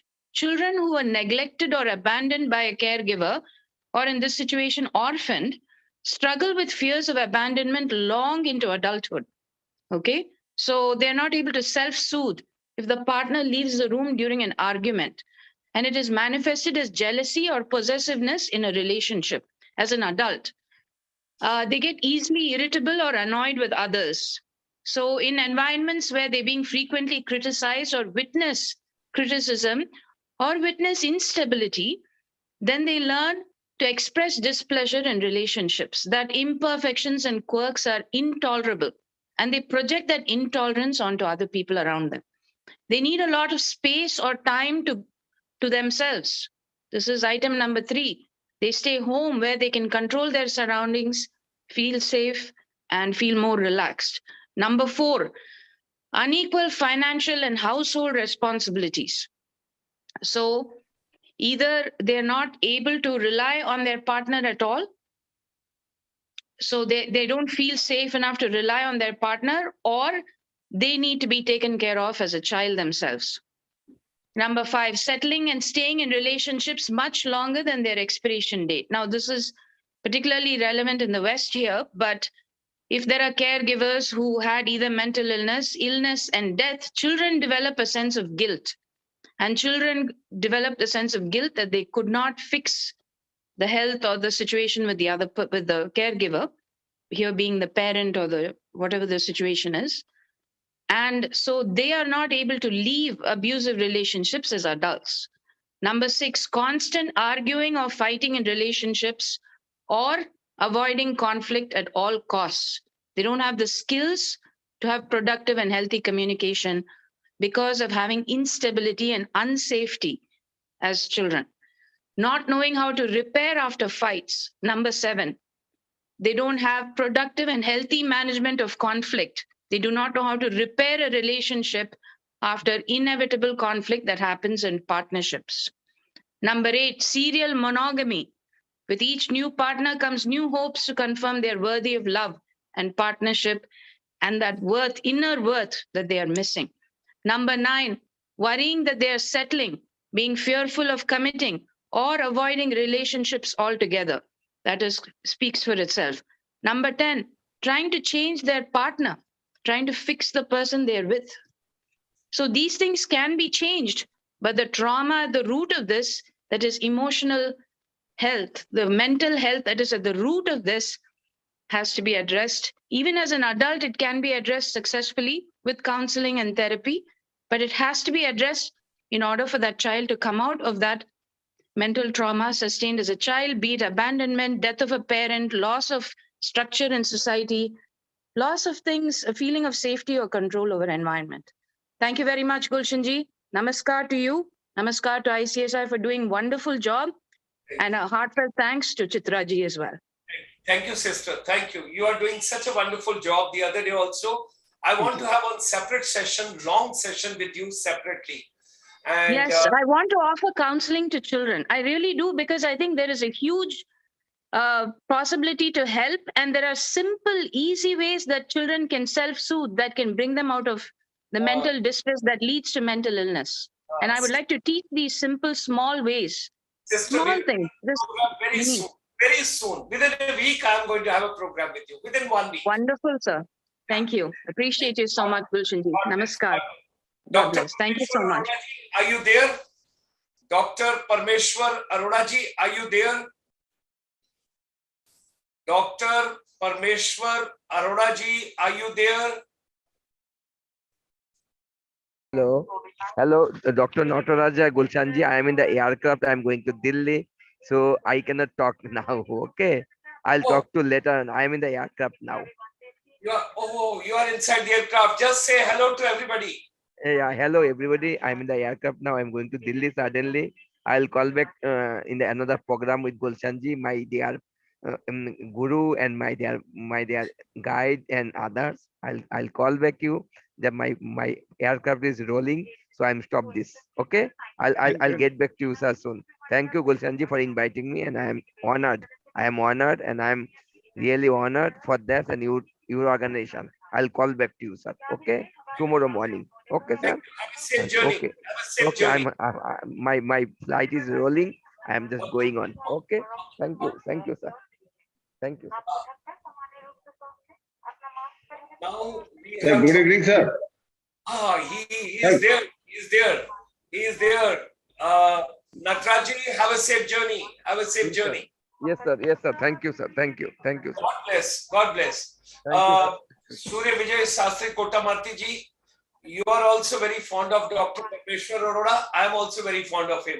So 5 minutes, let Surya Vijay Sastry Kottamarti ji speak, and then we listen finally to Dr. Parmeshwar Arora ji. Prema ji, you are going to get something for the entire Dubai from him. If old man can sit here from 2 o'clock, I think we can take 10 minutes more extra and we all can be together. Surya Vijay Sastry Kottamarti ji, take your 5 minutes and then we proceed. Thank you so much, Dr. Sharmaji. In fact, I should commend you. You know, I logged in at 3:30 a.m. this morning from Canada when it was 2 p.m. in Indian Standard Time. And since then, you know, I was almost, 6 hours I was logged in. I have heard very distinguished speakers, and there are some very good advice that I got from Dr. Vandana Vyas, what she had spoken about, Dr. Chaitanya. There are a number of speakers who spoke very well, but hats off to your enthusiasm, your this thing, even after so many hours, you're still strong. I commend you for that. Because of Dr. Parmeshwar Aroraji's medicines. Oh, definitely. Yes, I know that. And I know Dr. Parmeshwar Aroraji's, I follow all his webinars that he does. He's, I'm sure it's because of that. And let me come back to what we were speaking. There is a certain thing that I caught up in this webinar that was from Preeti when she said, it's okay not to be okay. That's a great thing that she has said. And I think people have to understand that definitely it is okay not to be okay. We have to understand when we are using the word disability, it was only meaning that the ability is less in a particular area, so it's not everywhere. So we have to understand that, and I'm sure the awareness should increase within everyone in that part of the world, so that children with those we call them challenges here, physical challenges, which everybody, physical and mental challenges which might be there, but they should be taken care of. Coming to this important topic on the mental health and wellness, especially for students and educators, teachers and everybody, as everyone who knows me as the person who speaks about power of self. Even though I'm a chartered accountant by profession, that's my professional side of it. But I've been speaking about the power of self, and I would like to connect that with how the mental health and wellness is connected, and how students and all the educators, teachers and everybody can get back and give what they are supposed to give. The first thing is, it does not matter whether it is only post-pandemic. Everybody has to use the same things, especially, of course, the children and the students, teachers, educators, and everyone. And the power of self is within you. So in order to, I have spoken in the past in the power of self about emotional health.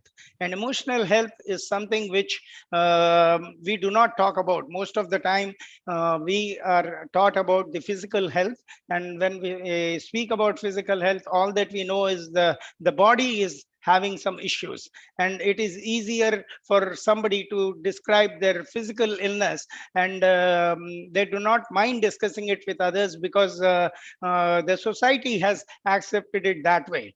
We have not developed a society where people can speak about their mental health, and it is very important that children speak, especially the students have to speak out.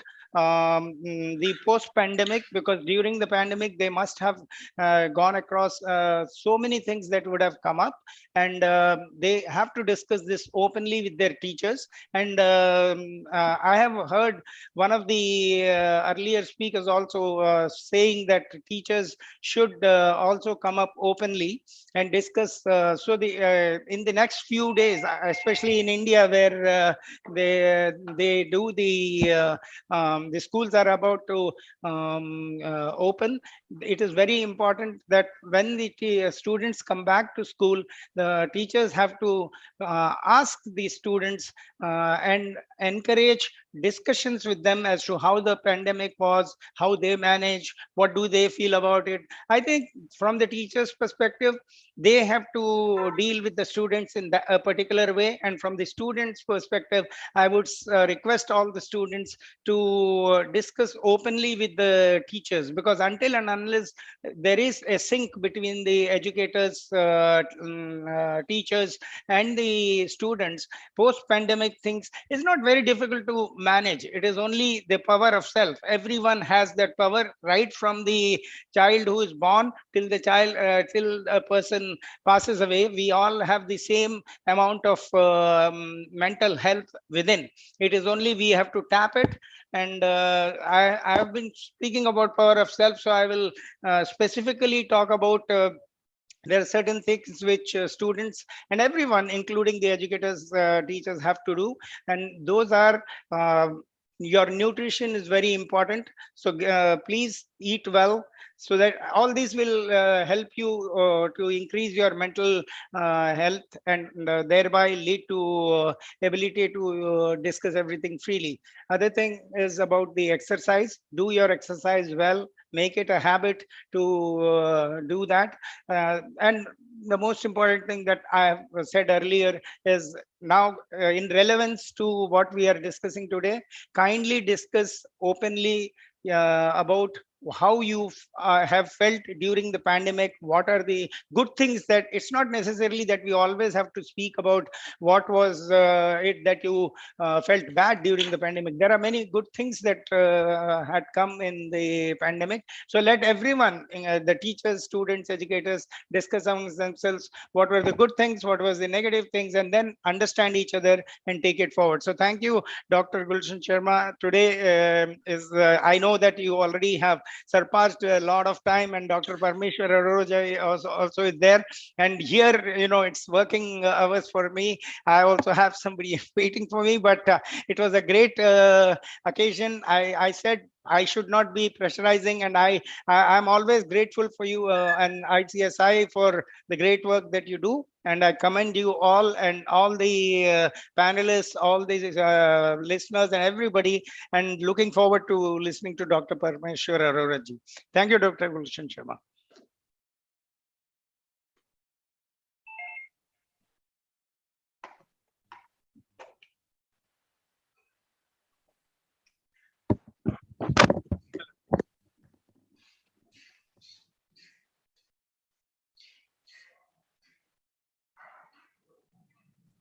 Gulshan ji, you are muted. I'm so sorry. मैं बहुत कुछ बोल गया, अब पता नहीं क्या क्या बोल गया. चलिए कोई बात नहीं, तो होता है ऐसा. So maybe it's a over tiredness because I started at 2 o'clock in the afternoon. तो 8 घंटे लगातार किसी webinar को conduct करना. So God is very kind, and I have a sisters like Prema, who is all the way taking care of UAE and Dubai, Abu Dhabi, Sharjah, and the entire Middle East area that side. Priya ma'am, she is there all the way in California at present, but otherwise in Texas, and we will have her also separately. Gurpreet ma'am and Surya Vijay Kotamartichi all the way in Canada. I'm grateful to all of them. Let us take some fine tips from Dr. Parmeshwar Arora ji कि mental wellness के लिए teachers और बच्चों को क्या करना चाहिए, क्योंकि अब स्कूल भी खुल रहे हैं, कॉलेजेस भी खुल रहे हैं, इंस्टीट्यूशन भी खुल रहे हैं। और एक बहुत बड़ी बात कही प्रिया मैम ने कि बहुत सारे बच्चे ऐसे हैं जिनको ट्रॉमा होगा, या तो उनके किसी पेरेंट्स की डेथ हो गई है, या तो फादर की या मदर की, कईयों के दोनों बच्चे दोनों चले गए होंगे, कुछ ने अपने टीचर्स को अपने सामने जाते हुए देखा होगा, कुछ ने रिश्तेदारों को जाते हुए देखा होगा, और टीचर्स ने भी बहुत मेहनत की है इस पर्टिकुलर टाइम के अंदर फैमिली को भी संभालना और एक नए जूम मोड में भी आ जाना। I can see my sister Prema ma'am and how she must have managed and she was so supportive to me to get 12 से 14 से 15,000 लोगों को वेबिनार में लेकर आना और लोगों को जोड़ना और अच्छे अच्छे लोगों को देना। तो डॉक्टर परमेश्वर अरोड़ा जी, आपकी तरफ से as a leading ayurvedist, as an eminent ayurvedist, हमने इनके साथ 95 के करीब प्रोग्राम्स कर लिए हैं इस पूरे कोरोना काल में। We are going to complete our century, हम 100 अपने कंप्लीट करने वाले जल्द।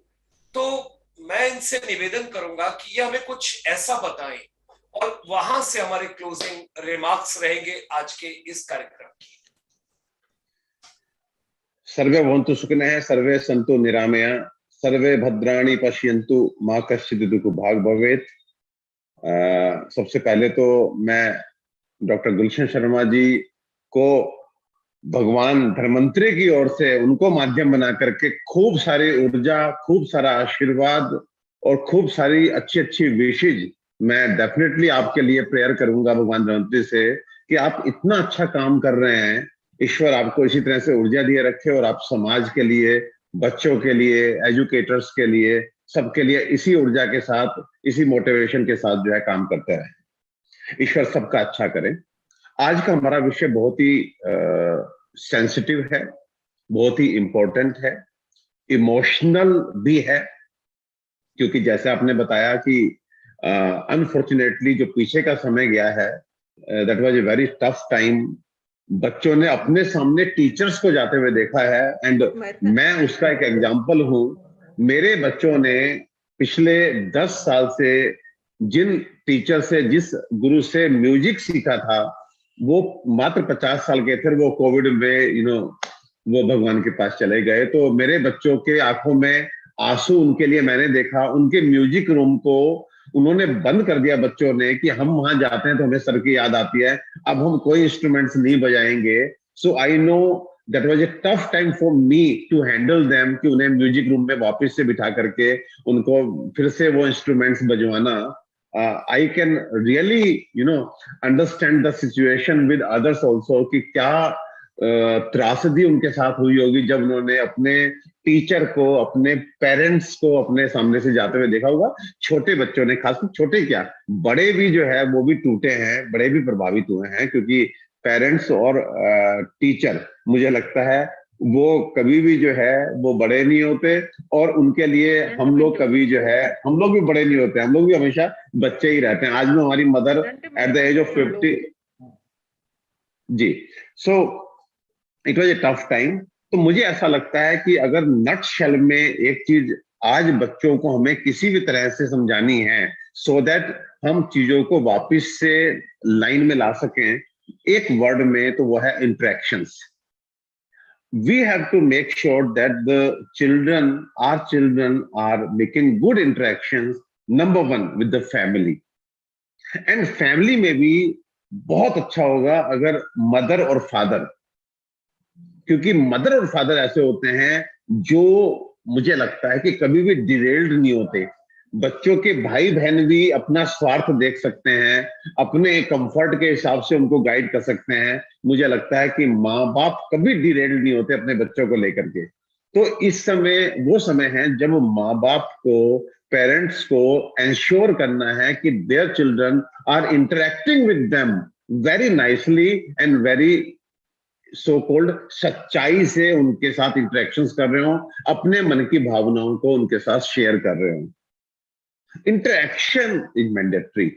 नंबर 2, एक बार इंटरेक्शन माँ बाप के साथ हुआ तो माँ बाप भी अगर इस पैनिक स्टेज से बच्चों को बाहर निकालना चाहते हैं तो they have to ensure that their children must be interacting with the other family members as well as with their friends, so that जो माहौल है वो अच्छा हो सके। They have to make sure कि they must be talking to their friends, थोड़ा सा रौनक आए फिर से दुनिया में। उनका जो डर है, जो स्कूल जाने का एक फोबिया है, क्योंकि फ्रेंड्स से जब बात करेंगे तो definitely they will keen to meet, so फिर से वो स्कूल जाने का मन का होगा, थोड़ा सा हैप्पीली सा एटमॉस्फेयर बनेगा, फ्रेंड्स आपस में बातें करते हैं।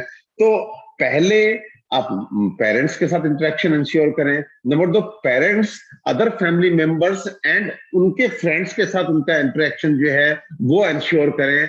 एंड बहुत अच्छा होगा अगर टीचर्स, जो एजुकेटर्स हैं, वो थोड़ा सा, क्योंकि समझदार होते हैं, वो आगे आकर के बच्चों के साथ एक जो टीचर स्टूडेंट रिलेशन है उससे बाहर निकलते हुए एक फैमिली की तरह से अगर इंटरेक्शन करेंगे तो अगेन वो कंडीशन को अच्छा करेगा। And number 4, at last, interaction we have to make sure कि कैसे हम करें कि आवर चिल्ड्रन आज इस पैंडेमिक में नहीं, otherwise also they must be interacting with God, भगवान के साथ इंटरेक्शन हो। आप कहेंगे भगवान के साथ कैसे इंटरेक्शन होगा? तो through, undoubtedly through Bhagavad Gita. You make sure आपके घर में बच्चे, मैं फिर कहता हूं, Bhagavad Gita doesn't belong to Hindu, ये लाइफ का एक बेस्ट एनसाइक्लोपीडिया है जिसको हर धर्म से ऊपर उठ करके, एज से ऊपर उठ करके सबको पढ़ना चाहिए। अब आप देखिए कि कैसे उनको आप भगवत गीता के साथ कनेक्ट करते हैं, क्योंकि वो कोई भी व्यक्ति जो भगवत गीता के साथ कनेक्ट है उसको लाइफ में कहीं कोई दिक्कत नहीं आती, उसको जो लाइफ के कॉम्प्लिकेटेड क्वेश्चंस हैं उनके जवाब मिलते हैं, कहीं ना कहीं ईज आता है और चीजें सरल हो जाती है। तो मैं फिर कहना चाहूंगा, अगर हम कर सके, अगर हमें एक शब्द पे काम करना है तो वो है we have to make sure that our childrens are interacting, number 1 with parents, number 2 with family members, number 3 with friends, number 4 with educators, and number 5 with God through our spiritual heritage। हमारा जो वेद है, जो हमारी संस्कृति है, जो हमारा रामायण है, जब हम इसे पढ़ते हैं तो हमारी जो वैल्यूज हैं, ह्यूमन वैल्यूज, फिर हमें पता लगता है कि ये जो इंजीनियर, डॉक्टर, चार्टर्ड अकाउंटेंट बनने से भी बहुत ऊंचा कुछ चीजें हैं। सो वो जो एक प्रेशर है वो उनके ऊपर से हटता है, उनको दृष्टि खुलती है, समाज बड़ा सा दिखने लगता है, बहुत सारे काम दिखने लगते हैं, रिलेशंस की वैल्यू समझ में आती है। तो मुझे लगता है कि कैसे हम इस इंटरेक्शन शब्द पे काम करें। और एक लास्ट में सलाह पेरेंट्स को या जो बड़े लोग फैमिली के होते हैं, नंबर 1, मेक श्योर दैट आपके बच्चे they are pursuing realistic goals for them. वो अपनी physical, mental, social, spiritual and economic एक तरह से क्षमताएं देखकर ही अपने लिए गोल जो हैं वो सेटल करें, क्योंकि जब वो गोल ऊपर के करते हैं तो that can lead to frustration and failure. So इसलिए उनके जो गोल्स हैं वो रियलिस्टिक होने चाहिए, ये हमें इंश्योर करना चाहिए। नंबर 2, हमें उनको टाइम मैनेजमेंट सिखाना चाहिए। नंबर 3, हमें कभी भी उनको ना खुद से और ना उनके द्वारा, if they are comparing theirself with other students, वो तो करने ही नहीं देना, ना हमको करना है। हमने हमेशा कंपैरिजन उनका करना है उन्हीं के साथ कि पहले तुम ऐसे थे, अभी तुमने इस बार, पिछली बार तुम 70% मार्क्स लाए हो, this time you have to like आपको 70 से 72 पे पहुंचना है, 75 पे पहुंचना है, लेकिन दूसरे से कंपेयर मत कीजिए। सो हमें कंपैरिजन वाली ट्रैक पे उनको भी नहीं चढ़ने देना, ना हमने चढ़ाना है। एंड नंबर 4, हमें उनको day to day target oriented काम नहीं कराना। मेरा शुरू से ये रहा है कि जब व्हेनेवर वी से ये टारगेट है आज का आपका, तो उस समय हमारे स्ट्रेस हार्मोन्स रिलीज होते हैं मेडिकली, और वो बॉडी की केमिस्ट्री को पूरा डिस्टर्ब कर देते हैं। एड्रेनलिन हार्मोन, जरा सा बस आप कह दीजिए कि आपको आज ये काम खत्म करना है, समझ लीजिए कि आपके जो स्ट्रेस हार्मोन्स हैं वो रिलीज होना शुरू हो जाते हैं और कहीं ना कहीं चीजों को कॉम्प्लिकेट कर देते हैं, आपको प्रेशराइज कर देते हैं। And pressure means production of stress, and stress का मतलब you are going for so many psychosomatic diseases. So आप उससे कहिए कि यार आप सुबह 10 बजे पढ़ना शुरू करना, शाम 6 बजे तक बढ़िया से ईमानदारी से पढ़ो, जो होगा दिखी जाएगी। सो दैट काइंड ऑफ मुझे लगता है कि ईज इन द टोटल जो हमारा माहौल है उसमें अगर इतना कंफर्ट आप डाल देंगे तो चीजें बहुत सरल हो जाएंगी। आज के लिए मेरा इतना ही है। इंटरेक्शन शब्द को बहुत अच्छे से हमने एडॉप्ट करना है। नंबर 2, कुछ छोटी छोटी चीजें जो हम बच्चों को अननोइंगली उनको प्रेशराइज कर देते हैं by giving goals, by giving targets, by making comparison with other students and not teaching them the value of time management, वो अगर हम सिखाएं तो चीजें बहुत अच्छी हो जाएंगी और बहुत जल्दी से अच्छी हो जाएंगी। थैंक यू डॉक्टर साहब, thank you very much, very kind of you. And Prema ma'am, आपका भी बहुत बहुत आभार, बहुत बहुत शुक्रिया। You spared your valuable time and you are with us from UAE right till this moment, and same thing goes for Thank you so much. Surya Vijay Kotamarti ji, Priya ma'am and Gurpreet ma'am, इन्हीं शब्दों के साथ doctor साहब closing prayer और फिर उसके बाद आज का प्रोग्राम समाप्त करेंगे। सर्वे भवन्तु सुखिनः, सर्वे सन्तु निरामया, सर्वे भद्राणि पश्यन्तु मा कश्चित् दुःख भाग् भवेत्। संसार के सभी जन सुखी हों, सभी जन निरोगी हों, हर तरफ आनंद ही आनंद हो, किसी को भी किसी प्रकार का कोई कष्ट ना हो। हे भगवान धन्वंतरी, हम सबकी एक सामूहिक प्रार्थना आप स्वीकार करें। ओम धन्वंतराय नमः। ओम शांति शांति शांति।